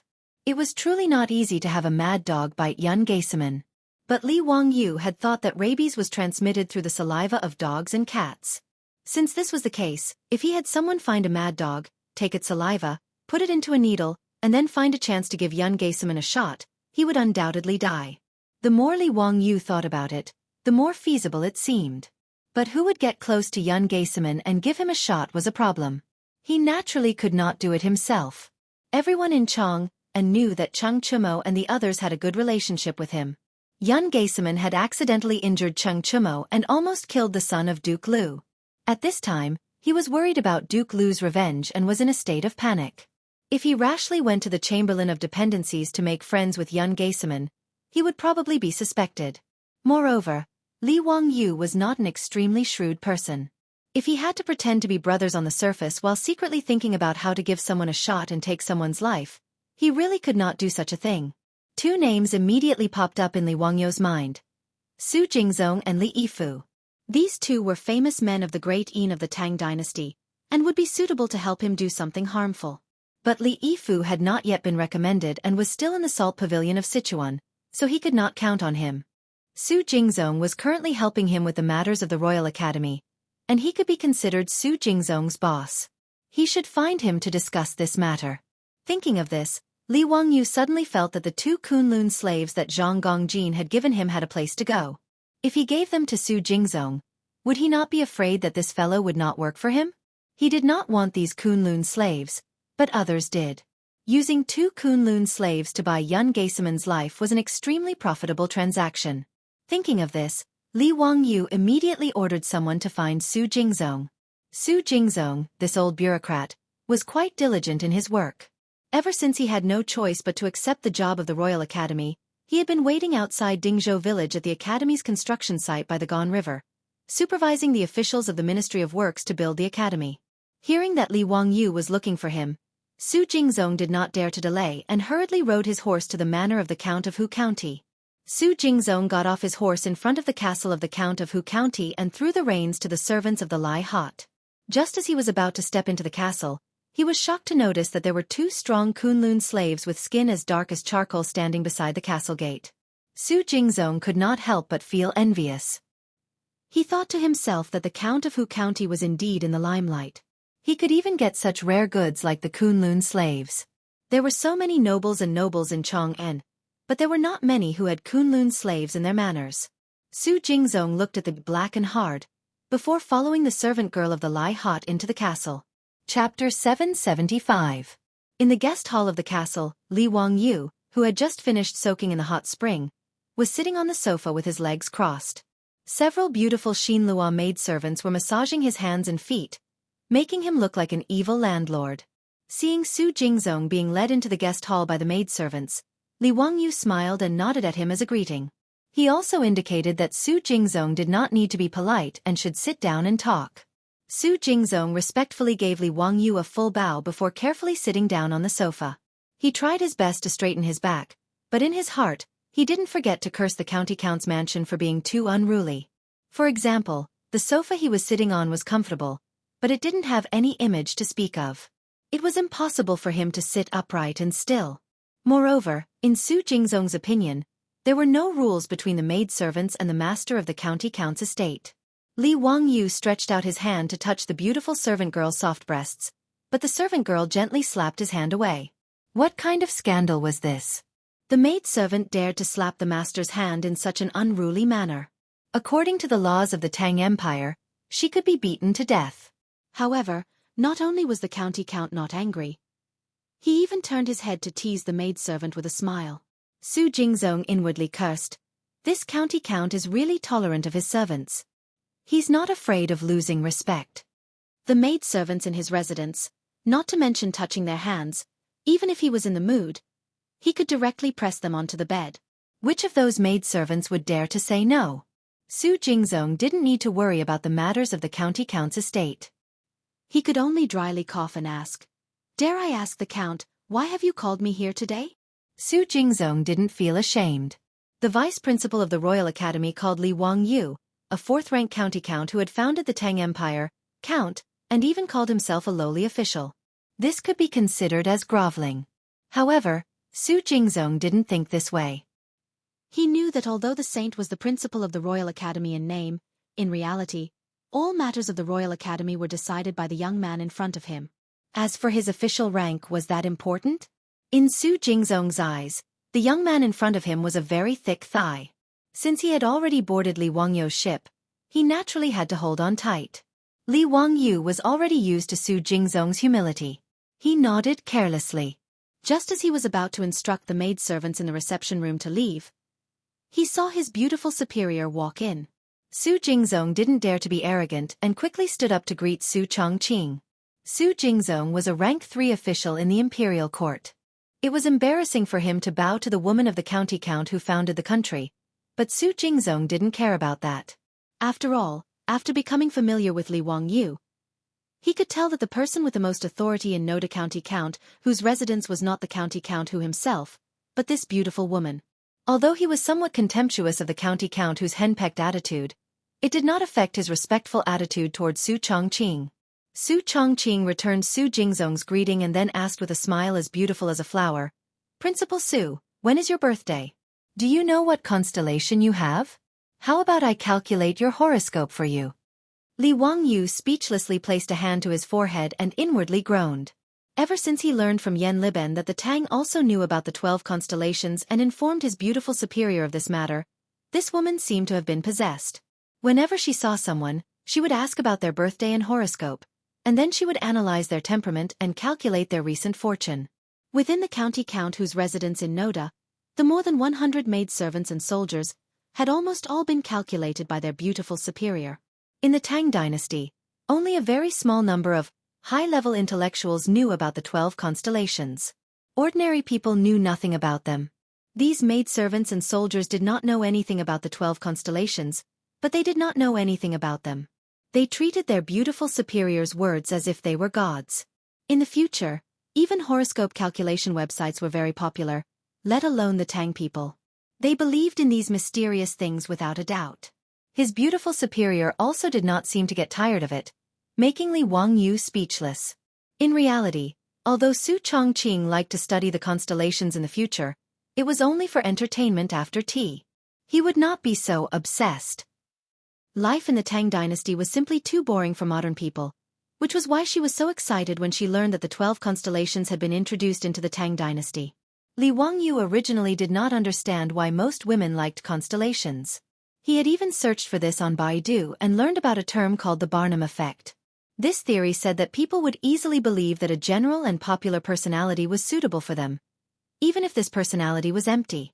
The description of the constellations was a very typical Barnum effect. And women were naturally prone to the Barnum effect.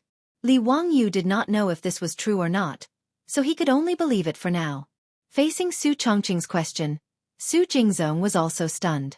He did not understand what she meant. After a while he replied, I was born in the 11th month of the lunar calendar. I know the 12 constellations. If I'm not wrong, I have the Scorpio life body. Su Chongqing immediately said, the Scorpio life body's guardian star is Pluto, so Scorpio constellation has a mysterious characteristic. It is energetic, jealous, possessive, and holds grudges. Its actions are not bad, but its opinions are lacking. But this year, Scorpio career is developing like a fish in water.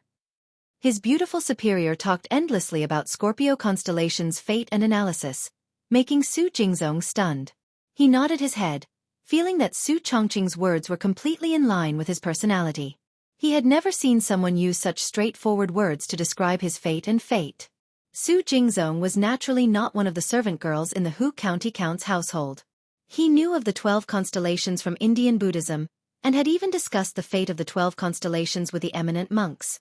But in Su Jingzong's view, the eminent monk who had discussed the 12 constellations with him was far less knowledgeable about the constellations than Su Chongqing, the wife of the Hu County Count. Su Jingzong's thoughts were not wrong, but in terms of knowledge about the constellations, the eminent monks were not as good as Su Chongqing. Of course, this was very normal. In the future, the study of astrology in the West had even become a professional course in universities. Although his beautiful superior was not that professional, compared to the ancient people from 1,000 years ago, there was probably no one in the world who understood the fate of the constellations better than her. Of course, Li Wangyu did not believe in the constellations at all. But if he could use this to fool the Tang people, it would be a wonderful thing. At the very least, he could not think of a way to make the stubborn Pai Lupi and Empress Zhang's son agree to let him marry his beautiful superior as his wife. He might as well try and see if the fate of the constellations could create some other opportunities for them. In any case, Li Wangyu would not accept marrying another woman as his wife. He could take in a few more concubines, but his wife had to be Su Chongqing. Since Pai Lupi and Empress Zhang's son emphasized so much about matching in terms of social status, if he could package Su Chongqing as the master of horoscope divination of the Tang dynasty, he might be able to make these two meddlesome in-laws agree. Thinking of this, Li Wangyu naturally smiled as he watched Su Chongqing trick Su Jingzong, treating it all as an experiment. Li Wangyu could see that Su Jingzong's experimental subject was surprisingly effective. As his beautiful superior spoke, the expression on Li Wangyu's face became increasingly solemn and respectful. Chapter 776. His beautiful superior's analysis of Scorpio's character and numerology had fooled Su Jingzong. Although Su Jingzong did not understand a lot of Su Chongqing's words, it did not affect him from understanding the general meaning. For example, what kind of planet was Pluto? Of course, Su Jingzong had never heard of it. This dwarf planet, which was invisible to the naked eye and was expelled from the solar system, was only officially discovered in 1930. If Su Jingzong knew about it, then he would be damned. But this did not prevent him from imagining the meaning in his own mind. Pluto, as the name suggests, must be the king of the netherworld. Pluto should be an unknown constellation that he did not know about. These things that Su Jingzong did not understand made him listen more carefully. It had to be said that there was a reason why the study of constellations in the future could attract a large number of fans. Not to mention that the Tang people originally believed in those mysterious things without a doubt. The constellation numerology that Su Chongqing talked about was the accumulated knowledge of the later generations over thousands of years. Naturally, Su Jingzong was stunned. Different from the servant girls in Lai Hot, Su Jingzong was not only a listener when Su Chongqing talked about the constellation numerology, but he also gave his own opinions from time to time. This made Su Chongqing more talkative. Li Wangyu naturally had no interest in these. He was about to yawn as he listened. He also did not understand why a top student from the University of Pennsylvania, the city's white-bone fairy, and the beautiful superior of a professional woman, would be so obsessed with constellations. But since his beautiful superior was interested, he naturally would not disturb her. He simply let the servant girl continue to massage him. He closed his eyes and leaned against the sofa to take a nap. When he woke up, he asked the servant girl next to him and found out that he had slept for almost 2 hours. And the constellation exchange meeting between his beautiful superior and Su Jingzong finally came to an end. Su Jingzong stood up again and respectfully bowed to Su Chongqing. "Thank you, Master Su, for clearing my doubts. It turns out that the constellation numerology is so profound. In the future, this Su will have to consult Grand Master Su. I hope that Grand Master Su will not be stingy with his guidance." Originally, Su Jingzong's attitude towards Su Chongqing was extremely respectful, but he only called her Lady Su because of Li Wangyu's face. At this moment, Su Jingzong changed his way of addressing Su Chongqing as Master Su, which surprised Li Wangyu. In the Tang dynasty, the term Great Master was not only used by the close eunuchs of the emperor to address the emperor, but it was also used by daughters-in-law to address their mother-in-law respectfully. In addition, there was another way to address women who were knowledgeable and learned. Of course, the pronunciations of these 3 great masters were different. The first 2 pronunciations were the same as in the future, and the Great Master Su, that Su Jingzong called Su Chongqing, had the same pronunciation as Great Aunt Su. Li Wangyu was wondering if Su Jingzong was flattering him. His beautiful superior casually talked about constellations. How could he have the nerve to call her Great Master? In history, women who could be called Great Masters were all people who left their names in the history books. Su Jingzong just listened to his beautiful superior talk about constellations for half a day and called her Great Master. Wasn't this a bit too shameless? Although with his beautiful superior's talent, there was probably no woman in the world who could compare to her. Chapter 777. Li Wangyu and Cheng Chumo's group of wastrels were so close that they were practically wearing the same pants. This was something that everyone in Chang'an knew. Moreover, Cheng Chumo had been accidentally injured this time, causing him to lose blood and go into shock. Even Zhang Baozong and Lu Shenwei were helpless. It was only after Li Wangyu gave him his blood that Cheng Chumo was pulled back from the gates of hell. This matter had spread like wildfire in Chang'an, and everyone knew about it. Su Jingzong didn't understand what Li Wangyu meant by asking this. The Count and the young Duke are as close as brothers. This lowly official heard that the young Duke lost too much blood this time. It was the Count who gave his blood to him to save the young Duke. Li Wangyu nodded, a pained expression on his face. General Su is right. Brother Chumo and I are as close as blood and flesh. He was injured by the Goguryeo deputy envoy for no reason. If I hadn't arrived in time, I'm afraid that we would have been separated by life and death. Every time I think of Brother Chumo's bloody appearance that day, I feel a heart-wrenching pain. Su Jingzong didn't know what to say and could only console him. Fortunately, Count's methods are heaven-defying and the young Duke is also very lucky. Only then did he manage to turn the situation around. Since the young Duke has survived, he will definitely have good fortune in the future. Li Wangyu shook his head. Although that's the case, I still feel that my heart is filled with unease. He stopped mid-sentence and stared at Su Jingzong as if waiting for him to say something. Su Jingzong's mind was filled with questions. He couldn't understand what Li Wangyu wanted to do. After pondering for a while, Su Jingzong asked with uncertainty, "Does Count want to help the young Duke vent his anger?" Li Wangyu slapped his thigh. As expected, General Su understands my intentions. I am very relieved that General Su can think this way. Then I will leave this matter to General Su. Su Jingzong was dumbfounded as if he had been struck by lightning. What did he say? How did it become his matter? Even Duke of Lu couldn't do anything about the Goguryeo ambassadors. So what could he do? This pool of water was obviously very deep. Su Jingzong had always been wise to protect himself, so how could he be willing to get involved? Li Wangyu naturally saw through Su Jingzong's thoughts. He deliberately showed a displeased look on his face. What? Is General Su unwilling to help me? Su Jingzong's face stiffened as he said embarrassedly, "It's not that I don't want to, but the saints said that this was an accident. Even Duke of Lu was helpless against the Goguryeo envoy, so how could a lowly official like me share Count's burdens? Wouldn't it be a sin if we delay your important matters?" Li Wangyu chuckled and said, "This matter is actually very simple. It's just that it's not convenient for me to make an appearance. That's why I asked for your help. It's not that I want to make things difficult for you." Even if Su Jingzong used his knees to think, he knew that what Li Wangyu wanted him to do was definitely not something simple. For a moment, he didn't know how to answer. Su Jingzong didn't want to be a busybody, but he was worried that he would leave a bad impression in Li Wangyu's heart. For a moment, he was in a dilemma. Li Wangyu naturally understood Su Jingzong's concerns. He straightforwardly threw out his bait. "General Su, have you seen the Kunlun slaves in my residence?" "Of course I have. Count, you were even able to obtain such rare goods. This humble official admires you. General Su also likes Kunlun slaves? Why don't you buy a few?" Su Jingzong smiled bitterly and said, "To tell you the truth, which of the hundreds of officials and nobles in Chang and doesn't want to keep a few Kunlun slaves? It's just that Kunlun slaves are too rare. Every year, there are only about 100 Kunlun slaves sold to Chang and through the trade route. They are basically divided among the 5 families, 7 families, and the princes and dukes. Even if I like them, I can't buy them." His answer was naturally within Li Wangyu's expectations. Therefore, this fellow was even happier. "General Su, if you can help me vent the anger in my heart, how about I give you a Kunlun slave?" Su Jingzong's eyes instantly widened.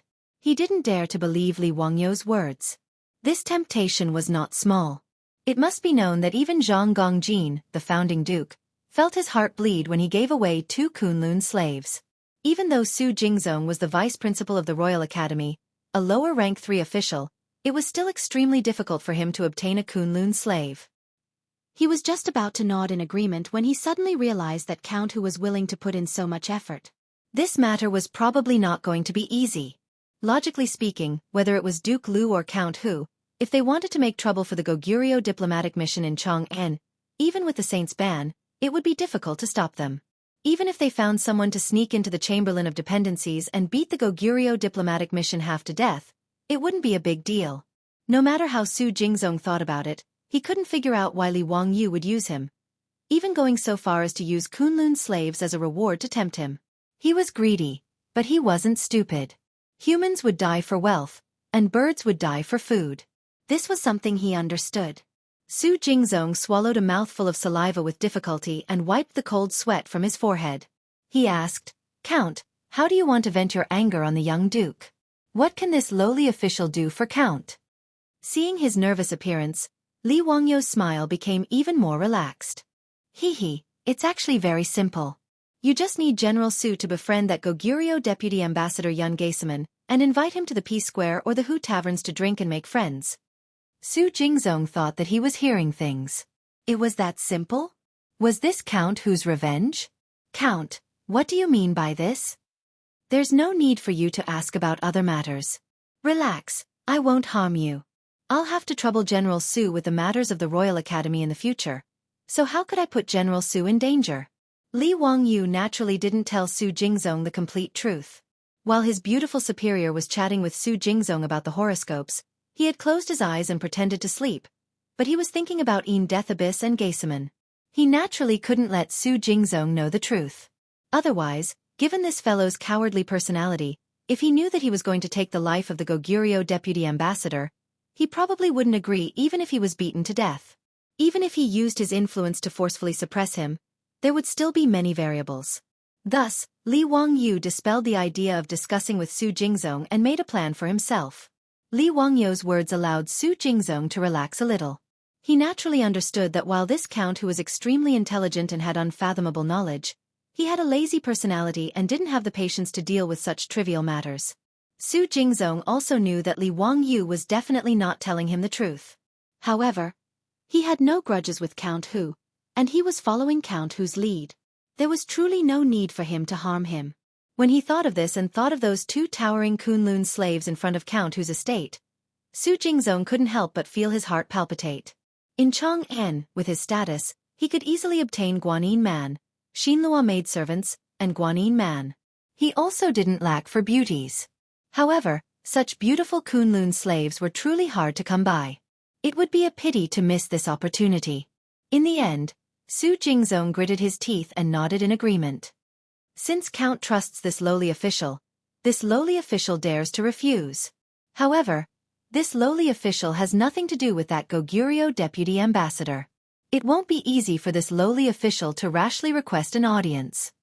Chapter 778. In response to Su Jingzong's question, Li Wangyu casually shrugged. Duke Su, this matter is simple. I've heard that Kunlun slaves are rare goods even in Goguryeo. I presume that Yun Gaesaman also likes them? Duke Su has the Kunlun slaves as a stepping stone. Are you afraid that you won't be able to get close to Yun Gaesaman? Su Jingzong was taken aback. Could the Kunlun slaves that Count Hu had given him be used as a stepping stone to get close to the Goguryeo deputy envoy called Yun Gaesaman?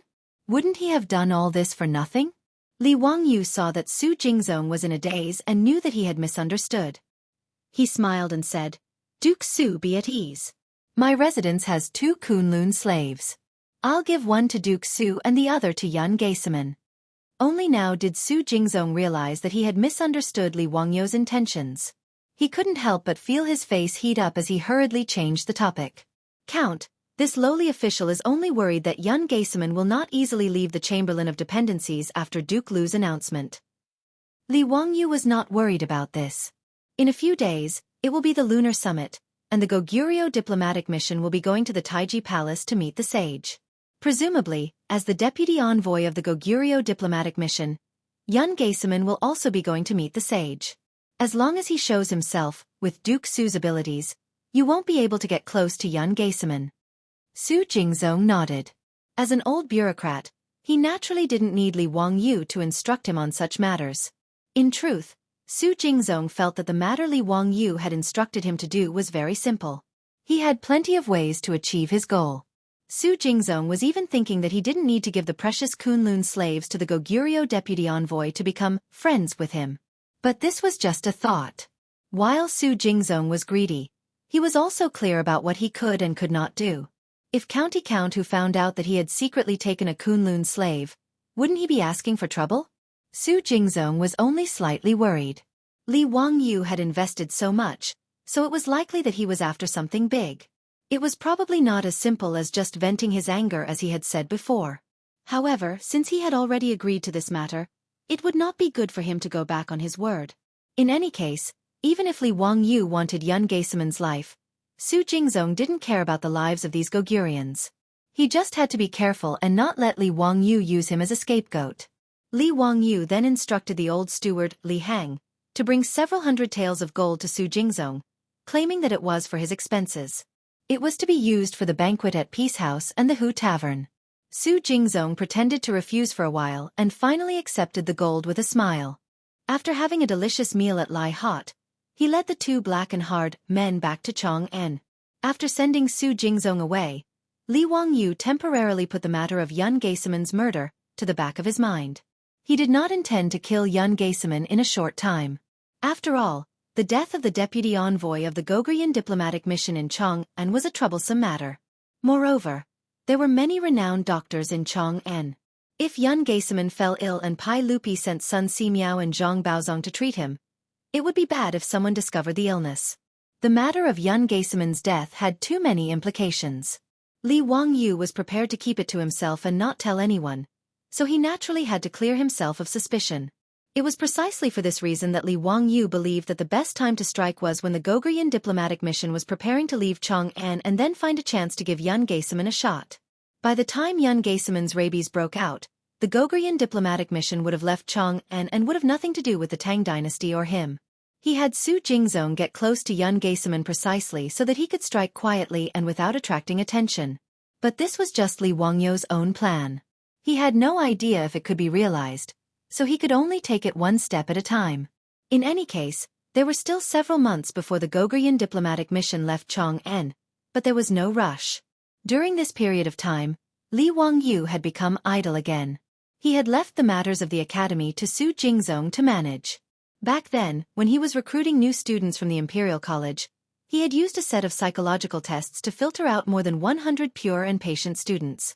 After a few months of training, these students would be able to join the academy and serve as teaching assistants to teach the children. But Li Wangyou, this lazy bum, didn't even want to do such a thing. He shamelessly threw this matter to his beautiful superior. In his words, his beautiful superior had often trained new employees in the company and was very experienced. In this regard, the beautiful boss just rolled her eyes at him, and then happily ran off to teach the group of rookies in the workplace. Li Wangyou couldn't help but secretly laugh at this. He naturally knew that his beautiful superior wouldn't refuse him. First of all, the beautiful boss was also bored. Although she was in charge of the Shun Phone Carriage Company, the underwear store, and other industries, the army of women she led had now grown up and managed those industries in an orderly manner. There was almost no need for her to personally go out and work every day. Recently, she had been spending more and more time at the county magistrate's estate in Dingzhou, and she had become more and more proficient at mahjong. Even Li Wangyou was no match for her. Moreover, to be able to train a bunch of rookies was an interesting matter for his beautiful superior. The Tang dynasty was a society where men reigned supreme. As a professional woman of the future, she was naturally very unhappy, but there was nothing she could do. Li Wangyou naturally understood the disappointment in his beautiful boss's heart, so he deliberately let her to train that group of scholars. To be able to give instructions to more than 100 Tang dynasty scholars was naturally a form of mental pressure for his beautiful superior. Li Wangyou didn't care whether those Tang dynasty scholars would be unhappy to be taught by a woman or not. Ever since Pai Lupi was prepared to personally become the president of the Royal Academy, and even the vice president was a lower third-rank official in the imperial court, the Royal Academy was no longer a grassroots organization. Those students who had left in anger because they thought that Li Wangyou had deliberately humiliated them were now regretting it so much that their intestines turned green. There were also countless scholars who wanted to enter the Royal Academy to teach. If Li Wangyou was willing, he could easily recruit 10 times the number of scholars, let alone 100. It was hard to find a 3-legged bastard, but there was no lack of 2-legged scholars. Moreover, the Tang dynasty's academy treated them well. Under such circumstances, if anyone dared to cause trouble because his beautiful superior was going to train them, Li Wangyou wouldn't mind making an example out of them and kicking them out. As a wife-protecting maniac, Li Wangyou dared to make his beautiful superior unhappy for the rest of his life. After throwing these troublesome matters out of the way, Li Wangyou was free again. Looking at the blonde beauty who was swaying in front of him every day, Li Wangyou couldn't help but ponder over the words his beautiful superior had said that day. Taking Aphrodite, who wasn't even 16 years old, into his room, was he too much of a beast? But compared to being worse than a beast, wasn't it acceptable to be a little more beastly? At this thought, Li Wangyou couldn't help but let his imagination run wild. He gritted his teeth, called Niu Wu, and rode straight to Chang'an City. Chapter 779. Li Wangyou had only gone to Chang'an for one thing, and that was to buy a piece of land. The purpose of buying land was, of course, to build the theater that he and his beautiful superior were planning. The theater was naturally for the performance, and the performance needed someone to manage it. That person was, of course, his beautiful blonde, Aphrodite. Then, a certain someone could openly take the blonde into his room. It had to be said that a man needed motivation to do something. It was not easy to buy a suitable piece of land in Noda's Chang'an City, but this was not a problem for someone of Li Wangyou's status. Lu Dehang and Cui Zhua went straight to Chang'an and Wanyan counties. Lu Dehang and Cui Zhua immediately ordered the officials of the county government to take out the files and maps, and found a few vacant plots of land for Li Wangyou to choose. Most of these were confiscated land by the county government. Li Wangyou could not help but laugh when he saw a house in Guangda Lane. He had an impression of this house. It seemed to be the house of the wealthy Luo Hui, who had been ordered by Ho Junji to arm wrestle with him and the other fops. After Luo Hui failed, he fled Chang'an City and his whereabouts were unknown. His house had been confiscated by Chang'an City and was ready to be sold. The location of this house was rather good. It was close to the bustling Xi city and was not small. Li Wangyu took a liking to this house at first glance. The backyard wall of Luo Hui's house was the wall adjacent to the Xi city. Li Wangyu pondered for a while and felt that he could open a door on this wall as the entrance to the theater in the future. Although the doors of houses could not be opened on the streets unless one was a third-rank official or above, Li Wangyu felt that it was not a big deal for him to go through the back door with Pai Lupi. Moreover, he wanted to build a theater and not a house, so it should not be a big problem. As an elegant art theater performance, the tickets were naturally not cheap. The target audience was of course the officials and aristocratic families of Chang'an City. The officials and aristocrats could not possibly go around Guangde Lane to watch the show, right? Guangde Lane did not have enough space for everyone to park their horses and carriages. Chui Ming House. How much is this house in Guangde Lane? I'm quite interested in this house. Chui Zhua smiled fawningly and said, County Count Hu, this house belongs to Luo Hui, who has no criminal record in the county. It's not worth much. If County Count Hu is interested, you can just give him a few tens of thousands. Li Wangyu naturally knew that Chui Zhua was trying to curry favor with him, but with his current net worth, he disdained to take advantage of such a situation. Luo Hui's house in Guangde Lane was in an excellent location. According to the current market price in Chang'an, it would not be less than 1,000,000 yuan, or even more. If he really only gave a few tens of thousands of dollars, it would not be worth it if someone caught him and impeached him in the future. I appreciate Chui Ming House's good intentions, but this house will be sold at the market price, Li Wangyu said calmly. Chui Zhua could only smile awkwardly.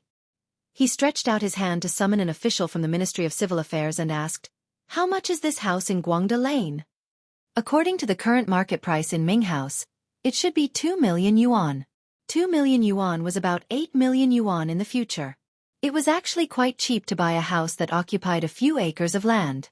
Li Wangyu could not help but curse the black-hearted developers in the future when he thought of the 100-square-meter house he bought with a loan of more than 2,000,000 yuan.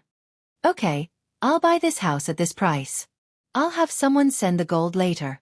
Li Wangyu did not hesitate at all and immediately made the decision. Chui Zhua nodded repeatedly. He did not care whether he received the money or not, and immediately ordered the official from the Ministry of Civil Affairs to process the title deed for Li Wangyu. Li Wangyu did not refuse. After all, he did not lack the money from Chang'an, so he did not hold back. After drinking 2 cups of tea with Chui Zhua, the official from the county government completed a series of procedures. The house that occupied a few acres of land in Guangde Lane was now Li Wangyu's property. After receiving the title deed, which was still wet with ink, Li Wangyu smiled at Chui Zhua and said, Chui Ming House, I don't need to trouble you for one thing. I'll have to trouble you to find some craftsmen to demolish the house for me. Ah, demolish? Li Wangyu's words stunned Chui Zhua. He had also seen Luo Hui's house. It was beautifully renovated, and the carved beams and painted rafters had been put in a lot of money. In his opinion, although the house was only a civilian house, it did not match Li Wangyu's status as the county earl who founded the country. However, he could just find some craftsmen to renovate and expand it. Why did he have to demolish it? That would be too extravagant. Li Wangyu smiled and said, I don't intend to use this land for living. Naturally, I have to demolish it and rebuild it. Chui Zhua asked cautiously, May I ask, what do you plan to build? Is there anything I can do to help? Haha, nothing much.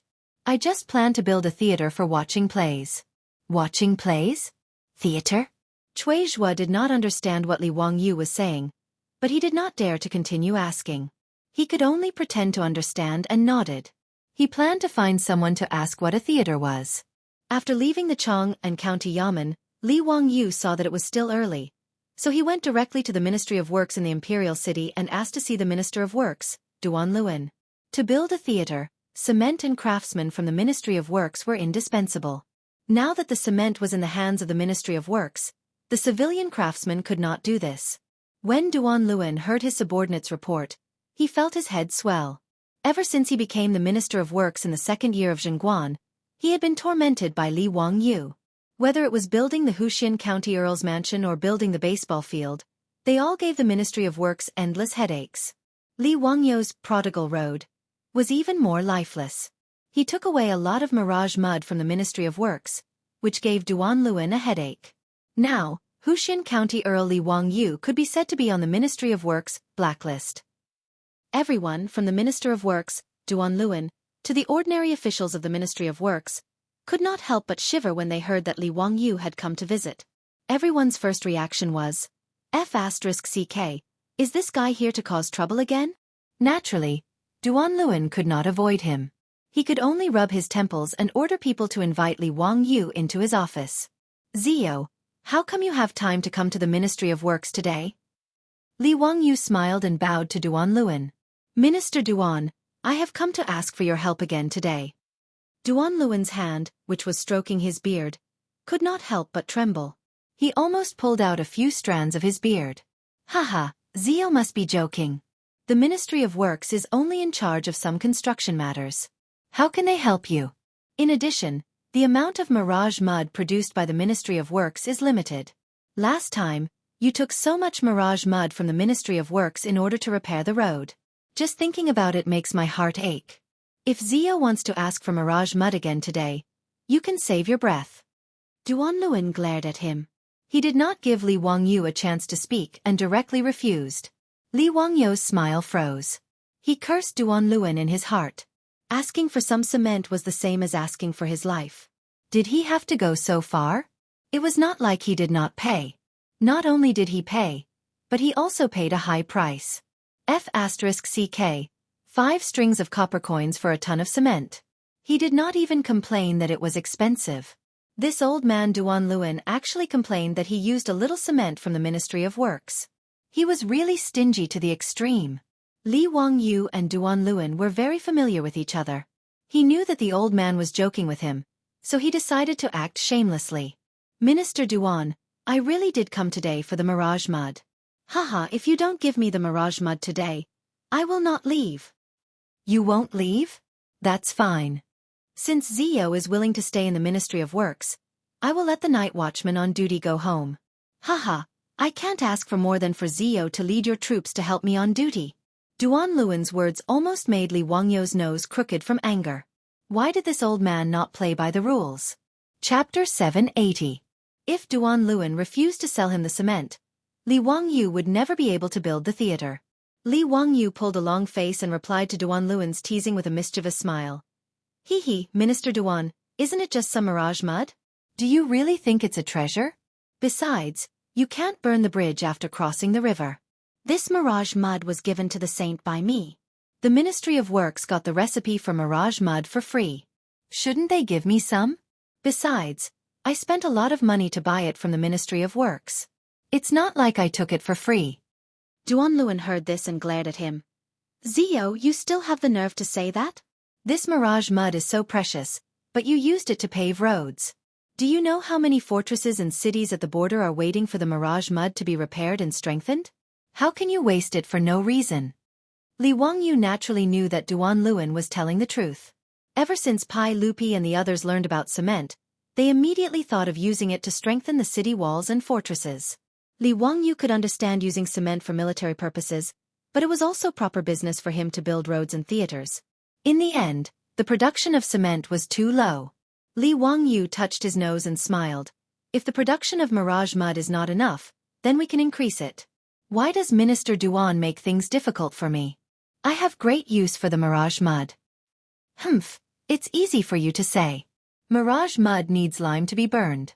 Now that the production of lime is not enough, how can it be easy to increase the production? When Li Wangyu heard Duan Luan's words, he couldn't help but think of the undiscovered lime mines in Hu County. Originally, he wanted to monopolize the lime mines, but there were too many things to do, so he completely forgot about it. After thinking about the many troubles of opening the mines himself, Li Wangyu, a lazy person, simply gave up on this idea. It seemed that he had to take the old path, which was to cooperate with others and let them manage the lime mines while he waited for the profits. However, he did not want to be a partner in this business with Pai Lupi. Should he ask Pai Lupi to sell the lime to the Ministry of Works? Wasn't this taking money out of his own pocket? Li Wangyu thought about it. Why not take care of Cheng Yaojin and those old hooligans? Qin Qiong, Yuqi Jingda, Chai Shao, these dukes could also be pulled in for a share.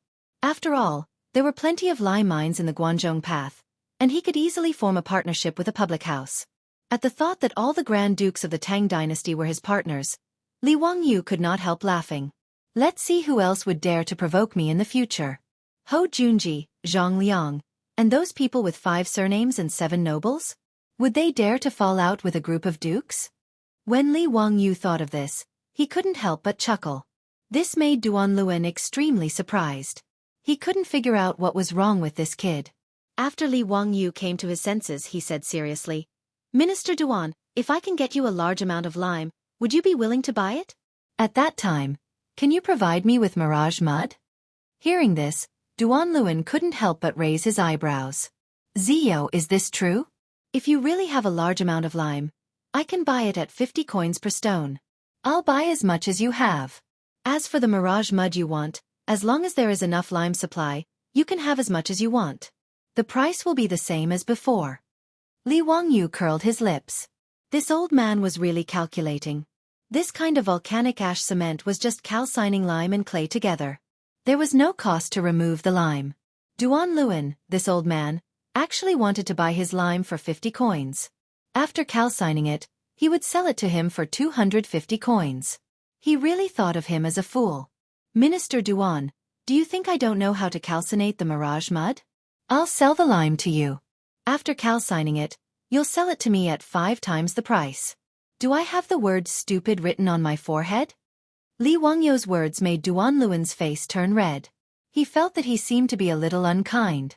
"Haha, Zio, what are you talking about? I was wrong just now. As long as you have enough lime supply, the Ministry of Works won't make any money from you. We'll supply you at 60 coins per stone." Li Wangyu nodded with satisfaction. "Minister Duan, it's a deal." "Zio, when can you start to supply the Ministry of Works with lime? I won't hide it from you. The sage has been urging us to increase the production of mirage mud. Now that the imperial court has seen the usefulness of mirage mud, it's in urgent need everywhere. Zio, the mirage mud you made is really a treasure that benefits the country and the people. Speaking of which, I have to thank you for being the Minister of Works." Duan smiled amiably and was very amiable. Li Wangyu silently rolled his eyes. He thought that Duan, this old man, said nice words. In the end, when he wanted to get some cement from the Ministry of Works, this old man blew his beard and glared at him, refusing in every way possible. It was as if he had gone to his house to rob him. When Li Wangyu heard that he could supply lime, he immediately changed his face. This made Li Wangyu wonder if this old man had learned the Sichuan opera's face-changing skills. Bah, in the Tang dynasty, from Pai Lupi to these high officials in the imperial court, none of them were good people. They only knew how to bully an honest person like him. However, whether it was Duan or the bad-tempered Wei Zhang, they were very much to Li Wangyu's liking. This group of lovable and hateful officials of the Tang dynasty. "Minister Duan, there's no rush for lime. Hee, the mine hasn't been opened yet. As for the mirage mud, this nephew needs it urgently. How about you give me 1,000 stones first?" When Duan heard this, the smile on his face disappeared. He glared at Li Wangyu. "Zio, are you here to make fun of me? The mine hasn't even been opened yet and you dare to say that you can supply lime to the Ministry of Works? Do you think this old man is stupid? How can I be fooled by a brat like you?" Li Wangyu was speechless. Why did this old man change his face faster than flipping a book? "Minister Duan, how can this nephew deceive you? 1 month. This nephew guarantees that in 1 month, the Ministry of Works will be able to start steadily supplying lime." Really? How much can it be? How could Li Wangyu know how much lime could be produced from those mines? In the future it was mechanized mining. In the Tang dynasty, it was all manual labor. He didn't dare to guarantee the output. "Well, I think I can still guarantee 10,000 stones a month." Li Wangyu pondered for a moment and replied. 10,000 stones, that's 500 tons. If he cooperated with Cheng Yaojin and opened a few more mines at the same time, it shouldn't be a problem, right? Good. Then this old man will believe you this time. Come, let's make an oath. In 1 month, if this old man doesn't see lime, don't blame this old man for finding a saint to judge. Li Wangyu nodded straightforwardly. He clapped hands with Duan and settled on the supply of lime in a month. Duan Luan also straightforwardly summoned the officials of the Ministry of Works and told County Count Hu that if he needed it, he could give 1,000 stones of mirage mud. Li Wangyu thanked Duan Luan again and again before leaving the Ministry of Works. Seeing that it was getting late, Li Wangyu estimated that he wouldn't have time to go back to Zhou village today. He sent one of his troops back to report. He called Niu Wu and led his troops. Holding the mentality that the wind was blowing and the water was cold, he went to kill his way to Duke Lu's residence. Chapter 781. Ever since he rescued Cheng Chumo, Li Wangyu had been avoiding the Duke Lu residence and the old hooligan Chang Yaojin. Usually, if it was not necessary, he would never pass by the Duke Lu residence. He would rather take a detour than pass by the old hooligan's residence. Saving other people was one thing, but saving the old hooligan's eldest son, the only way to thank him was to drink himself to death. It was as if he was not drunk and unconscious, Cheng Yaojin was not grateful enough. Li Wangyu had long been too lazy to complain about the old hooligan's way of doing things. Today, if it were not for the lime mine, Li Wangyu would not walk into a trap. Wahahaha, boy, you are finally willing to come. Come, prepare the food and wine. Today we are not going home until we are drunk. Li Wangyu and his party had just stepped into the Duke Lu residence when Cheng Yaojin's hoarse voice resounded throughout the residence. Rubbing his temples, Li Wangyu carelessly bowed to Cheng Yaojin. Uncle Cheng, the matter of drinking is not urgent. Today, this nephew has something good to discuss with Uncle Cheng. Cheng Yaojin's eyes lit up. Which gambling house do you want to bet with? Last time I bet with you, boy. I won until old man Shui's eyes turned green. Wahahaha, it was very satisfying. Li Wangyu was speechless. This old thing, winning money from his father-in-law, was still so happy. What was even more shameless was that after winning the gold, he did not know how to share it with him. Uncle Cheng, this nephew came today not to bet, but to cooperate with Uncle to open a mine. Open a mine? What mine? Gold mine or copper mine? Lime mine. Cheng Yaojin was stunned, then reacted.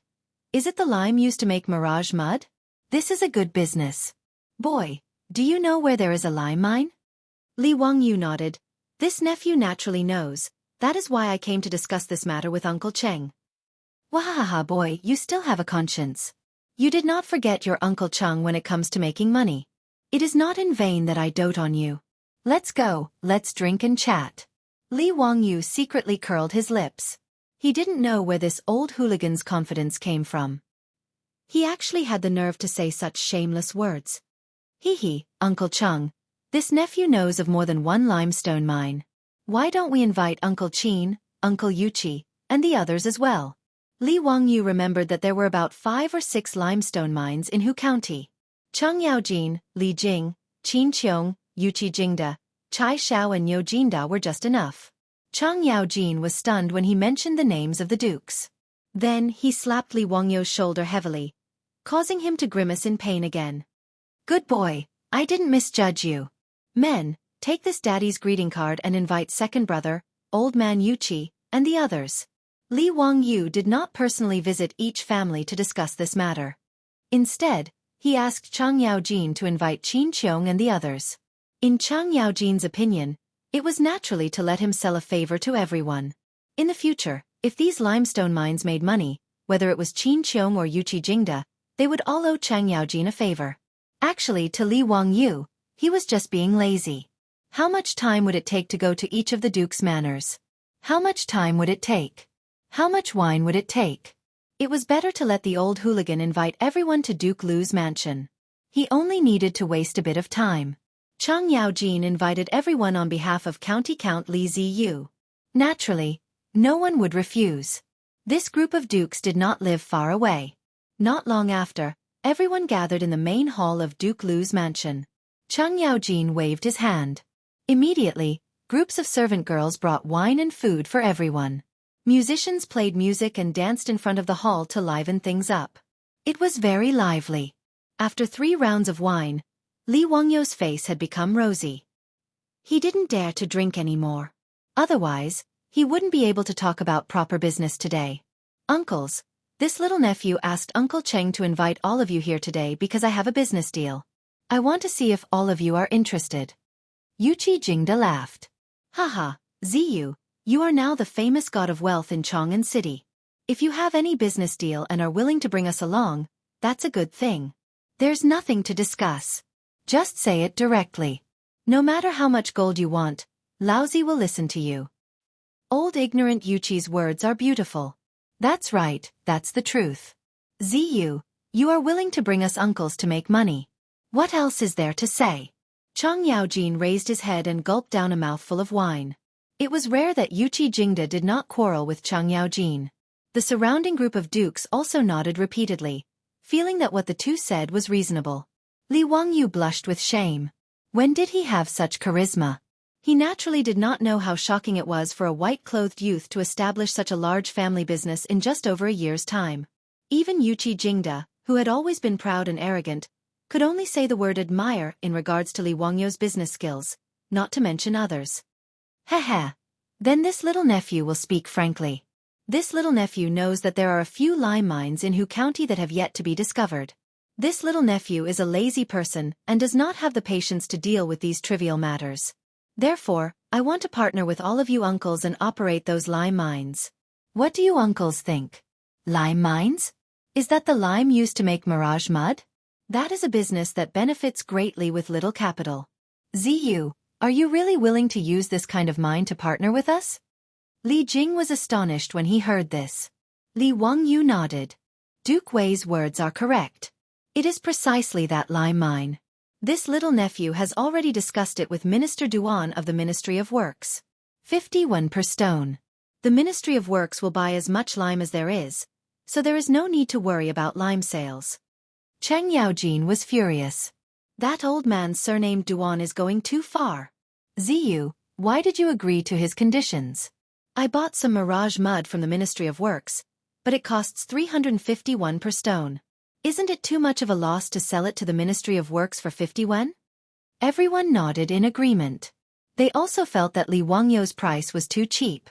Li Wangyu said with a smile, Uncles, mirage mud is expensive because the lime is transported from afar. This little nephew has inquired before. The lime used by the Ministry of Works costs 101 per stone. The lime mine that this little nephew knows of is in Hu County, only a few dozen li away from Chang'an. It is very convenient to transport it. 51 per stone seems cheap, but from now on, the Ministry of Works can only use the lime produced by our mines. This is a monopoly business. Uncles, you must not underestimate the profits involved. Duan Luan had offered to sell lime to the Ministry of Works for 51 per stone. He was just waiting for Li Wangyu to haggle over the price. The price in his heart was 101 per stone. Duan Luan did not expect that the always shrewd Li Wangyu would agree to it. This shocked him greatly. How could he have known that Li Wangyu was thinking about monopolizing the supply of lime? His appetite was quite big. Li Wangyu's words made Chang Yaojin and the others ponder for a while. In the end, they slapped their thighs. Ziyu, you little brat. You are indeed full of cunning ideas. Fine, we will do as you say. How are we going to share this lime mine? You should give us an explanation. We will listen to you. Chapter 1041. However, Lin Yuan had already seen it. There were already some greedy demonic beasts eyeing the gathering place of the Yun Nation's tiger soldiers. Lin Yuan didn't doubt the professionalism of the Yun Nation's tiger soldiers. Whether it was the selection of a hidden gathering place, the timing of the attack, or even the psychological suppression of the northern frontier troops, they were all very experienced. If Lin Yuan hadn't spoken, they could have even gotten rid of Li Zhongxing, the commander of the army, in advance before the war officially started. However, this army, Lin Yuan directly pronounced a death sentence. Veterans and generals were the precious wealth of an army. The more famous the army, the more it needed an unparalleled general to lead it. The Weiwu army, which was similar to the Yun Nation's tiger soldiers, had completely declined after losing a large number of veterans due to a series of strategic mistakes made by the Wei Nation. The source of soldiers and equipment were indeed important factors in forming a strong army. However, there was an old saying in Lin Yuan's previous life that said, having an old man at home is like having a treasure. This saying was also applicable in the army. Perhaps after reaching a certain age, the veterans would no longer be as brave as the recruits. However, they had rich combat experience and knew when to make the right decision. When there were enough veterans, they didn't even need the general to give them orders. They would act on their own and bring about a glorious victory. Even if they lost the battle, There wouldn't be any major problems because the experienced veterans would always be able to lead the recruits and survive. However, the Yun nation's tiger soldiers didn't have a general with a keen sense of smell or experienced veterans. The reason why they could become the Chuyun dynasty's trump card army was firstly because of the terrain advantage of the Chuyun dynasty. Secondly, they rarely clashed head-on with other armies. Although the Chuyun tiger soldiers had rich combat experience, they didn't have generals and veterans. They couldn't apply their combat experience flexibly. If they did things according to the book, it would lead to the current situation. Just like this? Waiting to attack the northern frontier troops at night? Once the sky darkened, most of the demonic beasts in the vicinity would definitely gather. By then, it would be hard to say who would be the prey. Even if the Yun nation's tiger soldiers were good at fighting in mountainous areas, there were still differences between different mountainous areas. The terrain of the Hengduan mountain range was complicated.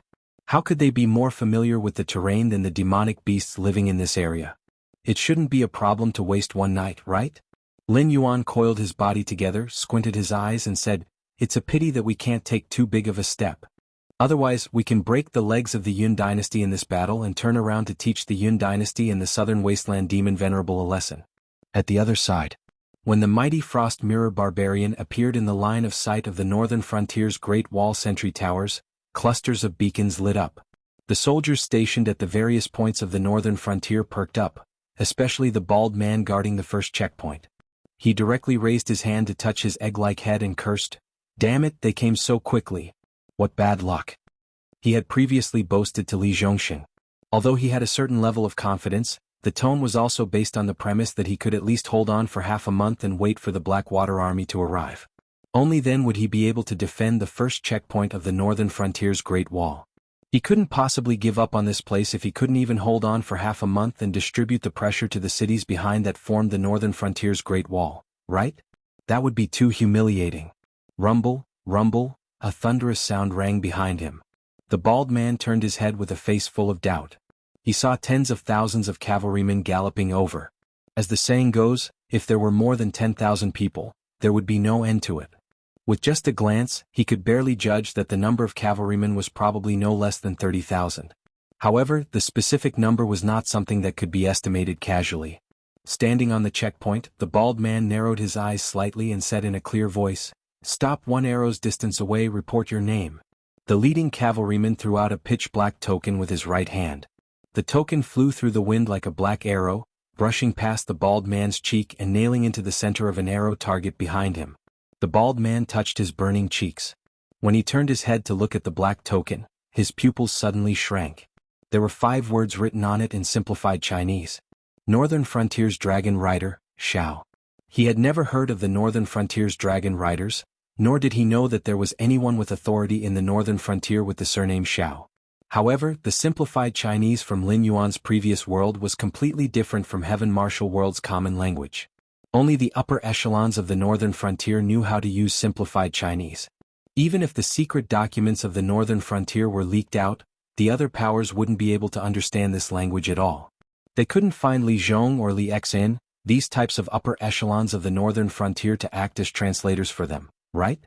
Otherwise, would they find someone like Li Zhongxing who led an army by himself? Even if it was him, it was only because he was entrusted with an important task by Li Zhongxing that he was able to learn the simplified Chinese dictionary. Wasn't that just wishful thinking? Switch. The officer surnamed Zhao's words were concise and comprehensive, as if he didn't have any intention of communicating with the bald man. But outside the pass, the bald man opened his mouth, but before he could finish speaking, his pupils abruptly contracted. His sharp battle sense made him realize that something wasn't right. Of course, he wasn't suspecting the officer's surname Xiao. After all, there weren't many people who knew about the existence of simplified Chinese and had this type of command tablet. Among the upper echelons of the Northern Frontier, he knew that only Li Zhongxing, this type of commander who led an army by himself, had one. And Li Zhong seemed to call this command tablet Tiger Tally? Right, it was the Tiger Tally. It was unknown when the Northern Frontier Army had an additional rule, and that was that they only recognized the Tiger Tally and not the person. In other words, right now, apart from the Dragon King, all of the commanders in the Northern Frontier who led an army by themselves couldn't mobilize the soldiers under their command without the Tiger Tally. He only suddenly realized that this battle at the Northern Frontier's Great Wall might not be as simple as a simple defensive battle. When did the northern frontier train a cavalry unit? Why didn't this cavalry unit show up in the battle against the Sky Demon? Why did they choose to quietly appear at the northern frontier's Great Wall at this time? Switch.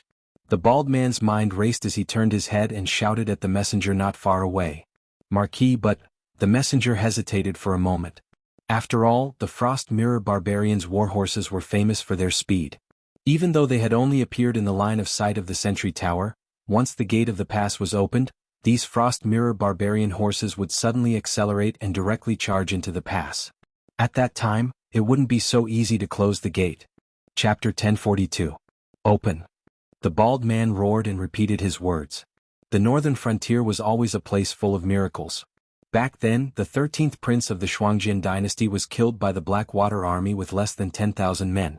Now, this unknown northern frontier dragon cavalry was going to challenge the Frost Mirror Grasslands army of hundreds of thousands with only 30,000 men. It was simply crazy. However, how could the northern frontier only produce miracles once or twice? Which northern frontier citizen didn't believe that the Dragon King could create miracles time and time again? The gates on both sides of the pass slowly opened. The officer surnamed Xiao reached out and adjusted his helmet.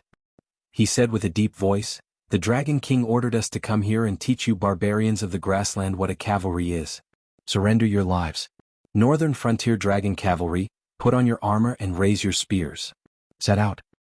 Spears in hand, follow me. Kill the barbarian dogs, set the grassland." The cavalry behind the officer surnamed Xiao raised the thick spears in their hands one after another. They roared and charged forward. They charged out of the pass that wasn't that wide. They didn't feel the slightest bit of weakness. The 30,000 men directly crashed into the hundreds of thousands of Frost Mirror Barbarian soldiers. That kind of feeling didn't feel like they were fighting with fewer men.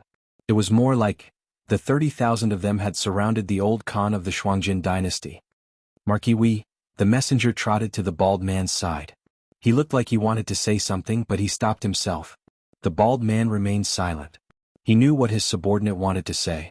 Even if these 30,000 cavalrymen were aggressive, the disparity in numbers was too great. This was especially true in a cavalry battle. If they were light cavalry or archers, it would be fine as long as they roamed near the enemy's main force and continuously launched effective attacks. They would be able to reap the rewards. However, the problem was that these northern frontier dragon cavalry, the bald man had lived for more than 40 years, but he had never seen this kind of cavalry. Their entire bodies were wrapped in pitch-black heavy armor. Even their helmets were covered helmets. There was a sharp protrusion at the bridge of their noses that looked like a small spearhead. Even though he didn't recognize the metal used to make these helmets, he could tell that the sharp protrusion could really be used as a weapon. If someone wearing these helmets used a headbutt, they might be able to directly pierce through the enemy's head. The eye part of the helmet that protruded upwards was a horizontal piece of steel. There were vertical holes that were chiseled into it. Even though it would affect a portion of their vision, there wouldn't be any problems if they were only charging. From another perspective, this helmet design.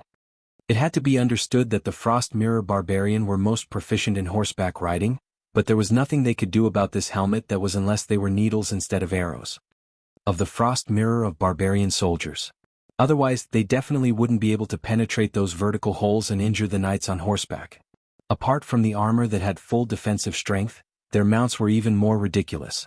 They were wrapped even more tightly than the knights on horseback. The hanging chain armor perfectly protected their legs without affecting their running. Their eyes were also covered. They were completely controlled by the knights on horseback. What was even more ridiculous was that not a single one of these mounts were normal beasts. There weren't even any hybrid beasts. They were all different types of demonic beasts. Tigers and leopards weren't rare. Of course, there were even more demonic beasts that looked like horses. Even without mentioning the armor on the outside, just the fact that all of the mounts were demonic beasts was already something that the Frost Mirror warhorses that only had the bloodline of demonic beasts couldn't compare to. Therefore, from the beginning of the establishment of this cavalry, there was only one purpose: to charge forward until they died. With such heavy equipment, the requirements for both the knights and the demonic beasts were not low. It was fine for them to charge forward, but it was simply impossible for them to be as agile as light cavalry on the battlefield. It wasn't that they couldn't turn, but the speed would be very slow. Once they increased their speed, they might lose their center of gravity and fall. It was hard to say what would happen to the demonic beasts, but the weight of the demonic beasts and the armor would probably crush one of the knights' legs in an instant. It wasn't that the Shuangjin dynasty didn't have heavy cavalry, but whose heavy cavalry was this ridiculous? If the transmigrators from Lin Yuan's previous life saw this scene, they would probably complain, "That's not a heavy cavalry. They might as well be tanks." Let's see how the battle goes first. The bald man thought about it for a moment, but in the end he still clenched his teeth and said this. He didn't know how strong the Northern Frontier's dragon cavalry were, but this type of action of directly closing the gate as soon as they came out of seclusion was definitely not a problem from a strategic point of view. After all, it was the Northern Frontier's dragon cavalry that came out of seclusion to seek battle, not him. Moreover, they had their own mission, so no matter how he thought about it, they shouldn't choose to give up on the advantage of the past just because of their allies' frivolity, right? However, closing the gate at this type of time was simply not giving these allies any chance to back out. It was no different from stabbing them in the back. In all fairness, there wasn't a single soldier with a bottom line that was willing to do this type of thing. Meanwhile, at the same time, the old man named Tuachuo Buhua Shuangjian was even more furious. He admitted that the Northern Frontier was an extremely strange place, so when the officer surnamed Xiao didn't suppress his voice and instead used his astral energy to amplify it, he was truly given a fright. He thought that the Northern Frontier had long prepared a large army to ambush him, but when he looked carefully, he saw that there were only several tens of thousands of strangely dressed cavalry that came out of the pass. From the expressions of the soldiers guarding the pass, it seemed like they were going to close the gate at any moment. Damn, these cavalry that didn't even trust their own people threatened to take his life, and even told him what cavalry was. Wasn't this just too ridiculous? He was Tuachuo Buhua, the great chief of the Bloodstream tribe, the conqueror and protector of the Frost Mirror Plains. Even if it was Yan Xingqi. Regardless of whether or not Yan Xingqi was stabbed in the back by Lei Qiuxing, he still used an army of slaves and criminals to stop Yan Xingqi. Using the evaluations of the other imperial dynasties, he was definitely in existence on the level of a famous general. Wolf pups, these two-legged sheep of the Northern Frontier are looking down on us, the warriors of the grassland. The old Khan growled with a gloomy look in his eyes. Who will fight for me and kill these strange cavalry? I will let him be the first one to charge into Shunning City and loot the wealth. Hurrah! A chief of the Frost Mirror tribe who was wearing a wolf fur cloak rode out and said, "The 80,000 men of the Pleasure Escape tribe are willing to share the burden of the great Khan." Agreed. The old Khan's eyes were cold and gloomy as he said with a cold voice, "Tuachuo, remember, you must win this battle. If you return in defeat, I will remove the name of your Pleasure Escape tribe from the Frost Mirror Plains." "Ah, don't worry, great Khan. They are just a bunch of pups who don't even know how to ride a horse." Tuachuo laughed and rode out of the army while roaring, "Men of the Pleasure Escape tribe, follow me into battle." Chapter 1043. Even among the many tribes in the Frost Mirror Prairie, Tuahuan was in existence known for his bravery. After all, his father hadn't died yet he had already established a small tribe on his own. Not counting the old, weak women, children, and slaves, just the Joy tribe alone had close to 200,000 control warriors. They were even more powerful than some of the Frost Mirror Khan's sons. Most importantly, Tuahuan wasn't just one of the Frost Mirror Prairie's Khans, he was also an absolute loyalist. He had a deep friendship with the Third Prince and had done many things for the Third Prince. He also had many common topics with the 13th Prince. The two often went hunting monsters in the prairie near the Hengduan Mountains so they could be considered good friends. Therefore, no matter who the next Frost Mirror Khan was, Tuahuan would definitely be the winner. Whether it was in terms of bravery or intelligence, Tuahuan was the best of the younger generation in the Frost Mirror Prairie. That was why when Tuahuan asked to join the battle, the old Khan was still quite relieved. After all, Tuahuan was already known as the enemy of 10,000 back in the prairie. This time he even brought 80,000 control warriors with him to plunder the Northern Frontier. With close to double the military strength, there was no way he would lose. Raise your spears. Maintain the formation. Charge. Command after command came out from the general surnamed Xiao.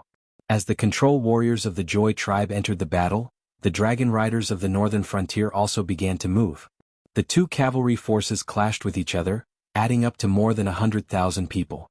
The rumbling sound of the horses' hooves could no longer be described as thunder. The bald man who was watching the battle from the top of the mountain pass could even feel the mountain pass beneath his feet trembling. For a moment he even had the illusion that the mountain pass would collapse at any moment. The dragon riders of the Northern Frontier completely ignored the arrows fired by the Joy tribe cavalry. When they were 5,000 steps away, these riders all lowered their bodies. One of their hands held onto their lances while the other pulled out black crossbows from their waists. They slowly aimed at the Joy tribe cavalry in front of them and slowly lowered the crossbows. That is. The bald man's eyes were bloodshot, as if he had seen something inconceivable. He recognized the black crossbow. It was a new war weapon created by the Ministry of Works based on the ideas provided by the Dragon King. It was named the Divine Mechanical Crossbow, and it had a range of over 8,000 paces. It could be activated by pressing the button, and it could instantly shoot out close to 100 crossbow bolts with extremely strong penetrative power. Furthermore, after firing all the bolts in the crossbow, it only needed to be replaced with a new crossbow to be able to fire a second round of shots. It could be called a killing machine on the battlefield. Even Li Zhongxing, a general who led an army by himself, could not get many of them from the Ministry of Works. Crossbowmen in the southern expedition were treated like the lifeblood of the crossbowmen. But this strange cavalry, each of them had a crossbow? The divine mechanical crossbows roared and shot out bolts. Leading over 80,000 players, Joy watched as the enemy simply ignored her arrows. Even when her arrows struck the enemy, they simply bounced to the side. Not to mention dealing any damage, they didn't even cause any hindrance to the enemy. Then she watched as the enemy took out a crossbow. This was the last scene Tu Huan saw. The 80,000-strong Joy division was completely routed before they could inflict any casualties on the enemy. Or perhaps it could be said that the Joy division and their horses were forced back by the concentrated crossbow bolts. If not for the enemy still charging, the Joy division would instead be further and further away from the enemy. The instant the enemy escaped from the crossbow, Joy division was directly blasted into a pile of mush. Put away the crossbows. Speed up. The voice of the officer surnamed Xiao sounded on the battlefield again. Immediately afterwards, all of the northern frontier dragon riders moved in unison, almost instantly putting away the divine mechanical crossbows on their backs. They adjusted their posture on their horses and gripped their lances with both hands. The heavy armored mounts under them even more so suddenly erupted with speed that was not inferior to the light cavalry. Even though this speed was only limited to charging, the pressure of running into a steel wall wasn't something anyone could endure.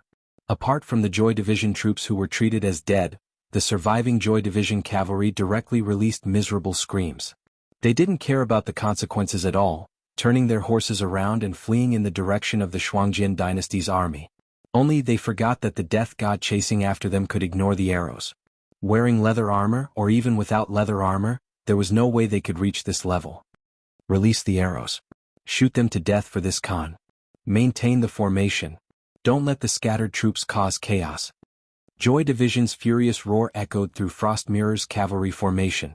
However, no one noticed that the hands of this old Khan who claimed to have defeated Swallow Xingqi were currently trembling. He regretted it. He regretted treating the northern frontier like a soft persimmon. He regretted not listening to his third son's advice, even killing the Blood Flood Knight who came to report in his place. He shouldn't have come here. What kind of freak was this? Several tens of thousands of people were facing cavalry that was twice their size. The two sides didn't even come into contact with each other before they were defeated. During this period of time, they even completely ignored the arrows of Frost Mirror's cavalry. Not only was this battle incomparably fierce, the enemy didn't even lose a single member. They continued to charge at the Shuangjian dynasty's army without slowing down. This was just too freaking ridiculous. However, the dragon riders of the northern frontier didn't hesitate in the slightest. They were extremely fast, even faster than the scattered troops. The rain of arrows aimed at the Frost Mirror's cavalry fiercely smashed into the Shuangjian dynasty's army. Those seemingly thick and sturdy cavalry spears were also products of the Ministry of Works. There was a mechanism installed between the spearhead and the body of the spear. When the spearhead collided with the enemy, it would automatically break apart to prevent the recoil from the high-speed collision from shattering the hands of the cavalry. After completing a charge, the dragon riders of the northern frontier threw away the broken spears in their hands without any hesitation, just like they had practiced countless times. They pulled out the long swords on their saddles and hacked at the Frost Mirror's cavalry around them as if they were slaughtering livestock. The mounts under their command also displayed the huge difference between demonic beasts and bastards. The dragon riders of the northern frontier didn't stop in the slightest, as if they wanted to run through the Shuangjian dynasty's army in a single breath. Blood and flesh flew all over the battlefield, dyeing the black armor of the northern frontier's dragon riders red. This also caused the Frost Mirror's cavalry to collapse. From the moment the dragon riders of the northern frontier came out of seclusion until now, several tens of thousands of soldiers had faced several hundreds of thousands of soldiers. They had directly wiped out more than 100,000 Frost Mirror's cavalry, and the Northern Frontier's Dragon Riders hadn't even lost a single member. This could no longer be described as a great victory. This was a King devastating blow. Retreat first. Retreat first. The old Khan was flustered and exasperated as he ordered his personal guards to turn around and flee. At the same time, he continuously gathered the remaining troops. Chapter 1044. The bald man standing on the mountain pass was just like the soldiers under his command. His mouth was wide open as he stared blankly at the Northern Frontier Dragon Riders that were slaughtering the Frost Mirror cavalry like a meat grinder. He was speechless for a long time, and his eyes were filled with respect, fear, yearning, and other complex emotions. What the hell, what kind of monsters are they? The bald man opened his mouth and cursed after a long time. This kind of battle record, let alone a great victory, could even be described as a miracle. The way the Northern Frontier Dragon Riders slaughtered the Frost Mirror cavalry was like a child pouring a pot of boiling water into an ant's nest. Before this battle, if someone told the Frost Mirror barbarians that someone's cavalry could easily destroy them, they would probably pull out their swords and fight. However, after this battle, the Frost Mirror barbarian would probably take a detour whenever they saw someone from the Northern Frontier. This wasn't teaching them how to use their cavalry. This was a direct redefinition of a cavalry unit. Let alone the fact that most of the Frost Mirror barbarian cavalry were light cavalry. Even if the Northern Frontier Dragon Riders clashed with the Blood Liao cavalry, the ones who would be crushed into meat paste would probably be the Blood Liao cavalry, right? Shun Lin Jun couldn't withstand this kind of charge, and the Blackwater Army probably couldn't either. This cavalry was invincible. The general surnamed Xiao watched as the Frost Mirror cavalry gradually disappeared into the distance. He reached out and took off his helmet, revealing a handsome face and a pair of pointy ears. It was Xiao En, who hadn't appeared in the Northern Frontier for a long time. Xiao En sighed and said, "It's a pity that we don't have enough people, and we're no match for these light cavalrymen in terms of stamina. Otherwise, after this battle, we would be able to directly invade the Frost Mirror grasslands and destroy an entire nation." Another Northern Frontier Dragon Rider took off his helmet, revealing a face that resembled Xiao En's. He said indifferently, "It doesn't matter. The Frost Mirror tribes were defeated in this battle, so they definitely won't let the matter rest. When they return, they will definitely spend a large amount of manpower and resources to create armor similar to ours. When the time comes, the Dragon King's side should have finished deploying his forces. Had two birds with one stone. First, the Shuangjian dynasty will suffer a loss, and then the Hengduan Mountains fiend beasts will suffer a loss at the hands of the Frost Mirror barbarians. After that, no matter who wins or loses, we will take over the Frost Mirror plains, and we can even plot against the Hengduan Mountains. Truly terrifying, our great Dragon King. If you don't know how to respect the great Dragon King, I can teach you." As soon as the Dragon Rider that resembled Xiao En finished speaking, a cold voice rang out from behind him. Soon after, a snow-white blade radiance suddenly appeared, knocking him off his horse. Even though it still didn't break through the protection of his black armor, the impact of falling from the back of a fiend beast that was close to 3 meters in length while wearing such heavy armor wasn't pleasant at all. Xiao En raised the reins, but he didn't have any intentions of mediating. Instead, he said with a grave and stern expression, "They will come again. Make preparations in advance." He didn't forget the great Dragon King's instructions before they set off. The Shuangjian dynasty had suffered a heavy blow, and the Shuangjian dynasty's authority and status were both in jeopardy. In addition, the Shuangjian dynasty was a nomadic people, so they couldn't hide in the grasslands and lick their wounds. They needed the abundant resources of the northern frontier, and the Shuangjian dynasty needed a great victory. Even if they left now, the Shuangjian dynasty would regroup and come back again. There were only two outcomes. Either the Shuangjian grassland tribes would exhaust most of their forces at the northern frontier's Great Wall, and the Shuangjian dynasty would still be able to sit on the throne with the help of his blood gold knights. Or the Shuangjian dynasty would be scared out of his wits and wouldn't dare to come back again. In that case, the Shuangjian grassland tribes would definitely join forces to attack the blood gold tribe and replace the Shuangjian dynasty with a young and strong Shuangjian dynasty. In any case, the Shuangjian barbarians were all experts in cavalry tactics. If they couldn't catch up, it wouldn't take long for the panicked Shuangjian barbarian tribes to react. The Dragon Riders of the northern frontier possessed unparalleled strength. Borrowing the strength of their demonic beasts, their explosive speed wasn't inferior to that of light cavalry. When paired with divine crossbows, even if they were outnumbered, they could still explode with even more firepower than the enemy. Not only were their defenses powerful, they were also impenetrable. However, their weakness was also extremely obvious. Their armor was just too heavy, and they didn't have enough time to adjust their direction. They could only maintain their charging posture as they moved forward. Moreover, their terrifying weight kept them dangerously close to the limits of what the demonic beasts and knights could bear. If they lost control, they would end up smashing themselves into meat paste. As long as they didn't clash head-on and maintained a certain degree of mobility, it wouldn't be difficult to take down this type of heavy cavalry. Of course, the dragon riders of the northern frontier led by Xiaofan didn't chase after them and only defended the pass. This type of action was undoubtedly in an undefeatable position. If those Shuangjian barbarians turn around and attack, they definitely won't continue to pointlessly sacrifice themselves by exchanging fire. As such, they have two choices. One is to imitate your armor and equip their heavy cavalry with similar equipment. This is also the best situation to resolve. In this world, apart from me, no one understands the weaknesses of this type of troop class better than you. Of course, there's also the other situation, which is that they haven't thought of this, or they won't be able to imitate a large amount of similar equipment for their own people in a short period of time. However, the possibility of this situation isn't great, because the Blood Liao cavalry have similar equipment.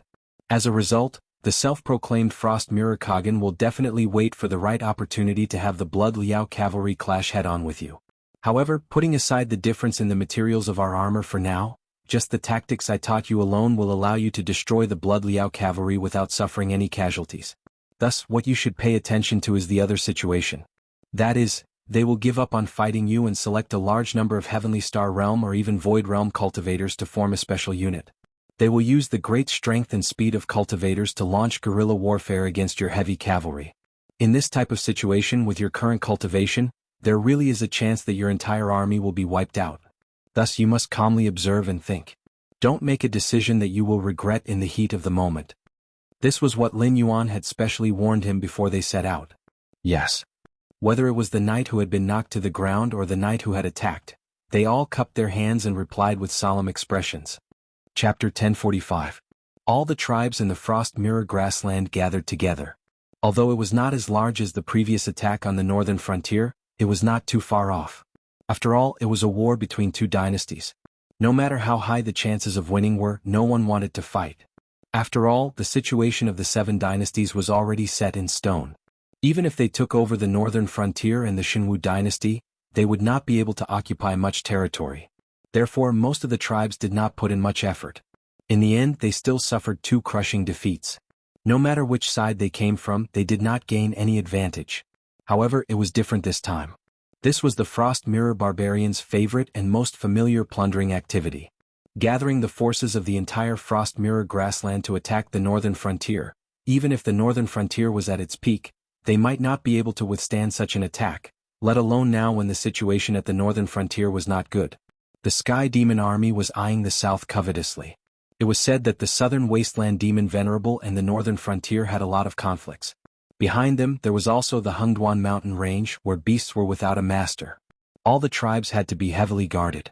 Now that the Shuangjian dynasty had intervened, the northern frontier might not collapse without a fight, but it was certain that they would lose. Therefore, the Frost Mirror Khan did not even need to mobilize his forces. All the tribes in the Frost Mirror grassland gathered together. Although they were not as elite as they were in the previous war, they were not lacking in numbers. Other than the tribes that were guarding the border, even the smallest tribe had sent nearly 20,000 people. However, who would have thought that they would suffer such a crushing defeat before they could even enter the northern frontier? Good heavens! Tens of thousands of cavalrymen had instantly wiped out 80,000 cavalrymen, and they had even charged into the midst of the Reflection Frost Dynasty's main army, reaping their lives like a meat grinder. Let alone in reality, even those fictional storytellers wouldn't dare to say such a thing, right? Old Khan rode on his horse with a gloomy expression, turning to look at the crestfallen remnants of his army. After a moment of thought, his expression changed abruptly as he growled, "Oh no, we've been tricked." As soon as he finished speaking, the Frost Mirror cavalrymen around him turned to look at the old Khan who initiated two wars and almost broke the spine of the entire prairie. Even a staunch royalist like Tua Huan could not help but feel resentful at this moment. She secretly wondered if the old man had really gone senile. Unbeknownst to them, the Black Jiao in the Hengduan Mountains had already seen through Frost Mirror Khan's thoughts. If one had to give an example, this old Khan was like the third emperor of the Ming dynasty, Zhu Di, the ancestor of the Ming dynasty. When Zhu Yuanzhang was on the throne, Zhu Di was also an absolute model of a famous general. The king of Yan of the Ming dynasty slaughtered the old subordinates of the Yuan Ming dynasty on the prairie. Zhu Di's life was like a standard protagonist template. Even when Zhengwen Emperor removed the vassals, he was considered to have endured the humiliation and carried out the important task. In the end, he successfully completed the Jingnan campaign and sat on the throne that Zhu Yuanzhang would rather pass to his grandson than him. He created the Yongle Golden Age that was talked about by countless people in the future. However, after Zhu Di sat on the dragon throne, it proved that Zhu Yuanzhang was right about this son of his. The Yongle Golden Age was not fake. During his reign, he continued the policy of Hongwu, removed the vassals, strengthened the centralization of power, and reformed the official system. After serious consideration, he felt that his father was a god, but he was not. Therefore, he created the imperial cabinet, the Eastern Palace, and other institutions after the Ming dynasty. However, during this time, the imperial cabinet and the Eastern Palace were not considered powerful. They were just tools to support the imperial power. For example, the imperial cabinet was also known as the imperial cabinet. Its members were not the kind of big shots who could make the ministers go against the emperor's will with just a few words. During Zhu Di's reign, the 6 ministries and the 7 ministers were still the main force. The imperial cabinet was only used to support him in handling government affairs. In fact, Zhu Di did not really listen to the opinions of the imperial cabinet. Zhu Yuanzhang's extraordinary vigor allowed him to support the government affairs of a large and small empire. However, this kind of system was very dangerous. It was equivalent to tying the entire country to the emperor alone. If he was a wise emperor, the world would be at peace. If he was an incapable emperor, the country would not be far away. No matter what Zhu Di's original intention was to establish the imperial cabinet and what it became in the end, there was no doubt that the imperial cabinet had produced talents like Zhang Jujing who could save the empire. The reason why the old Khan and Zhu Di were similar was because the two of them were equally obstinate and self-opinionated. In his later years, Zhu Di moved the capital to Beijing because he was not used to the humid south. On one hand, the injuries left from the many years of expeditions were one of the reasons. However, it was more because Zhu Di was too ambitious. He always felt that he was still a young man in his 20s. The reason he moved the capital to Beijing was to make it convenient for him to personally go on expeditions and control the frontline war. In his entire life, he had gone on 5 expeditions to the grassland and even died on the way back from the 5th expedition. From a military point of view, his actions had indeed dealt a heavy blow to the grassland tribes. However, from a national point of view, in order to support military expenditure and civilian use, he had produced banknotes without restraint. This led to the decline of the people's livelihood in the Great Ming dynasty, which was known as the Golden Age of Yongle at that time. At the same time, he had also completely rejected the defense line that Zhu Yuanzhang and Zhu Yunwen had built with a lot of money. He had almost directly exposed the capital of the Great Ming dynasty to the vanguard of the grassland army. To put it nicely, it could be said that the king sacrificed himself for the country, and the Son of Heaven guarded the gate of the country. However, from a practical point of view, in less than 100 years after Zhu Di closed his eyes, the tragedy of the Mingingzong, Zhu Qizhen's wooden fortress being defeated and robbed by the grassland tribes occurred. In other words, it was a shame that was branded in the entire history of the Great Ming dynasty. Indeed, the Ming dynasty did not engage in political marriages, did not cede land, and did not pay tribute. It could be said that the Ming dynasty was a role model for the Chinese dynasties. However, this did not include Zhu Qizhen the emperor. In fact, the decline of the Ming dynasty was because of Zhu Qizhen. At this moment, the Frost Mirror Khan was the same. He was obviously old, but he was still unwilling to admit defeat. He always felt that he had the strength to look down on the world. Ignoring the advice of others, he still attacked the northern frontier. In this battle, the Ming dynasty lost to the northern frontier in terms of cavalry. This was no longer a slap in the face but a slap in the face. It was also because of this mentality that Lin Yuan made the assertion and warned Xiao En in advance. His purpose was to use this battle to completely destroy the Shuangjian dynasty. This was the confidence that Lin Yuan had in fighting with these old foxes. As an existence who had experienced the information explosion, Lin Yuan was not afraid in front of these old foxes. Their shrewdness came from their own experience, and Lin Yuan's shrewdness came from the experience of countless heroes in history. After some investigation, he could basically find several similar models in his mind. Combined with the deduction, it was clear what the other party wanted to do, what they wanted to do, and what they would do. Chapter 1046. Those riders, they're not that scary at all. Old Khan danced on his horse and said, Those cavalrymen are wearing heavy armor and riding demon beasts. The demon beasts are also wearing armor. Other than the terrifying crossbow bolts, they are copying our Blood Liao knights. Even if their armor is stronger, it's only because their armor is thicker. Look, after we ran a certain distance away, they didn't chase after us to continue killing our warriors. It's not that they don't want to, it's that they don't have the ability. Old Khan, how do you know if they don't have the ability or if they have deliberately created such a misconception for us, hoping to lure us back to fight, but have set a trap in advance, intending to annihilate us all outside the northern border? What should we do? At this time, a Khan from a tribe that had always been at odds with the Mirror Frost court asked. Under normal circumstances, this tribal Khan would have been captured by the Blood Ridge Knights as soon as he finished speaking. Even his tribe might not be spared, all of them enslaved by the Blood Ridge tribe. But that wasn't the case now. 2 consecutive defeats had completely worn away the prestige the old Khan had accumulated in his youth. The tribal Khan who had always been at odds with the court was now filled with resentment. If it weren't for the fact that this wasn't a good time for internal strife, a fierce battle might have broken out right away. If they had the ability to chase after us, they would have caught up by now. The old Khan's gaze darkened. We're almost 200 miles away and you still haven't shaken off that fear. They're no newbies, they must know that if they keep chasing after us, even if they don't wipe us out, they'll kill more than 100,000 of us. So, it must be because they don't have the ability to chase after us. That's why they... So what? The tribal Khan who asked the question earlier sneered and said in a cold voice, "You mean to say that we should gather up the remaining soldiers and go back to fight that terrifying cavalry regiment to the death? Sorry, but you can go die by yourself if you want. This Khan won't accompany you." The old Khan's hands trembled as he gripped the reins. Looking at the tribal Khan who was about to turn around and leave, he growled, "Coward. A coward like you doesn't deserve to be a subject of the wolf god." "I don't deserve to be a subject of the wolf god? Then do you?" The exasperated tribal Khan turned around and shouted, "Look at what you're doing. Dragging the brave warriors of the grassland to challenge an undefeatable enemy? The Frost Empire is deteriorating day by day under your leadership. Sooner or later, the wolf god will unleash his wrath and burn you, a wretched piece of trash, to ashes." In ancient times, the Frost Mirror grassland was not a human dynasty, but a vast grassland. At that time, the ruler was a powerful demonic beast from the Wolf clan. In today's world, the Wolf clan on the Frost Mirror grassland was a demonic tribe that could be compared to the Hungduan Mountains. All the humans and beasts living on the Frost Mirror grassland obeyed the orders of the Wolf clan of the grassland. However, there was a gap in the ancient times and the Wolf clan of the grassland disappeared in this gap. It was even before the war between the humans and demons. The legend of the wolf god spread through the Frost Mirror plains, but in the end, no one had ever seen the so-called wolf god. However, there was indeed something sinister about the plains. The Frost Mirror barbarian tribe had made a lot of enemies, but they were still able to pass down their legacy to this day. No one knew the reason behind this, but the Frost Mirror barbarian tribe treated all of this as the wolf god's protection. The old Khan sneered and said, "If you want to leave, I won't stop you.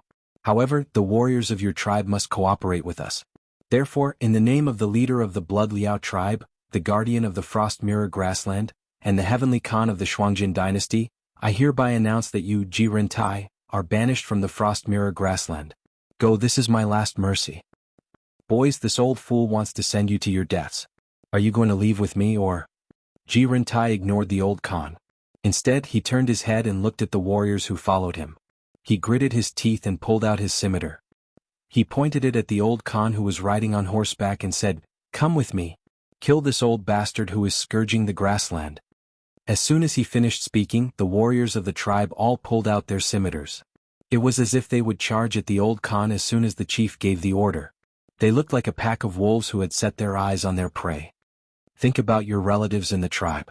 Don't forget that you are going out to plunder the resources of the northern frontier. If you don't get the resources of the northern frontier and the cattle, sheep and fodder used by the army when winter comes, can you and your family survive the winter? Even if you are very rich, even if you suffer this loss, you can still survive this winter. But the northern region has already provoked the Black Flood Dragon. I think you know the temperament of that Black Flood Dragon. When winter ends, or perhaps even before winter, it will lead the northern region's army to set foot on our grasslands. When that time comes, will you still be able to live peacefully? It's not me who is scourging the grassland. It's your chief who is leading you down a path of certain death. The old Khan's eyes widened in anger as he roared, "The warriors of the grassland will not run. Do you choose to follow me and continue to attack the northern frontier, or do you choose to be a coward like your chief and run away before the army of the northern frontier sets foot on the grassland?" After these words were spoken, the eyes of the surrounding tribal warriors turned cold. After a long while, a Khan from a middle-sized tribe rode out and said in a low voice, "Old Khan, I have no intention to offend you, but you have seen the power of the northern frontier cavalry with your own eyes. I will not sit by and watch my sons go back to their deaths. Even if you want to attack the northern frontier, I hope you can choose to bypass that pass. No, I've said it before. Those cavalry are not that scary. I already have a way to deal with them." The old Khan's gaze was gloomy as he said, "Besides, even if you bypass the other passes, how can you be sure that the cavalry of the northern frontier is only a few tens of thousands? The other passes don't have such good terrain. Once you are surrounded, it would be as difficult as ascending to heaven to fight your way out. Besides, even if the other passes don't have such cavalry stationed there, it would be harder to nibble than here." The old Khan's eyes flashed as he continued, "That cavalry is very confident. They think that our cavalry cannot be compared to them. But they are wrong." Chapter 1047. Thus, standing on the mountain pass, Xiaofan held onto the parapet in front of him as he looked in the direction where the frost mirror barbarian cavalry had disappeared. A cruel smile appeared on his face. With the terrifying eyesight he had honed as an archer, he could already see the cloud of dust in that direction. That was the trail left behind by a large number of cavalry. Judging from the scale, there were at least 200,000 of them. It was as terrifying as a sandstorm. Neither Shan nor the bald man had any doubt that the Frost Mirror Barbarian Cavalry would return. To put it bluntly, the Frost Mirror Barbarian Cavalry had mobilized almost all the available soldiers of the Barbarian Cavalry to raid the northern frontier. Even the smaller tribes that weren't mobilized had followed behind the main force to see if they could take advantage of the situation. The army had consumed an astronomical amount of resources along the way.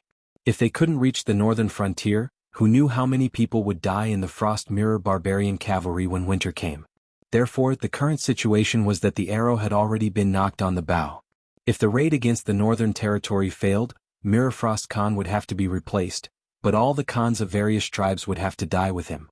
The only question was whether they would choose to take a detour and attack the northern territory from other passes, or continue to attack this pass that led straight to the grasslands, which was obviously a tough nut to crack. If it were me, I would definitely reorganize my troops and return here. The bald man's eyes flashed and he grinned evilly. The Frost Mirror grassland only knows that the northern territory is rich, but they know nothing about the northern territory. They can't afford to take the risk and they don't dare to take the risk.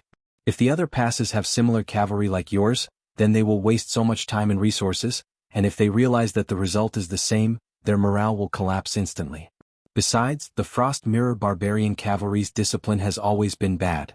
When the time comes, their army will collapse, and it is not impossible for them to kill each other and rob each other. Since they don't know the risk and they can't give up, then the best choice is to attack this pass. First of all, the terrain will make it easier for them to retreat, and second of all, it will be much easier for them to transport resources. Sean tapped his gauntlet on the parapet and said indifferently, "There's one more thing." The bald man was slightly startled, and his face revealed a look of doubt. "Confidence. He wants to take advantage of our confidence. Last time, when he entered the sentry tower's detection range, we directly opened the pass and charged at their main forces. We came into contact with heavy armor and divine crossbows and caught them off guard. Before they even realized that they had a chance of winning, they had already begun to subconsciously flee. So the next time they come back, they will definitely take advantage of our confidence. This is the reason why they chose to turn around and attack our pass. Every tribe on the grassland was good at using cavalry tactics. No matter what kind of cavalry they were, they could come and go like the wind. Therefore, the most important thing for cavalry to do in a battle was not to adjust their equipment or the strength of their mounts, but to learn how to hide. It's almost impossible to wipe out a cavalry unit in a head-on collision. As long as the other side realizes that they can't do anything, they can turn around and leave the battle. A significant portion of them will always be able to escape, and they can even turn around and eat the pursuing cavalry. Therefore, the most effective way to eliminate cavalry is to surround and strangle them. Xiaowan's eyes were deep and profound, as if there were stars flickering within them. He smiled and said, "That's why cavalry commanders must learn to hide. Even in the boundless grasslands, they must find a way to hide their troops and complete the encirclement at the appropriate time. That way they can achieve the point of annihilation. The bald man was silent for a few moments. Soon after, he straightened his body and said, "You're saying that the Shuangjian barbarian wants to take advantage of your confidence in coming out of the pass to hide a force on the side of the battlefield. When the Shuiliao Knights or some other force entangle you, he will suddenly launch a surprise attack on the pass and open the pass to the northern frontier." At this thought, the bald man's face turned somewhat gloomy. He knew his own situation. The 20,000 soldiers under his command were not weak. After all, they were young and strong men who had originally lived on the northern frontier. Before Lin Yuan took charge of the northern frontier could be said to be a purgatory on earth. It was not small, but there were not many places suitable for living. Not even the 7 border cities could be considered safe. Due to the overcrowding of the cities, the people of the northern frontier who could only build villages and towns in the surrounding areas had it even harder. Every time a beast tide broke out in the Hengduan Mountains, the people of the northern frontier would suffer the most casualties. People like Zhang Xiuzhu, who lived on the northern frontier near the Frost Mirror grassland, had it even worse. Every year, when a beast tide broke out in the Hengduan Mountains, the Frost Mirror tribe would plunder them. It would not be an exaggeration to say that their lives were as cheap as dogs.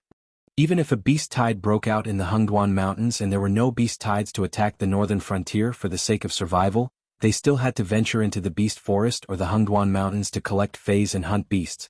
In the past, it was already extremely difficult to survive in the Northern Territory. Once the people of the Northern Territory formed an army, the strength they could unleash was far beyond what the old soldiers of the South and the Central Plains could compare to.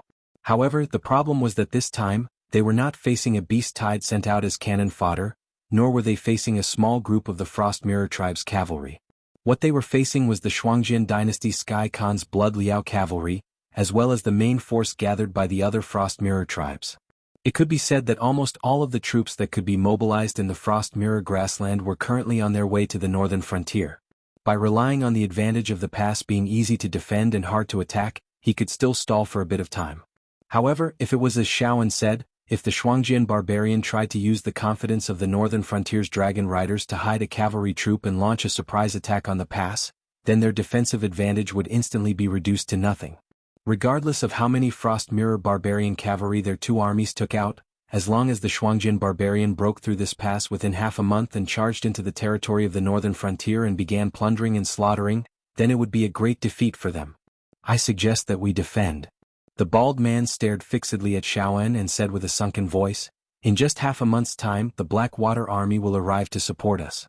No matter how determined these barbarians are to plunder the northern frontier, there is no way they can break through the northern frontier's Great Wall's defensive line." Qi Xiaofan released a cold laugh. He shook his head and said, "If we are counting on the Blackwater army, how many people do you think they have left? Last time, when the Sky Demon attacked the northern frontier, the Blackwater Army's main force basically all died at the banks of Wei River. Counting on them? Chapter 1048. At the pass of the northern frontier, while Xiaofan and the bald man were plotting, Lin Yuan, who had been sitting cross-legged with his eyes closed, slowly opened his eyes. Night was coming. At this time, apart from the demon slayers who hunted the powerful demonic beasts, even the most experienced northern frontier hunters would retreat to areas inhabited by humans before the night completely enveloped the Hengduan Mountains and the demonic beast forest. Even at the time when Lin Yuan was in charge of the northern frontier, the unspoken rule among the hunters of the northern frontier was the same. Night was the time when the predators were active.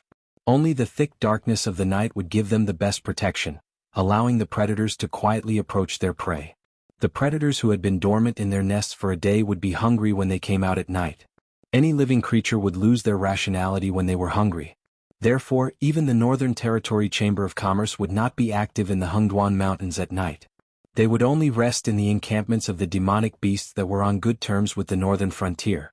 These soldiers of the Yun nation casually scattered some medicinal powder that repelled the demonic beasts near the encampment and set up a few hidden sentries. Were they trying to keep the predators of the Hengduan Mountains at a respectful distance? What a joke. Under the observation of the Eye of God, more and more demonic beasts woke up from their deep slumber as the night grew darker. Fierce tigers shuttled through the forests, howling wolves gathered, pythons hanging from tree trunks. In a place like the Hengduan Mountains, from dusk to dawn, every hill and every forest was filled with endless killing. But tonight, the awakened predators did not crazily kill each other like in the past. nor did they hunt the weak and pitiful demonic beasts that could not return to the safety of their nests in time. Instead, they rushed in one direction in unison. Even if some predators occasionally bumped into each other, they would tacitly pretend that they did not see each other.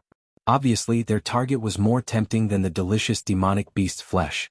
That was the area where the Northern Frontier Army was stationed. For the Yao beasts of the Hengduan Mountains, the Northern Frontier Army could release an intoxicating fragrance even from 100 li away. After all, Lin Yuan spared no effort in nurturing the cultivators of the Northern Frontier. In addition, he had a tool like the Northern Territory Chamber of Commerce. These cultivators from the Northern Frontier had all consumed all kinds of spiritual objects and Yao beasts. The remaining energy in their bodies smelled like pots after pots of nourishing soup to these Yao beasts. After all, in the 7 dynasties, not many dared to be as extravagant as Lin Yuan, especially cultivating spiritual objects and raising Yao beasts as their food. In the other dynasties, only a few trump card troops could enjoy such treatment. The covetousness of these demonic beasts was clearly not within Lin Yuan's worries. Although Li Zhongxing had been caught off guard by the Yun nation's tiger soldiers, causing him to lose his composure, Shen Linjun's education had not been fake. At the very least, Li Zhongxing's execution ability was rather outstanding. Under Lin Yuan's orders, he had already completely set up the camp and set up many simple but effective defensive fortifications. Not to mention the nearby predators, even if there was a beast tied in the Hengduan Mountains, they would not be able to take down this camp in a short period of time. Furthermore, there were still others to be scapegoats. The Yun nation's tiger soldiers did not gather together. Instead, they gathered in groups of 2s and 3s. This method was mainly to surround the Northern Frontier Army. What they did not know was that it was precisely because of this strategy that the Yun nation's tiger soldiers were able to set up a gathering place in this mountain range without attracting the attacks of the Yao beasts because of their high popularity. However, this was where the problem lay. At this moment, the Yun nation's tiger soldiers were like the outermost outposts of the Northern Frontier Army. They surrounded the Northern Frontier Army from all directions and happened to block the path of the predators. No matter where these predators came from, they would definitely encounter the Yun nation's tiger soldiers before they collided with the Northern Frontier Army. The first batch of predators that arrived would definitely not be a match for the Yun nation's tiger soldiers. However, one should not forget that this was the Hengduan Mountains. The number of demonic beasts here might be insufficient to deal with the combined forces of the 7 empires. However, when facing an empire or an army alone, the demonic beasts in the Hengduan Mountains could be described as endless. No matter how elite the Yun nation's tiger soldiers were, they would still be overwhelmed by these predators. When that happened, their only way out would be to escape in the direction of the Northern Frontier Army, which they regarded as prey. However, the relationship between the Northern Frontier and the Hengduan Mountains was obvious. These predators might not give face to the Northern Frontier Army. After all, they were only weak Yao beasts that lived in the periphery of the Hengduan Mountains. It was already impressive for them to have the cultivation of the wisdom state. Lin Yuan was too lazy to make friends with them. However, the other Yao beasts that came later all had their own clans behind them. Furthermore, the Stone Claw Forest was nearby. Even if the mountain-shaking ape clan did not arrive first, which beast king in the vicinity would not dare to not give face to Lin Yuan? All troops, get ready for battle. Lin Yuan's voice once again sounded in the command system. His tone was so calm that it did not carry any unnecessary emotions. If you discover any humans advancing towards your camp, there is no need to warn them. Just shoot them to death. At the same time, the camp set up by the Northern Frontier Army was as lively as a raging beast that had just awoken. Previously, Li Zhongxing had almost made a wrong judgment, but that was only because of his unbalanced state of mind. Speaking of which, in the current Northern Frontier, every profession actually had a certain sense of superiority. Because of the knowledge that Lin Yuan had brought from his previous life, even if it was just drawing a cat from a tiger, the average level of each profession was still better than the average value of the various dynasties in the Tianwu world. Furthermore, most people only paid attention to the environment around them. The Shuangjin dynasty? Previously, when they invaded the Northern Frontier and the Xinwu dynasty, more than half of the royalists were wiped out. It was said that the most favored son of the Heaven Khan had disappeared without a trace in the Northern Frontier. The grassland imperial court could change from the Shuel Yao tribe to another tribe at any time. The Xinwu dynasty? Ever since the Sky Demon had wreaked havoc in the Central Plains, even if no one deliberately brought it up, the fact that the Xinwu dynasty had already been destroyed was no secret. Furthermore, the commoners and cultivators of the south had all moved to the Northern Frontier on a large scale to develop. They had all seen it with their own eyes. The Azure River Empire? There was nothing much to say about this empire. They had been bullied by the southern wasteland's demon Venerate, the Outcloud Empire, and the Hungduan mountain range. Even the Endless Sea did not place them in their eyes. The most outstanding thing was that the four great powers had joined hands to attack the Shenwu dynasty. However, the Azure River Empire only dared to strut around on the Wei River. They did not dare to set foot on the territory of the Shenwu dynasty. Chapter 1049. Needless to say, most of the people in the northern frontier didn't know what was going on with the imperial dynasty. However, it was evident from the fact that every caravan from other regions bowed to the person in charge of the Northern Territory Chamber of Commerce when they arrived at the northern frontier. The northern frontier was currently rising in strength. As a part of the northern frontier, they also shared in the glory. However, the problem was that things like a slap in the face often came very quickly. This time, the northern frontier army had entered the Hungduan mountain range on a large scale. Although no one thought that the mission would be completed easily, no one thought that they would be caught off guard as soon as they entered the Hungduan mountain range.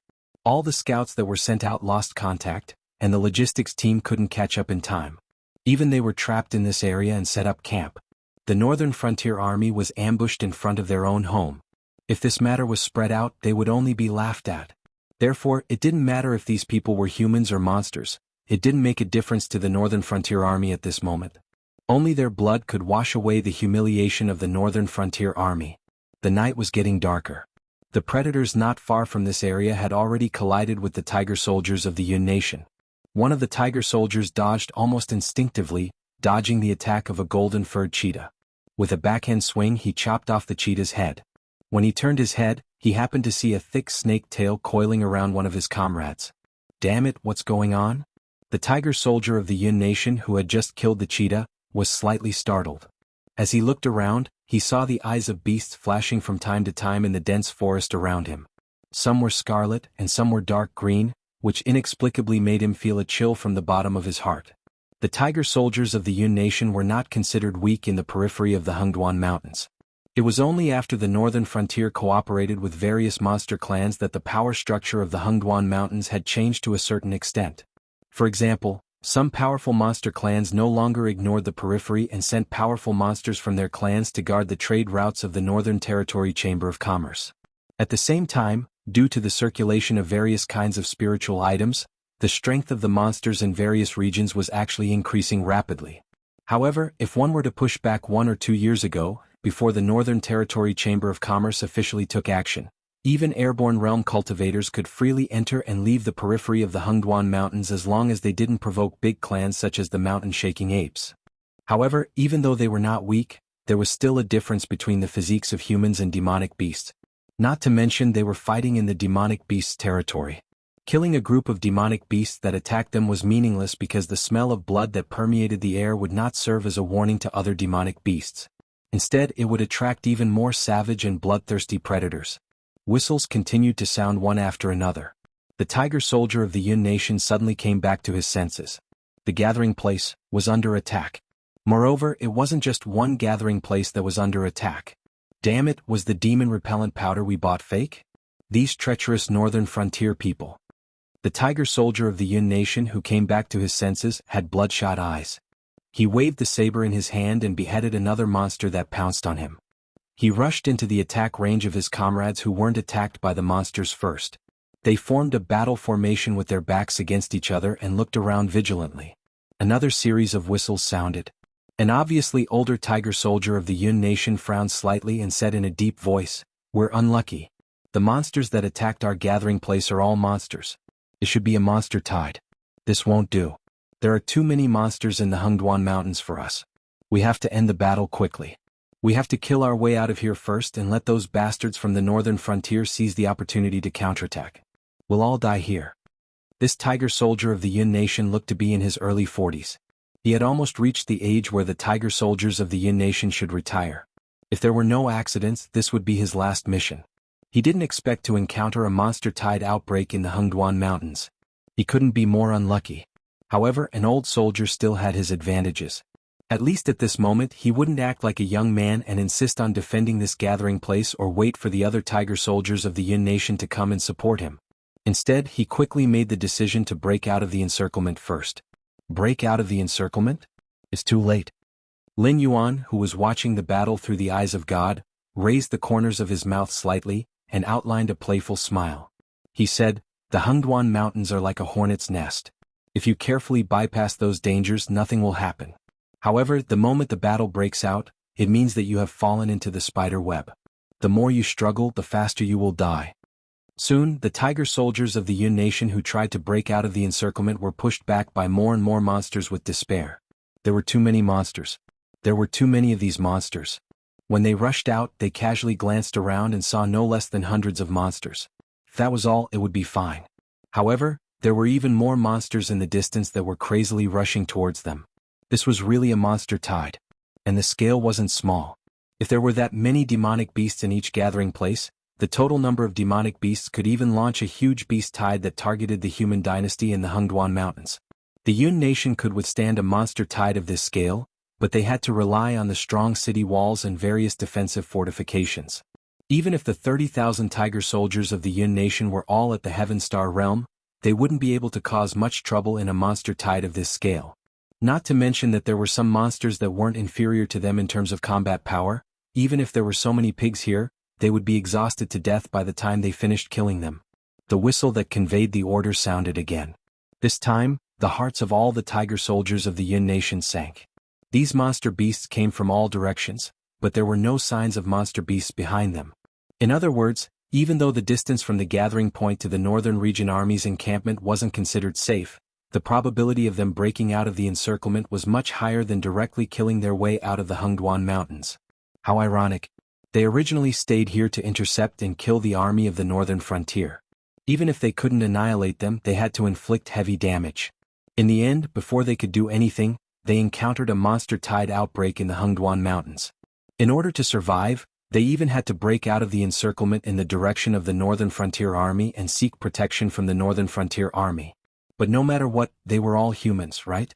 No eggs would remain intact when the nest was overturned. When they were engulfed by the monster tide, the army of the Northern Frontier wouldn't end up well either. It was better for both sides to work together to overcome the disaster. At the very least, before the monster tide subsided, both sides were comrades that could be trusted. Chapter 1050. There was nothing wrong with the Yun tiger soldiers' train of thought. Ever since the ancient battle between the demonic beasts and humans, the demonic beasts had suffered a crushing defeat, and the remnants of the demonic beasts were chased into the Hengduan mountain range. The two races had reached a point where only one of them could survive. However, the 7 empires needed the Hengduan mountain range to keep the other 6 empires in check. Furthermore, if the human empires made a unilateral move, not only would they not be able to destroy the Hengduan mountain range, but they would also be unlucky. Furthermore, with the Heavenly Gate Guardian mediating between them, the situation had remained the same. The 7 empires and the Hengduan mountain range had divided the Tianwu continent. However, the hatred between the two races could not be erased. When night fell, these hungry demonic beasts would not care which aristocratic family or sect stood behind the humans who slept in the Hengduan mountain range. However, the Hengduan mountain range was located in the center of the Tianwu continent. If they wanted to quickly reach the territories of the other empires, passing through the Hengduan mountain range was undoubtedly the best and fastest way. Furthermore, would it be safe to travel through the territories of the various empires? If it was safe to travel through the official roads of the various empires, the large and small merchant associations in the Tianwu continent would not have to spend a lot of money to hire guards every year. They would also have to hire some experts to travel with their merchant convoys. Not to mention the roaming demonic beasts, just the endless bandits and horse bandits were enough to give these merchants a headache. In some places, the bandits were even people from the local government. During the day they would wear official robes and chat with you. If they took a fancy to the goods in your merchant convoys, they would wait until the sky turned dark and change into night clothes. Then they would ride a fast horse and travel unhindered. Thus, in this kind of world, one's foresight and talent aside, the most important thing was to have people at hand. Without a few famous guards and attendants in the Jianghu, traveling merchants would not even know how they died. Another thing was to have good relationships with people.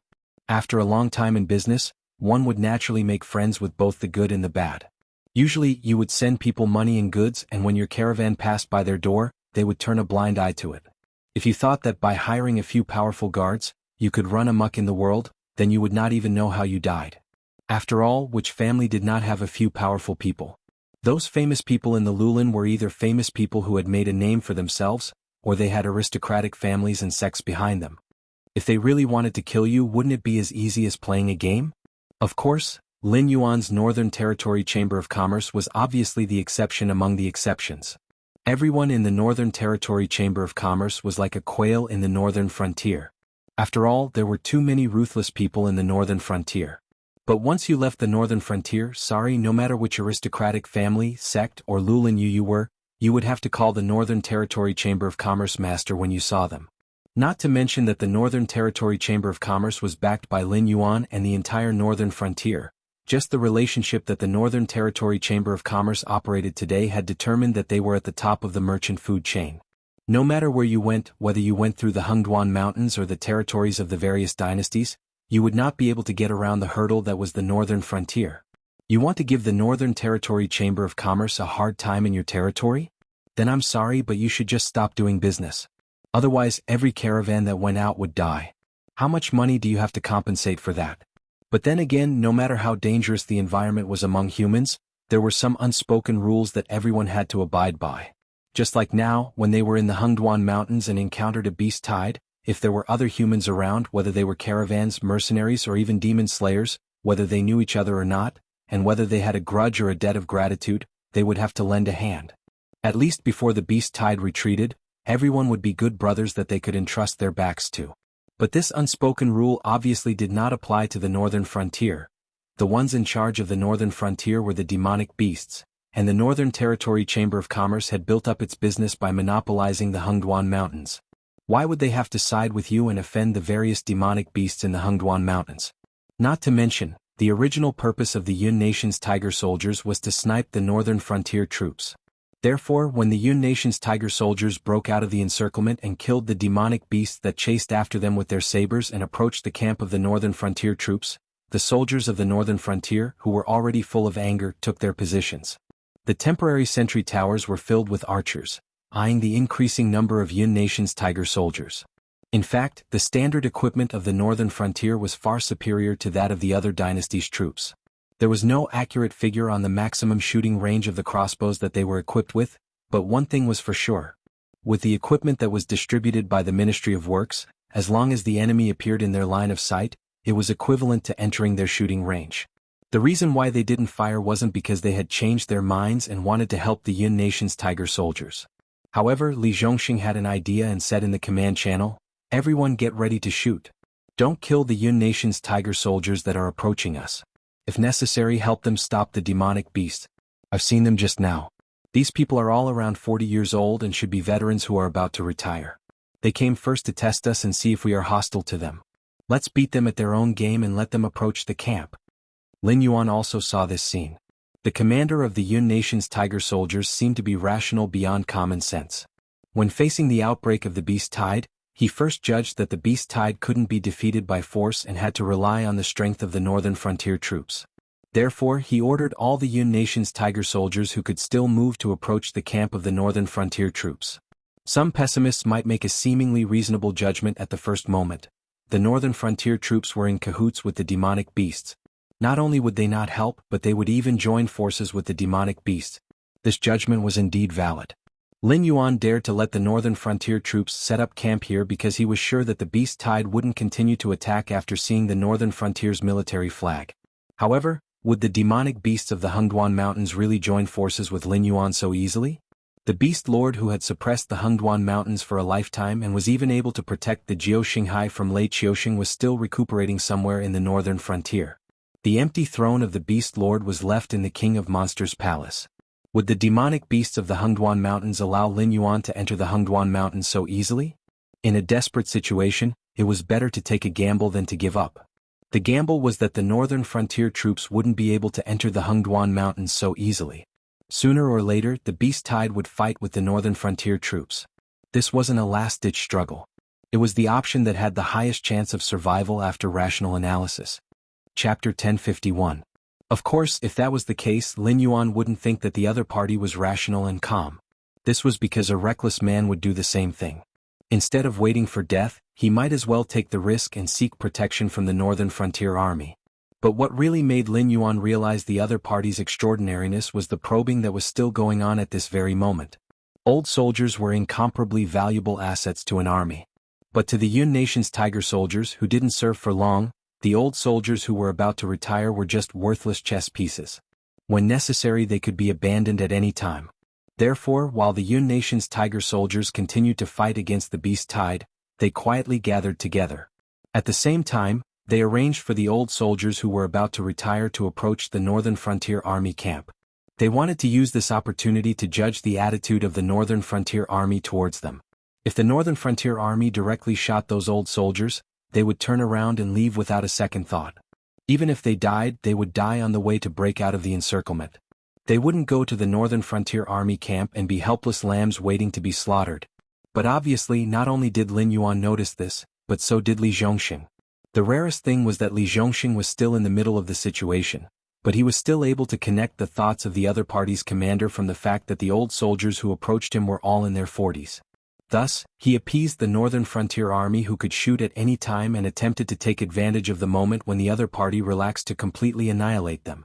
Li Zhongxing, this person, it wasn't easy to evaluate him. He was a talented general, but his military talent was very mediocre. In other words, in the Northern Frontier where there were many capable people, Li Zhongxing wasn't the best in all aspects. But obviously he wasn't without talent. At the very least, Li Zhongxing was considered outstanding in terms of basic battlefield judgment and understanding the bigger picture from small details. But no matter what, he was able to secure his position as the military leader of the Northern Frontier mainly because he joined the army earlier. Between Lei Qiuxing and Lin Yuan, he gave up on Lei Qiuxing, who was fighting fiercely with Sky Demon at that time. In addition, Zhang Qilin, Gao Fenjin, and the others who joined the Northern Frontier at the same time were either dead or still clinging to their past glory, trying to recreate the glory of the fallen Star Army. Therefore, Li Zhongxing was able to control nearly half of the military force in the Northern Frontier. But in the end, Li Zhongxing's talent was good, but education did harm him. The Divine Forest Army unearthed Li Zhongxing's talent and gave him the corresponding education. However, the Divine Forest Army wasn't a place that could nurture a famous general of a generation. How could it nurture a tool that listened to Lei Qiuxing's orders and an elite that could charge to the front lines? Even if Li Zhongxing himself was aware of this, he still couldn't overcome his subconscious behavior most of the time. When he carried out the orders of Lin Yuan or Li Zhongxing, he could do everything well. He even added some of his own ideas to make things more perfect. But when he was asked to lead the army alone, he seemed to be at a loss.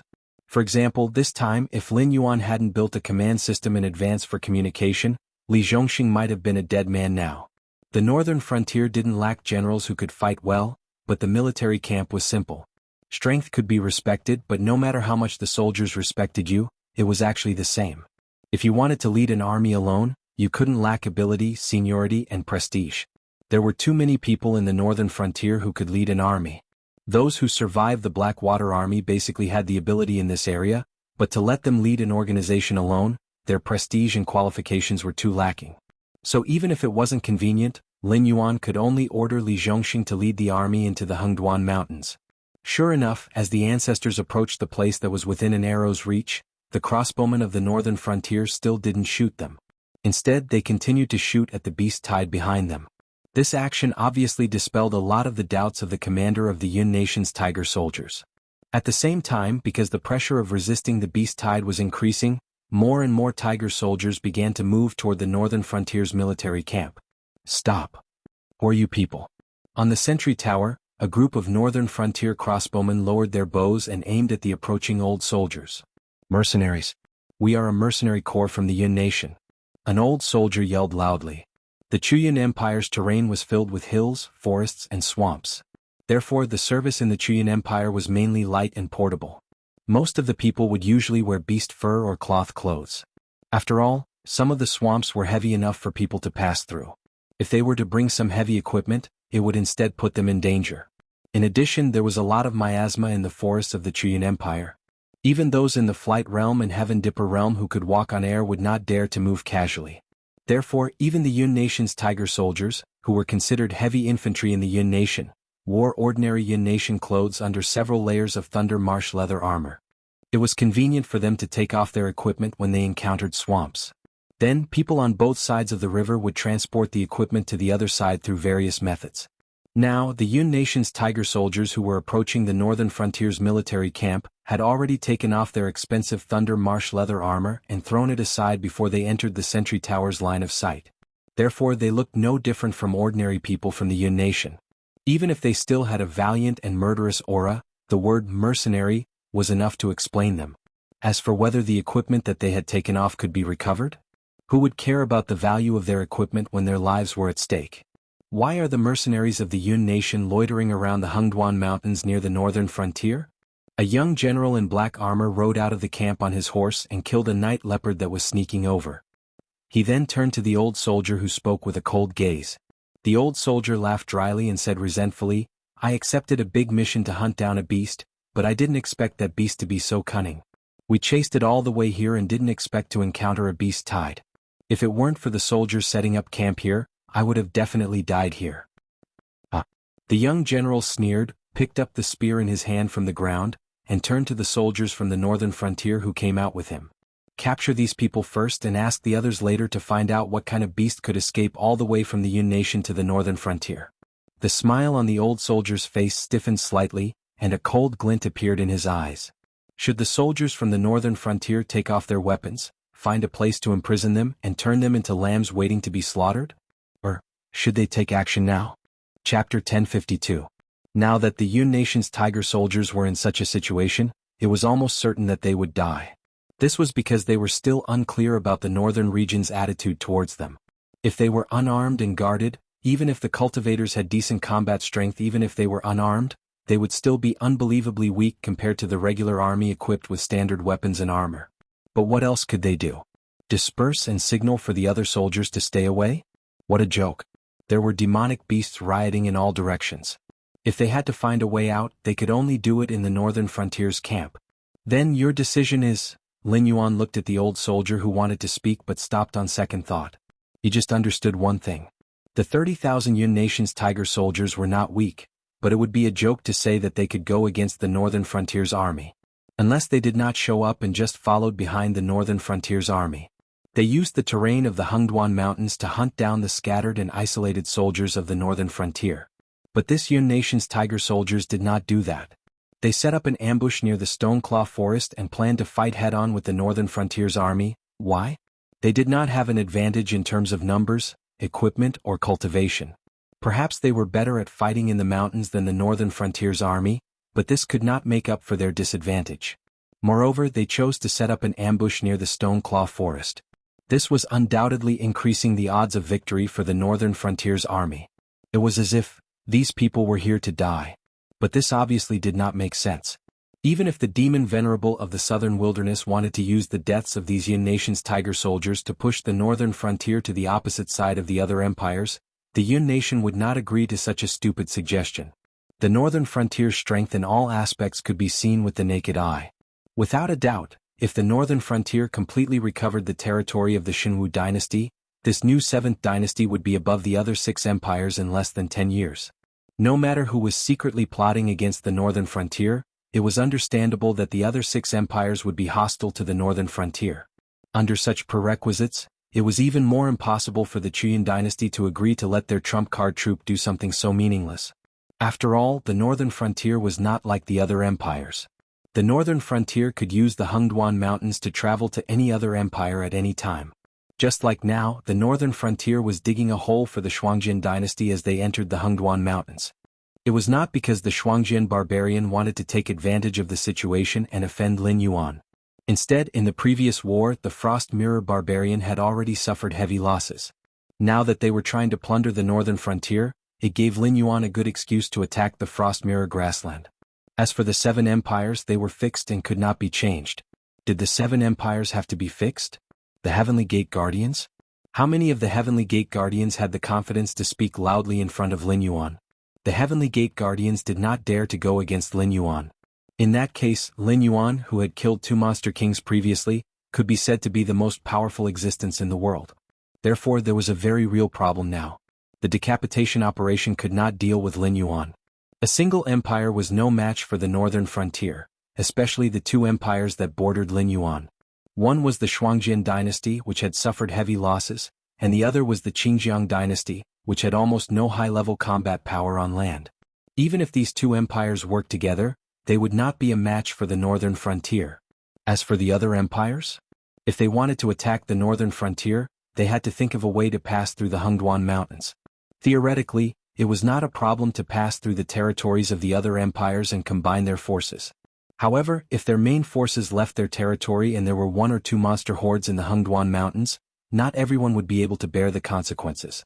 Unless, Lin Yuan's gaze became dangerous. Unless these people were really here to die. However, their purpose was not to make use of the destruction of the tiger soldiers of the Cloud Nation to play tricks.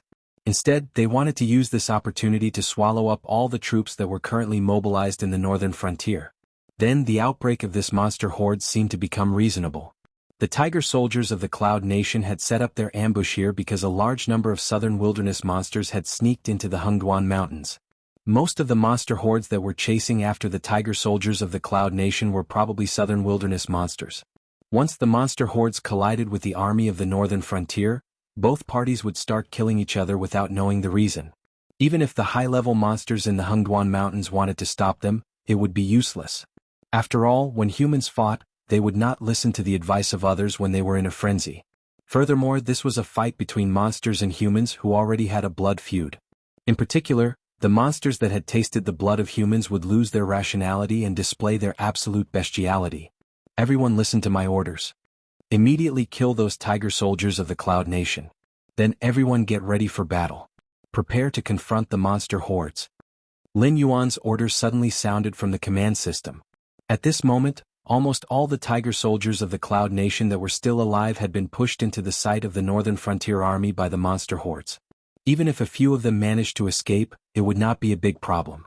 Anyway, although there were not many northern frontier people in this area, most of the subhumans who sought refuge with Lin Yuan stayed nearby. Even if the tiger soldiers of the Cloud Nation managed to escape, they would not be able to escape the pursuit of these hunters who were more proficient in mountain warfare than them. The young general who was staring at the old soldier suddenly smiled. Without waiting for the old soldier to speak, the lance in his hand had already pierced forward and instantly pierced through the old soldier's chest, lifting him up.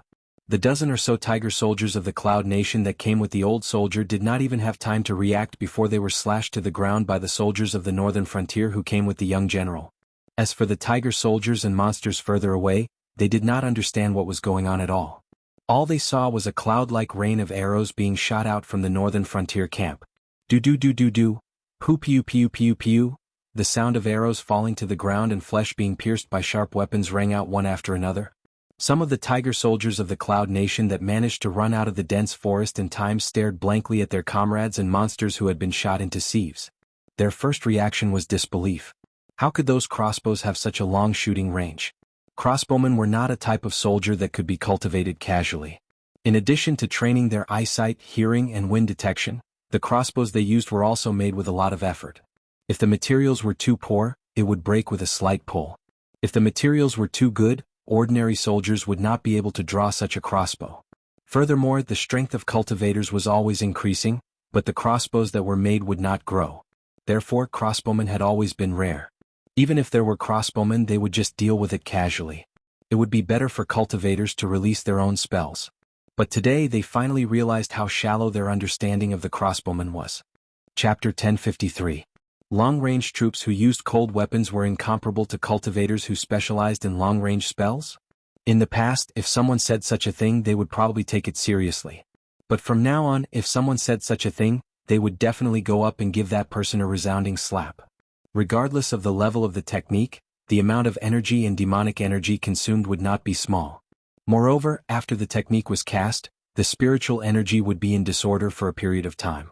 Therefore, one had to wait for the surrounding spiritual energy to calm down before casting the next technique. In a one-on-one battle between cultivators, the scale of spiritual energy disorder was not large. It could be calmed down in an instant, or at most it would only take a dozen seconds.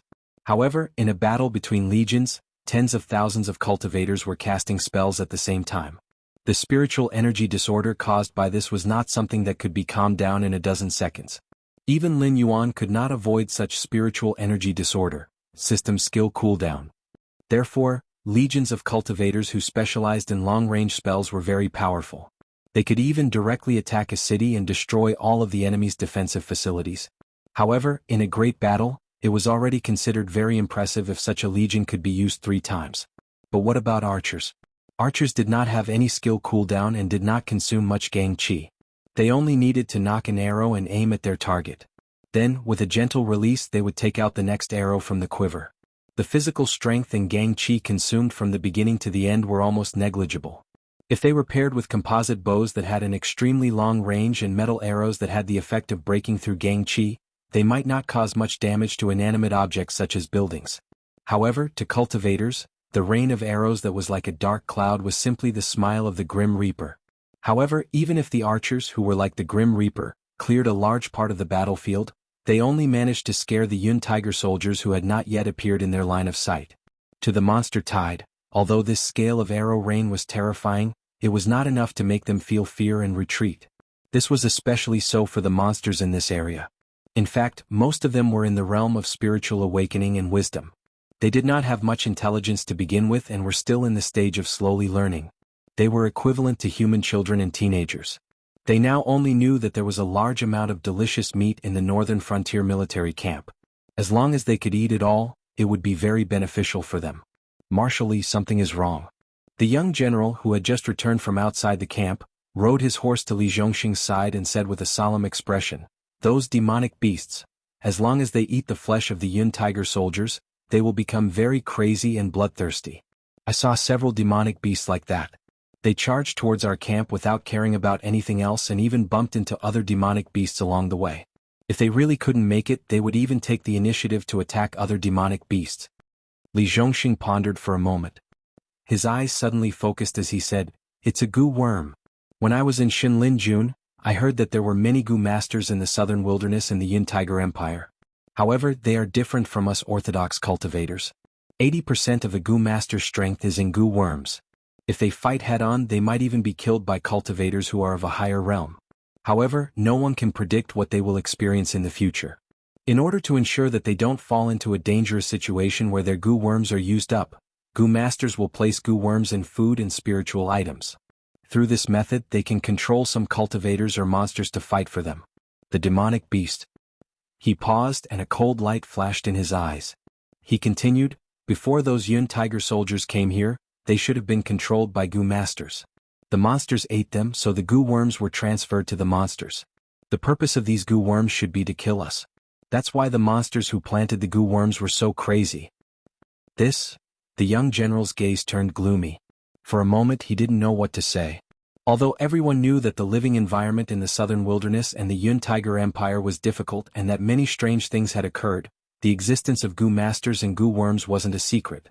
It was inevitable that people would feel disgusted when they talked about it. Those who hadn't been to the southern wilderness and the Yun Tiger Empire would probably rarely hear about such things. Li Zhongxing crossed his arms in front of his chest and pondered for a moment before saying, "That's not right. It's impossible for these goo worms to control these demonic beasts so quickly. Unless these demonic beasts originally had goo worm eggs in their bodies, but they were activated by something. Perhaps the flesh of these Yun Tiger soldiers contained some medicinal ingredients that accelerated the incubation of these goo worms? Okay, Marshal Li, don't say any more." The young general's face was a little pale. He stretched out his hand and shook it in front of Li Zhongxing. He said, "I don't want to hear such disgusting things. Just tell me what to do next." Li Zhongxing looked like he wanted to say something but hesitated. He sighed and said, "Forget it, call a few more people over. You feel disgusted just by hearing about worm eggs. If you really meet a goo master and see those worms crawling out of their nostrils and ears, won't you immediately faint?" The young general's expression became extremely complicated. However, after a while he gritted his teeth and said, "Commander Li, right now each camp has its own deployment and defensive area. Let me take care of the following matters." "That's right, the person you wanted us to capture alive has already been sent to your tent. If you have any other instructions, just say it." The relationship between a goo master and a goo worm is actually a symbiotic relationship. If a goo worm wants to live, other than those that live on other people's bodies and devour their flesh to grow, most goo worms need to be fed with the goo master's own blood essence. Otherwise, it is easy to sever the connection between the goo worm and the goo master, causing the goo master's painstaking efforts to refine the goo worm to go to waste. Secondly, A newborn goo worm without the goo master's nurturing is very easy to die prematurely. Thus, if my deductions are correct, then there must be a goo master nearby. Moreover, it might not be a human. You have to find a chance to kill your way into the beast tide and see if there are any existences similar to a goo master. Whether it is a human or a demonic beast, you have to capture them all. Li Zhongxing stared at the young general with a burning gaze and said in a deep voice, "If we don't remove the goo worms on these demonic beasts, we will have to fight to the death with the beast tide. Losses are one thing, but more importantly, we have yet to enter the demon beast imperial court. If we commit such a massacre in the outskirts of the Hengduan mountain range, it will definitely cause the tribes in the Hengduan mountain range to be innately hostile towards the Dragon King." Chapter 1054. Lin Yuan, who was silently observing, was also speechless. As mentioned before, Li Zhongxing was able to lead an army by himself because he was early on. His own ability was not considered top-notch. However, this man would occasionally use a crazy knife to accurately cut into the vital points. Lin Yuan himself did not think that far. After all, the demonic beasts in the periphery of the Hengduan mountain range were all cannon fodder. To be honest, unless their clan was very powerful, it would not attract anyone's attention even if their clan was suddenly wiped out. However, the key to this matter was not how many demonic beasts would die in the periphery of the Hengduan mountain range. The key now was the goo worms. If the demonic beasts in the periphery of the Hengduan mountain range could be implanted with goo worms without anyone noticing, then would it be possible for the demonic beasts in the depths of the Hengduan mountain range to be implanted with goo worms in advance? When the tiger is not in the mountain, the monkey will be the king. Lin Yuan glanced in the direction of the southern wilderness with a gloomy gaze and whispered softly. When the beast Lord Kirin was still around, although the Hengduan mountain range was not considered peaceful, it was basically an internal struggle between the various clans. It was simply a fool's dream for external forces to extend their hands into the Hengduan mountain range. However, how many days had the beast Lord Kirin been in a coma? All kinds of monsters had popped out. Although the Frost Mirror grassland could be said to be a soldier, their vitality was greatly damaged after the previous defeat. This time, they had gathered a large number of troops to invade the northern frontier. It could be seen that these Shuangjian barbarian did not take the Hengduan mountain range seriously anymore. It was the same for the Chuyan dynasty. No matter what agreement they had with the demon venerable of the southern wilderness, if it was during the reign of the beast Lord Kirin, not even the demon slayer of the Chuyan dynasty would dare to take the initiative to enter the Hengduan mountain range to look for trouble when the demon venerable of the southern wilderness was above their heads. Then there was the demon venerable of the southern wasteland. No matter how powerful this guy was in Lin Yuan's eyes, he was just a guy who couldn't get on the stage. At least, if nothing happened to the beast Lord Qilin, this guy could only stay in the southern wilderness and bully the Xinjiang Empire and the Chuyan Empire from time to time, which had weak military combat power or weak national power. In addition to the Hengduan mountains where demons were running amok. Sometimes, if he hadn't seen it with his own eyes, Lin Yuan wouldn't have believed that the beast Lord Kirin called Incubus could have such a terrifying deterrent force. Just its existence alone was enough to deter all forces from going against the Hengduan mountains. And this beast Lord Kirin was very mysterious. Until now, Lin Yuan could only speculate that he had the bloodline of a prehistoric demon beast. And the things he had done were like a mystery to Lin Yuan. He was indeed very talented. In the early years, he commanded the demon beast imperial court and established the three beast kings. He flourished in the Hengduan mountains and forced the human empires to retreat again and again. Even now, they didn't dare to enter the Hengduan mountains to hunt. They only dared to take advantage of the demon beast forest. He even forced Lei Qiuxing, who was at his peak, to lower his head and let go of Jiao Xinghai, who was a remnant of the previous dynasty, who could cause chaos in the Shenwu dynasty. However, it was true that the monster beast imperial court rose to prominence because of it, but it was also in its hands. The monster beast imperial court gradually became the peacemaker in the Hengduan mountain range from being the ruler of the various monster clans. Its comprehensive strength was not even comparable to some of the larger monster clans. Maybe it was because he was pursuing his own Dao and didn't have the energy to care about the trivial matters of the demon beast imperial court. Or maybe it was because of other reasons he started to not show off his abilities and learned how to hide his strength. However, for people like Lei Qiuxing who had faced the beast Lord Kirin before, their hearts were filled with reverence. If it was in Lin Yuan's previous life, if he was a human, he would probably be judged by others as such. A real man should be like this.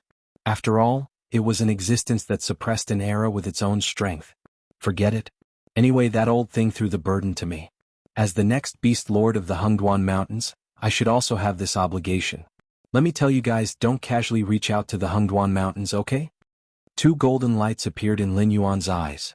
The incense power on the attribute panel jumped quickly, and the 1 million incense power dissipated. As a result, in the blink of an eye, two golden thunderbolts brewed in the sky above the Hengduan Mountains and struck in the direction of the Chuyuan dynasty and the Southern Wilderness Demon Range. Southern Wilderness Demon Range, inside the Demon Lord Palace. Accompanied by the roars of dragons and tigers, a pitch-black light ball flew out from the top of the 1,000-story Demon Lord Palace and collided with the golden lightning from the Hengduan Mountains. That's the Demon Lord's attack. It's the Demon Lord's tiger roar. I remember the last time the Demon Lord used this move, it instantly killed more than 10 Void Realm cultivators. A group of Southern Wilderness demon beasts who were busy below the Demon Lord Palace looked at the black light ball that swept across the sky, and their eyes revealed a look of worship and fanaticism. However, this expression only lasted for a moment.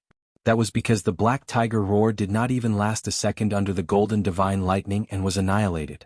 In the next moment, the golden divine lightning continued to strike in the direction of the Demon Lord Palace. Boom! A loud sound was heard.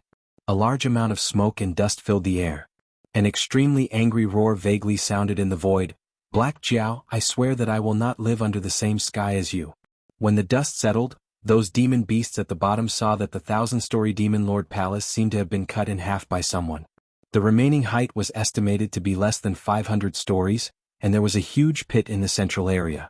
However, the strange thing was that there were no signs of building debris around. Instead of saying that it was cut in half or blasted open, it was more accurate to say that the area above 500 stories of the Demon Lord Palace was directly melted by the golden divine lightning just now. That was 2F** King terrifying. Before the group of demon beasts from the Southern Wilderness Demon Range recovered from the shock, they heard a cold voice from the sky. Although you provoked this king first, since you, the Demon Lord, have declared war, this king naturally has no reason to refuse. From today onwards, this king will wait for you to come to me in the Hengduan Mountain Range. If you don't dare to come, this king will personally come to you when this king loses his patience. By then, I will kill everyone in the Southern Wilderness Demon Range. What kind of godly operation was that? The group of demon beasts from the Southern Wilderness Demon Range were dumbfounded.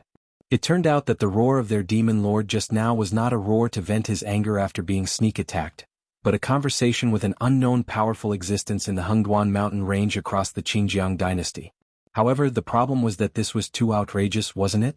Now that the two masters had spoken ruthlessly and so many people had heard it, wouldn't it mean that they would not stop until one of them died?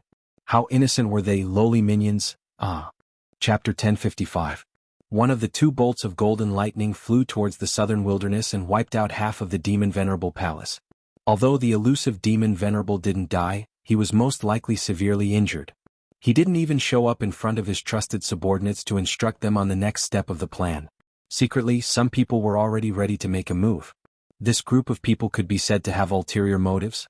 Some coveted the wealth and resources produced by the gold-squandering den and the gentle village. Some had enmity with the Demon Venerable and wanted to kick him when he was down. There were even many people who had offended Lin Yuan and wanted to take this opportunity to please Lin Yuan. The other golden bolt of lightning was headed for the imperial capital of the Chuyuan dynasty. Or rather, it was the Chuyuan Empire's throne room. At that time, the Chuyuan Emperor was carrying out the night court with the civil and military officials that he valued. After all, the Chuyuan Empire was never a peaceful place. The people and demonic beasts living there were already used to living at night. Other than the mortals who needed to farm or the cultivators from other places, there was basically no one in the Chuyuan Empire during the day. The night court had just started, and a series of procedures had just been completed. The Chuyuan Emperor had just taken his seat, and the civil and military officials stood in order. Immediately after, there was an earth-shaking disaster. Even the Demon Venerable, who had shocked the Chuyuan and Qingjiang empires and killed countless Void Realm cultivators, couldn't withstand that bolt of divine lightning. To the Chuyuan Empire's imperial court, where the strongest person was only at the Heaven Realm, that bolt of divine lightning was a terrifying existence. In short, after the divine lightning struck, half of the imperial city was turned into ruins. Apart from a few old officials who were sick, the rest of the officials were all killed. Even the Emperor of Chuyuan was killed by the divine lightning. The Emperor who was hit by the divine lightning did not even have a complete corpse, let alone a complete corpse. Even his ashes were not collected. No one knew why the Black Jiao in the northern frontier was so angry. However, it was obvious that the Chuyun Empire must have plotted something with the demon venerable of the southern wilderness to enrage the Black Jiao. As for those who suffered an undeserved disaster, he could only say that he deserved it. Frankly speaking, Black Jiao's actions had undoubtedly violated the various treaties set by the Guardians of the Heavenly Gates. In the past, even if something like this happened that angered the king of a country, the two sides would not directly start a war.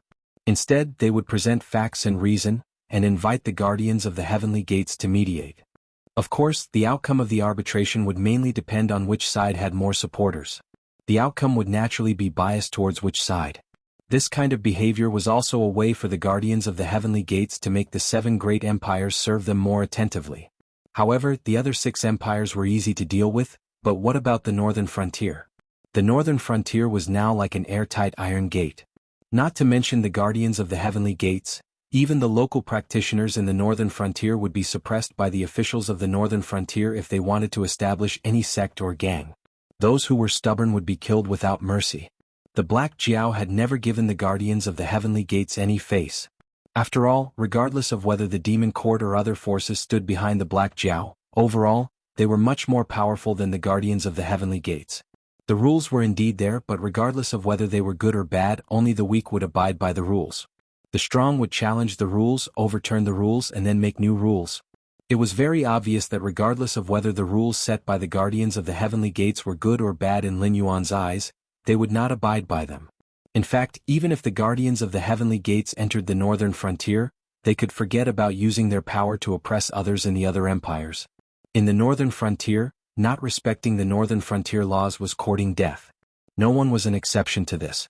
After all, even an existence like the king of the northern frontier had to abide by the northern frontier laws.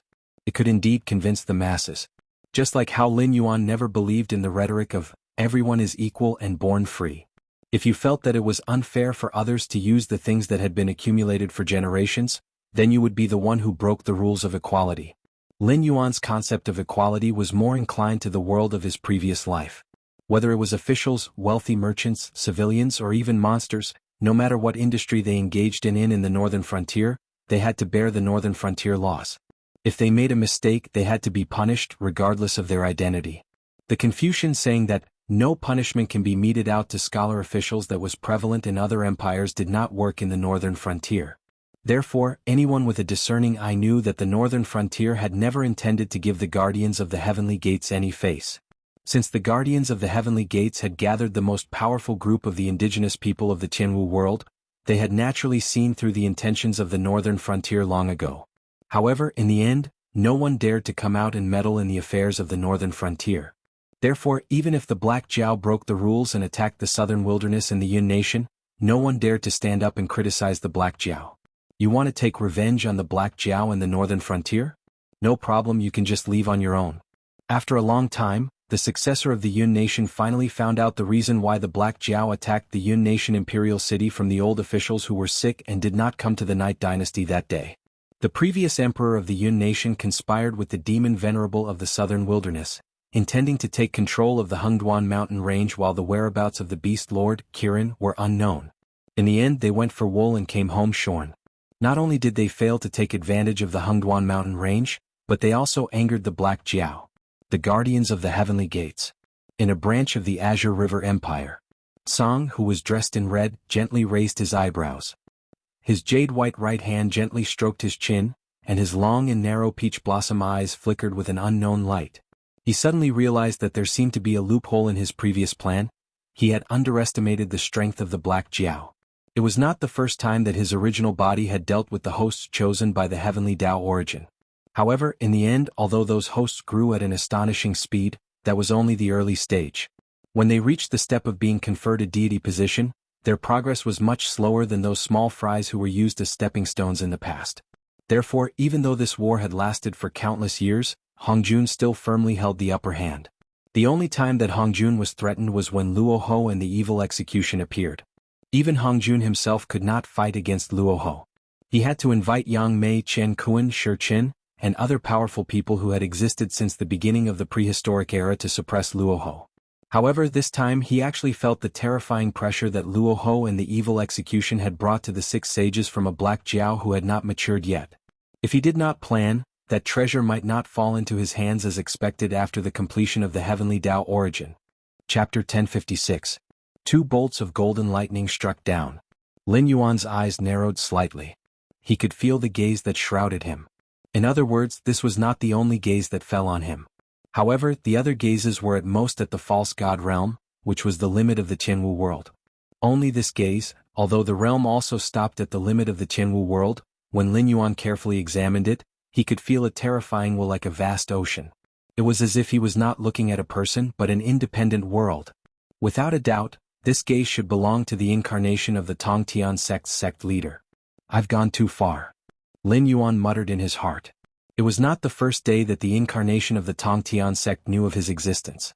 However, it was obvious that the Tongtian sect's sect leader's personality was there. Even if he treated him as a potential enemy on the surface, he was only at the level of a monster king. He was far from being a great enemy. However, he had just used a large amount of incense power. Unlike before when he had asked for help, this time it was Lin Yuan who had done it himself. Therefore, the incarnation of the Tongtian sect's sect leader would most likely focus on him. However, it did not matter. After all, once some plans were carried out, he had already stepped on the path of becoming the enemy of the entire world. Although it was impossible to become a true god in the Tianwu world, at the level of a false god, one could still absorb incense power and even rely on it to maintain one's body and soul in the world, achieving a kind of immortality effect. No, it could be said that this kind of immortality was a very glorious art of immortality in his previous world for a period of time. The small blue planet was just a small world that had evolved on its own after the heavenly Tao was separated from the chaos world. How could it gather so many gods and divine systems? Not to mention the 4 ancient civilizations, just the Japanese claimed that there were 8 million gods. How ridiculous was that? Ever since Hongjun had suppressed the Earth Tao and the human Tao, the true way to live forever had been cut off. The gods that appeared later were just like the fake gods of the Tianwu world. They relied on the power of faith and incense to live forever. This was also the reason why after the calamity, after the end of the world, the dusk of the gods, they no longer showed their divinity. This was because almost all of these gods had fallen into a deep slumber with the arrival of the end of the world. Those whose faith had been severed had even fallen. They would only be mentioned occasionally, but they had no chance to reappear in the world for the time being. It was hard to say when the martial heaven world's end of the world would arrive, but the number of these false gods was not small. Often, there would be tens of thousands of false gods dividing up a region. That was why the false gods of the martial heaven world couldn't compare to Lin Yuan when it came to using the power of incense. To be more precise, it wasn't that they couldn't fight against Lin Yuan or the experts he called over. It wasn't that they couldn't accumulate the power of incense with great difficulty over the past 20 years. Naturally, they would use it to ensure their own immortality. Other than Lin Yuan, who would be so extravagant as to use incense to fight. The Tao of the totem ancient gods was far stronger than the Tao of these false gods. In fact, the totem ancient gods were the true Tao of immortality. Otherwise, the winged dragon and the yellow emperor wouldn't have joined hands to fight for the world. Their goal was only to destroy the totem ancient gods in the world and take the power of incense for their own use.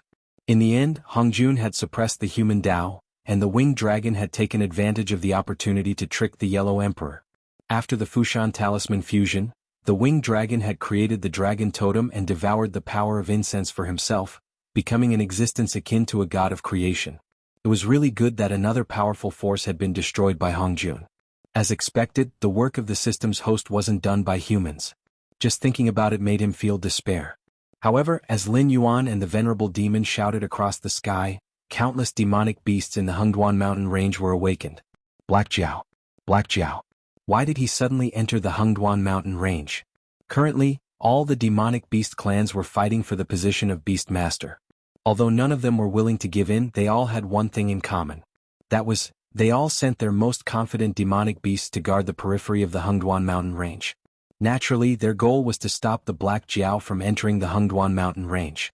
After all, the position of beast master was vacant.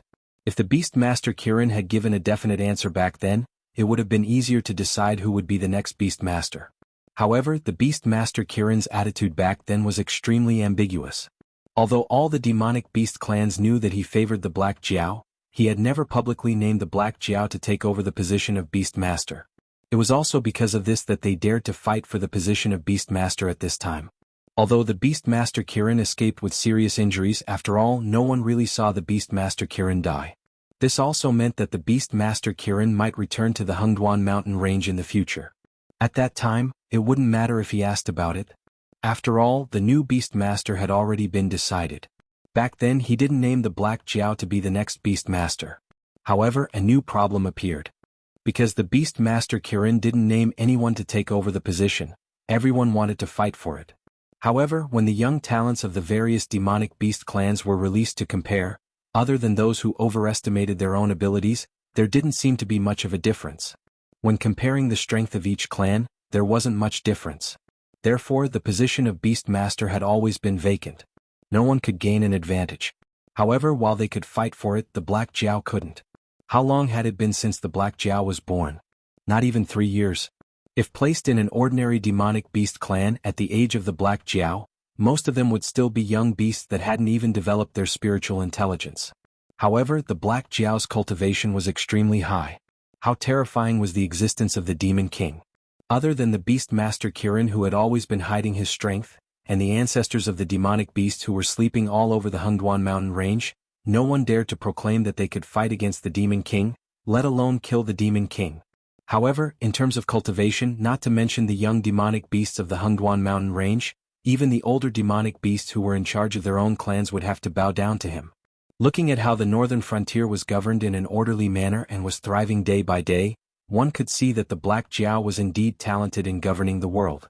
Moreover, since the decline of the Hengduan mountain range, the Black Jiao was the only demonic beast who had managed to expand into the humans' territory. In addition, with the existence of the Northern Territory Chamber of Commerce that couldn't be given up, it could be said that if the Black Jiao were to participate in the election, the other clans would have nothing to do with it. From the sound of it, the Black Jiao was a good candidate for the Beastmaster position. However, the problem was, the Black Jiao couldn't. He definitely couldn't become the next Beastmaster. After all, with the Black Jiao's personality, he couldn't tolerate sand in his eyes.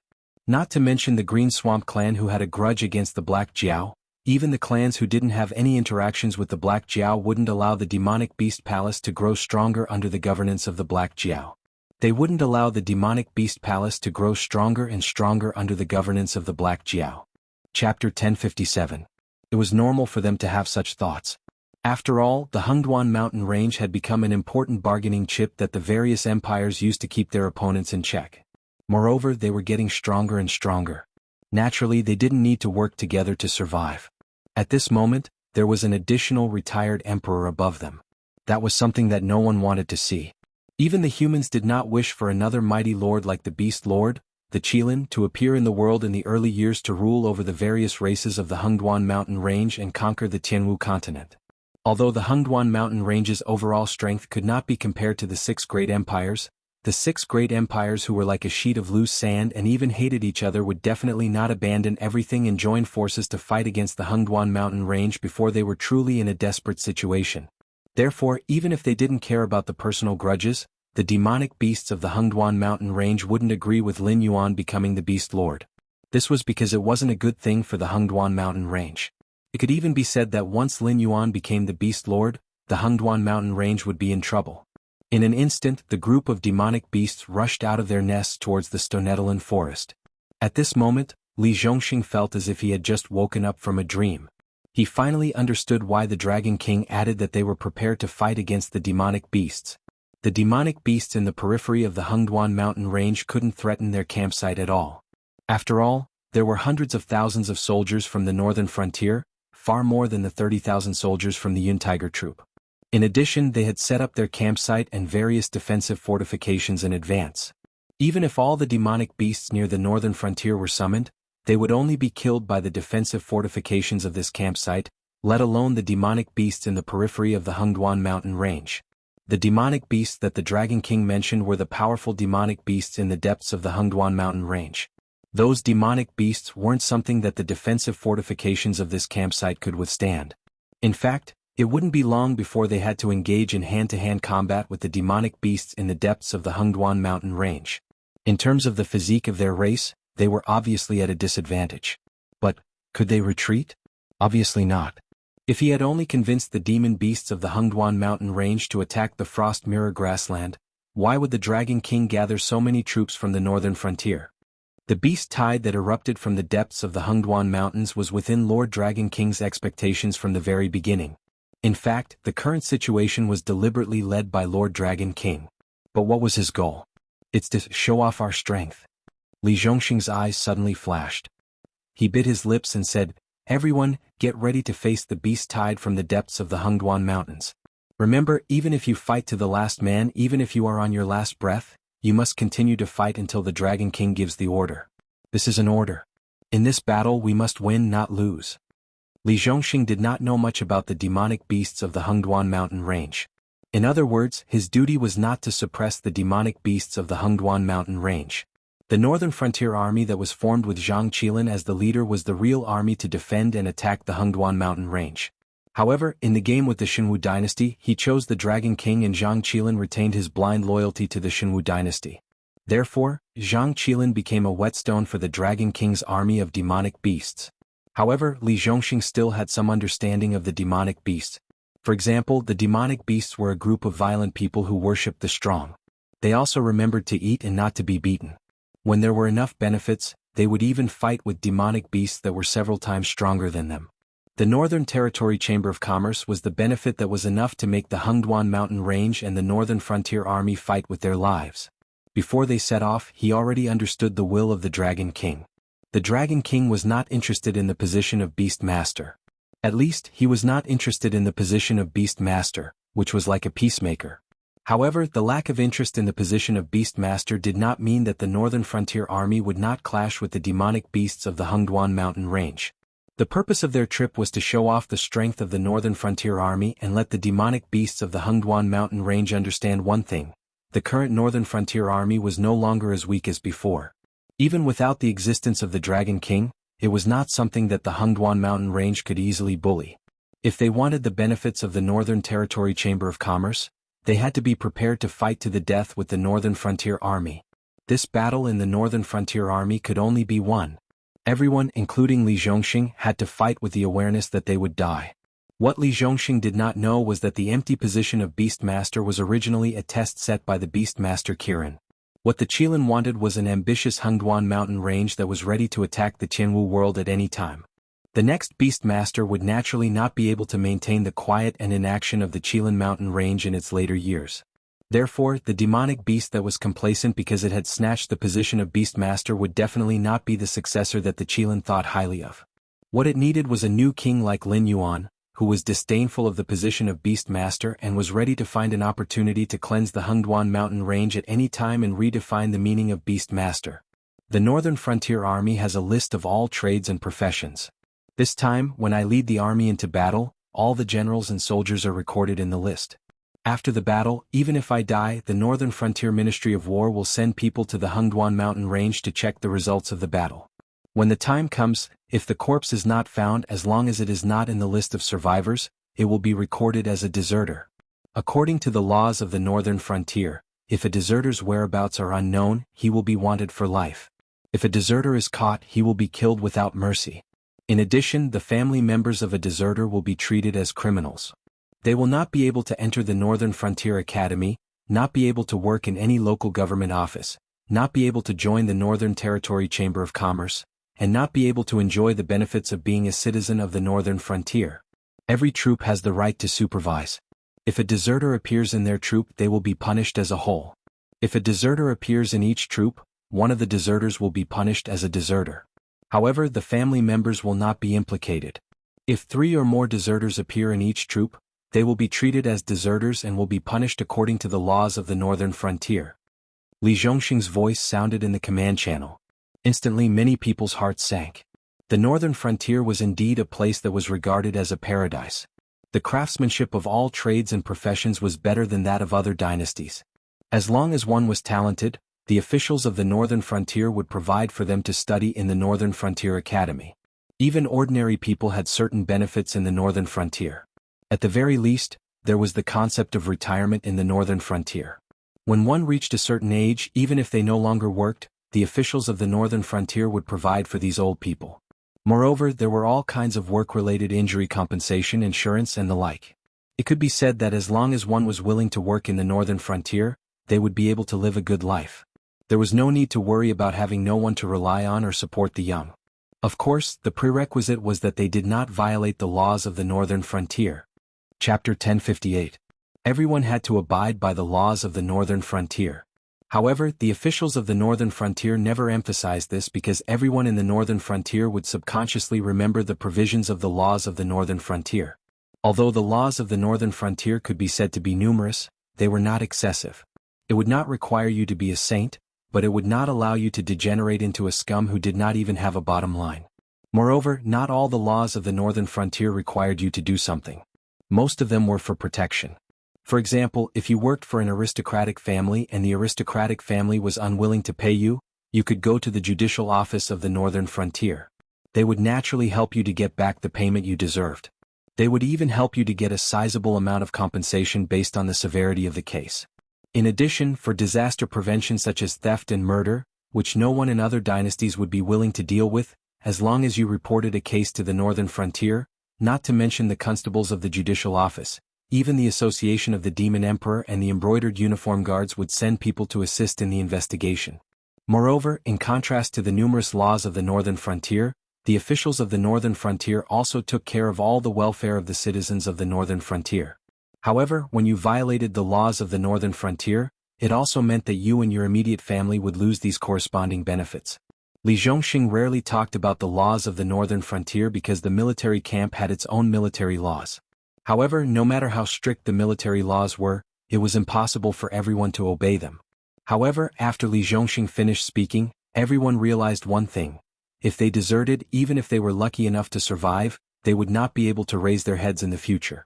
They might even implicate their own family members. If they could not escape, they could only fight. No matter who the opponent was, no matter how many opponents there were, they only needed to know two things: to kill the enemy and to survive. Li Zhongxing's actions stunned Lin Yuan slightly. Since when could the laws of the northern frontier be used to boost morale? It's so fancy. Lin Yuan muttered softly, but his mood was inexplicably much better. Entering the Hengduan mountain range this time was part of his plan, but from another perspective he was also gambling. He bet that the soldiers of the northern frontier would definitely be able to defeat those angry demon beasts. If he won the bet, everything would be fine. No matter where Lin Yuan placed his pieces, it would be very easy. However, if he lost the bet this time, the price he had to pay would be equally tragic. For example, the northern frontier army that entered the Hengduan mountains this time could be said to be all the manpower that could be mobilized by the northern frontier. If they were all buried here, all of Lin Yuan's subsequent actions would be restricted. It was true that the northern region was blessed by the power of the heavenly Tao. Whether it was the speed of the birth of talents or the growth of cultivators, it was far superior to the other forces.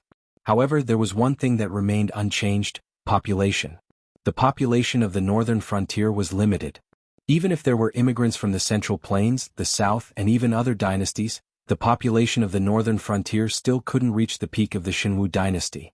Moreover, a considerable portion of mortals, as well as the old, weak, women and children who couldn't fight, had to be excluded. Even if all aspects of the northern frontier were growing with each passing day, the population base was still there. As a result, the northern frontier had never carried out any military expansion. Apart from the Northern Frontier Army, Southern Expedition Army, and Falling Star Army, the Blackwater Army and Northern Frontier Dragon Cavalry were all selected from the Northern Frontier Academy and the demi-humans of the Northern Frontier. It wasn't that Lin Yuan didn't want to, but that the Northern Frontier couldn't handle a large expansion unless he could wait for the Northern Frontier to develop for another 10 or 20 years. However, time was clearly not on his side because the world was about to be completed. Of course, Lin Yuan could create a large number of system creations, as well as a large number of grayscale flood dragon people. However, putting aside the fact that the former would cost Lin Yuan a large amount of attribute points, the latter were monsters that couldn't be tolerated by the Tianwu continent. Just the time it would take for these two to mature was about the same as waiting for the Northern Frontier to develop on its own. Lin Yuan wasn't stupid enough to consider this kind of action that was like drinking poison to quench one's thirst. In particular, the amount of incense power needed to create these monsters was no different from using a knife to cut off a piece of flesh from Lin Yuan's body. The monsters in the Hengduan mountain range were both shocked and furious, while the soldiers of the Northern Frontier were also resolute. Both sides didn't even have the time to negotiate before they fiercely clashed against each other. Countless monsters fell to the crossbows in the process of charging, while countless soldiers of the northern frontier were sent flying by the monsters. In less than the time it took for a stick of incense to burn, the fortifications that took an entire day to build were completely destroyed. Even the sentry towers that the archers were standing on were destroyed by the monsters' techniques. In just the time it took for a stick of incense to burn, this battle had changed from a defensive battle to a field battle of close combat. The pungent smell of blood began to spread. At the same time, it attracted a large number of predators that could have stayed out of the battle. The gazes of Lin Yuan and the countless beast kings in the Hengduan mountain range were all fixed on this tragic battle. Blood flowed like a river and corpses were strewn everywhere. Corpses of humans and monsters could be seen everywhere. Humans and monsters were in the midst of killing one another. Spiritual qi of various attributes constantly condensed, dissipated, became chaotic, calmed down, and condensed again, circulating in this world. Outside the Hengduan mountain range, there were also countless gazes observing this scene. What shocked the experts of the various dynasties was not the tragedy of the battle, but the terrifying fighting spirit of the soldiers of the northern frontier. What were they doing? Why were they doing this? They could not understand. At first, these soldiers of the northern frontier relied on the barracks to fight against the monsters. After the fortifications were destroyed, the battlefield directly expanded to the entire mountain range. When the crossbows in their hands ran out of arrows, they pulled out their demon swords to fight. When their spears broke, they raised their shields to smash and smash. Later on, even their battle swords broke and bent. They began to hit, kick, and bite. Everyone's eyes were bloodshot, and their movements were swift and violent. Even if they knew that they would die, they would not hesitate to continue fighting. From the beginning to the end, not a single one of them ran away. Not a single one of them died with their backs facing the monsters. There was even a soldier of the northern frontier who was still biting his opponent's flesh when he was entangled by a python. Before his bones and tendons broke, he had forcefully bitten his opponent 7 inches. The experts who witnessed all of this felt their hearts palpitate.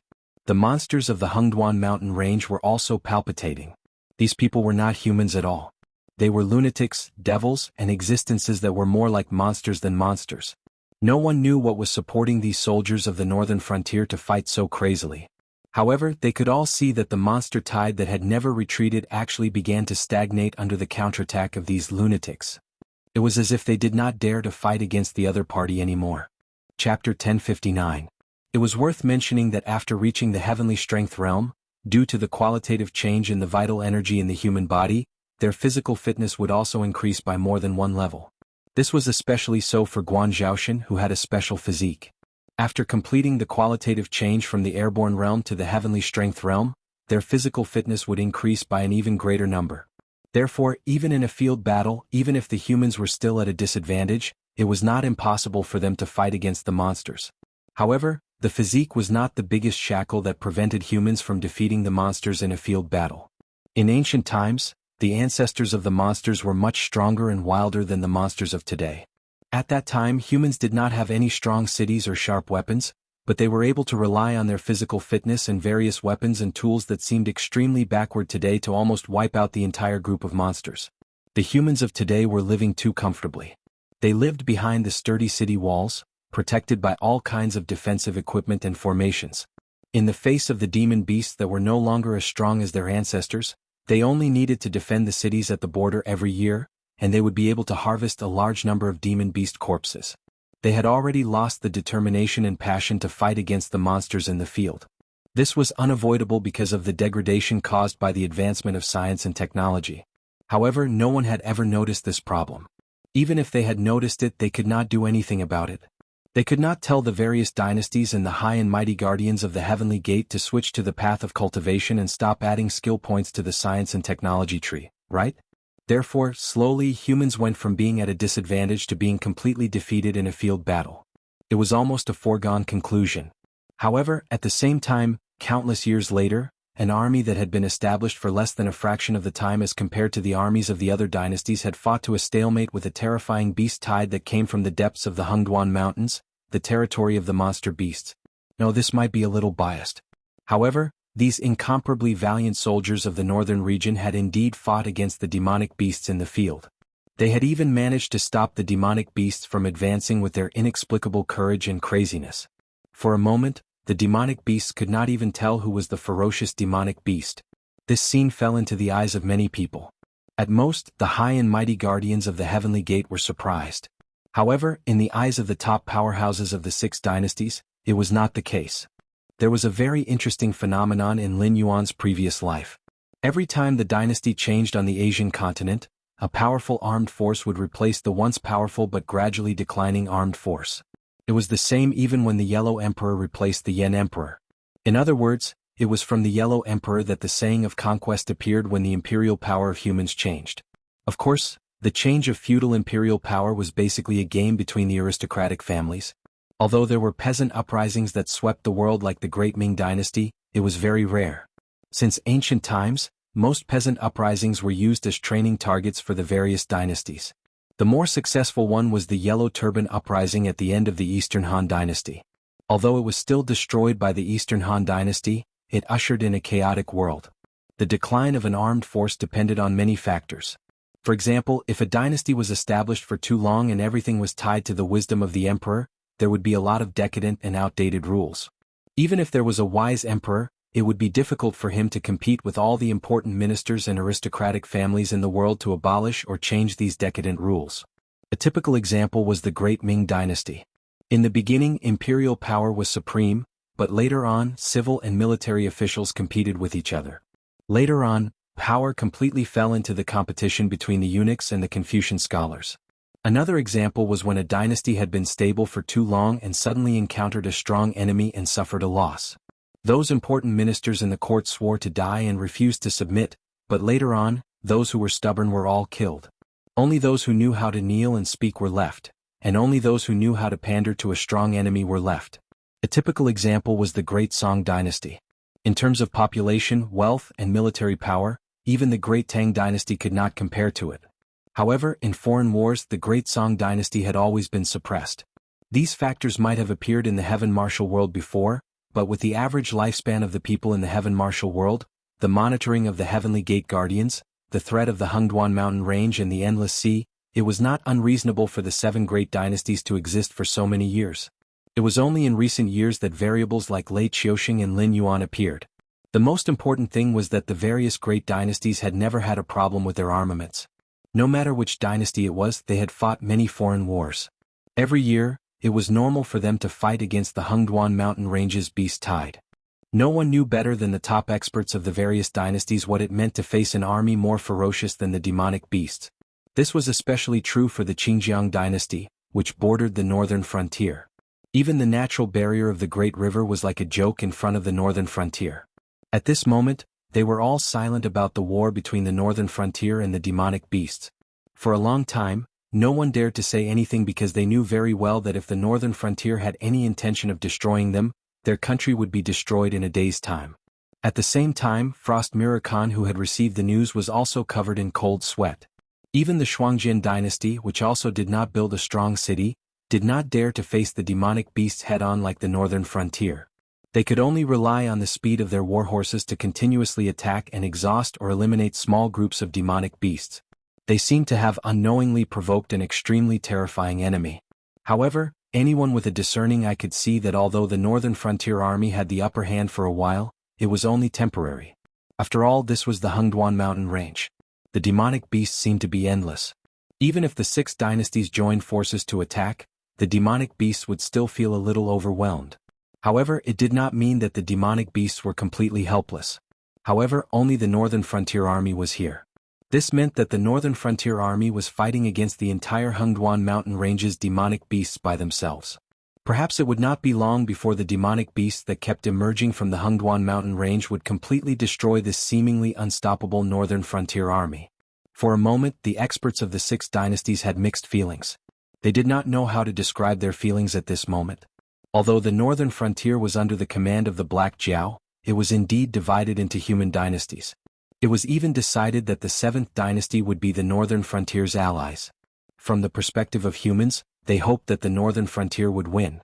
Chapter 1060. However, the problem was that the actual ruler of the northern frontier was the Black Jiao. The northern frontier had indeed relied on the Hengduan Mountain Range to grow so quickly.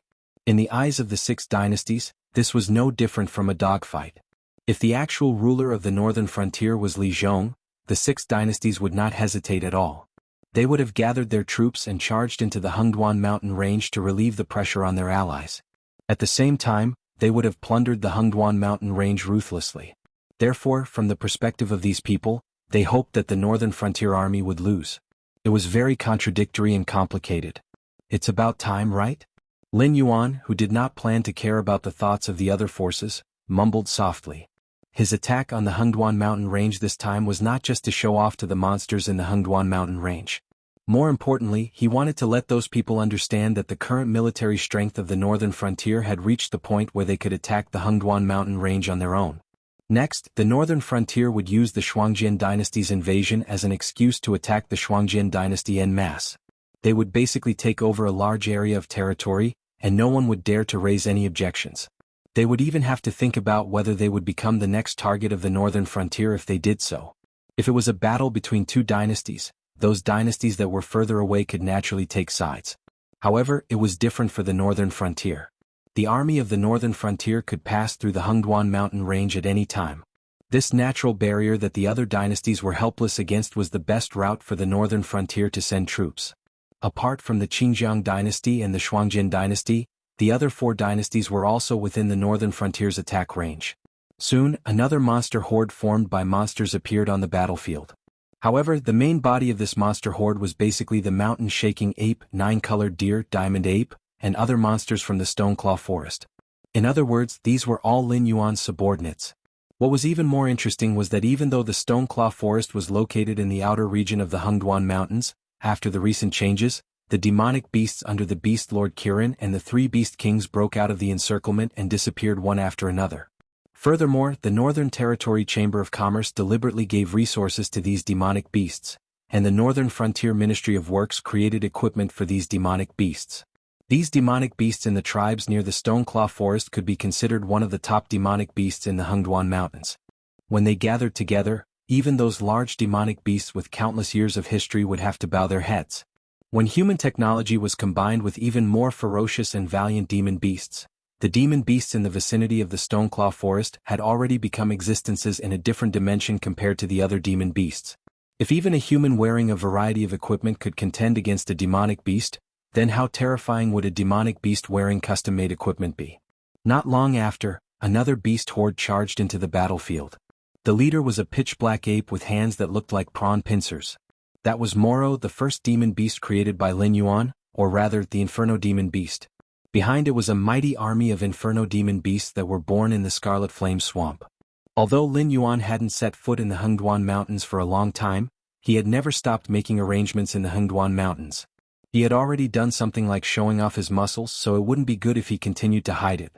Before the various forces could recover from their shock, another group of cavalrymen appeared in the vicinity of the Demon Beast Forest. These cavalrymen basically had some beast characteristics on their bodies. The armor they wore and the weapons they held in their hands were all products of the Northern Frontier Ministry of Works. The demon beasts under their command were mainly horses, deer, and wolves. They were all demonic beasts that lived on the side of the Demon Beast Forest near the northern frontier. Although it had long been known that Black Jiao had been secretly subduing the demonic beasts, such as Kagura, Xiaofan, and other outstanding demonic beasts, all of them had basically taken refuge under Lin Yuan's command. No one knew how many demonic beasts there were under Lin Yuan's command. But today these demonic beasts from the northern frontier directly showed their weapons. There are so many of them. There are at least 500,000 of them.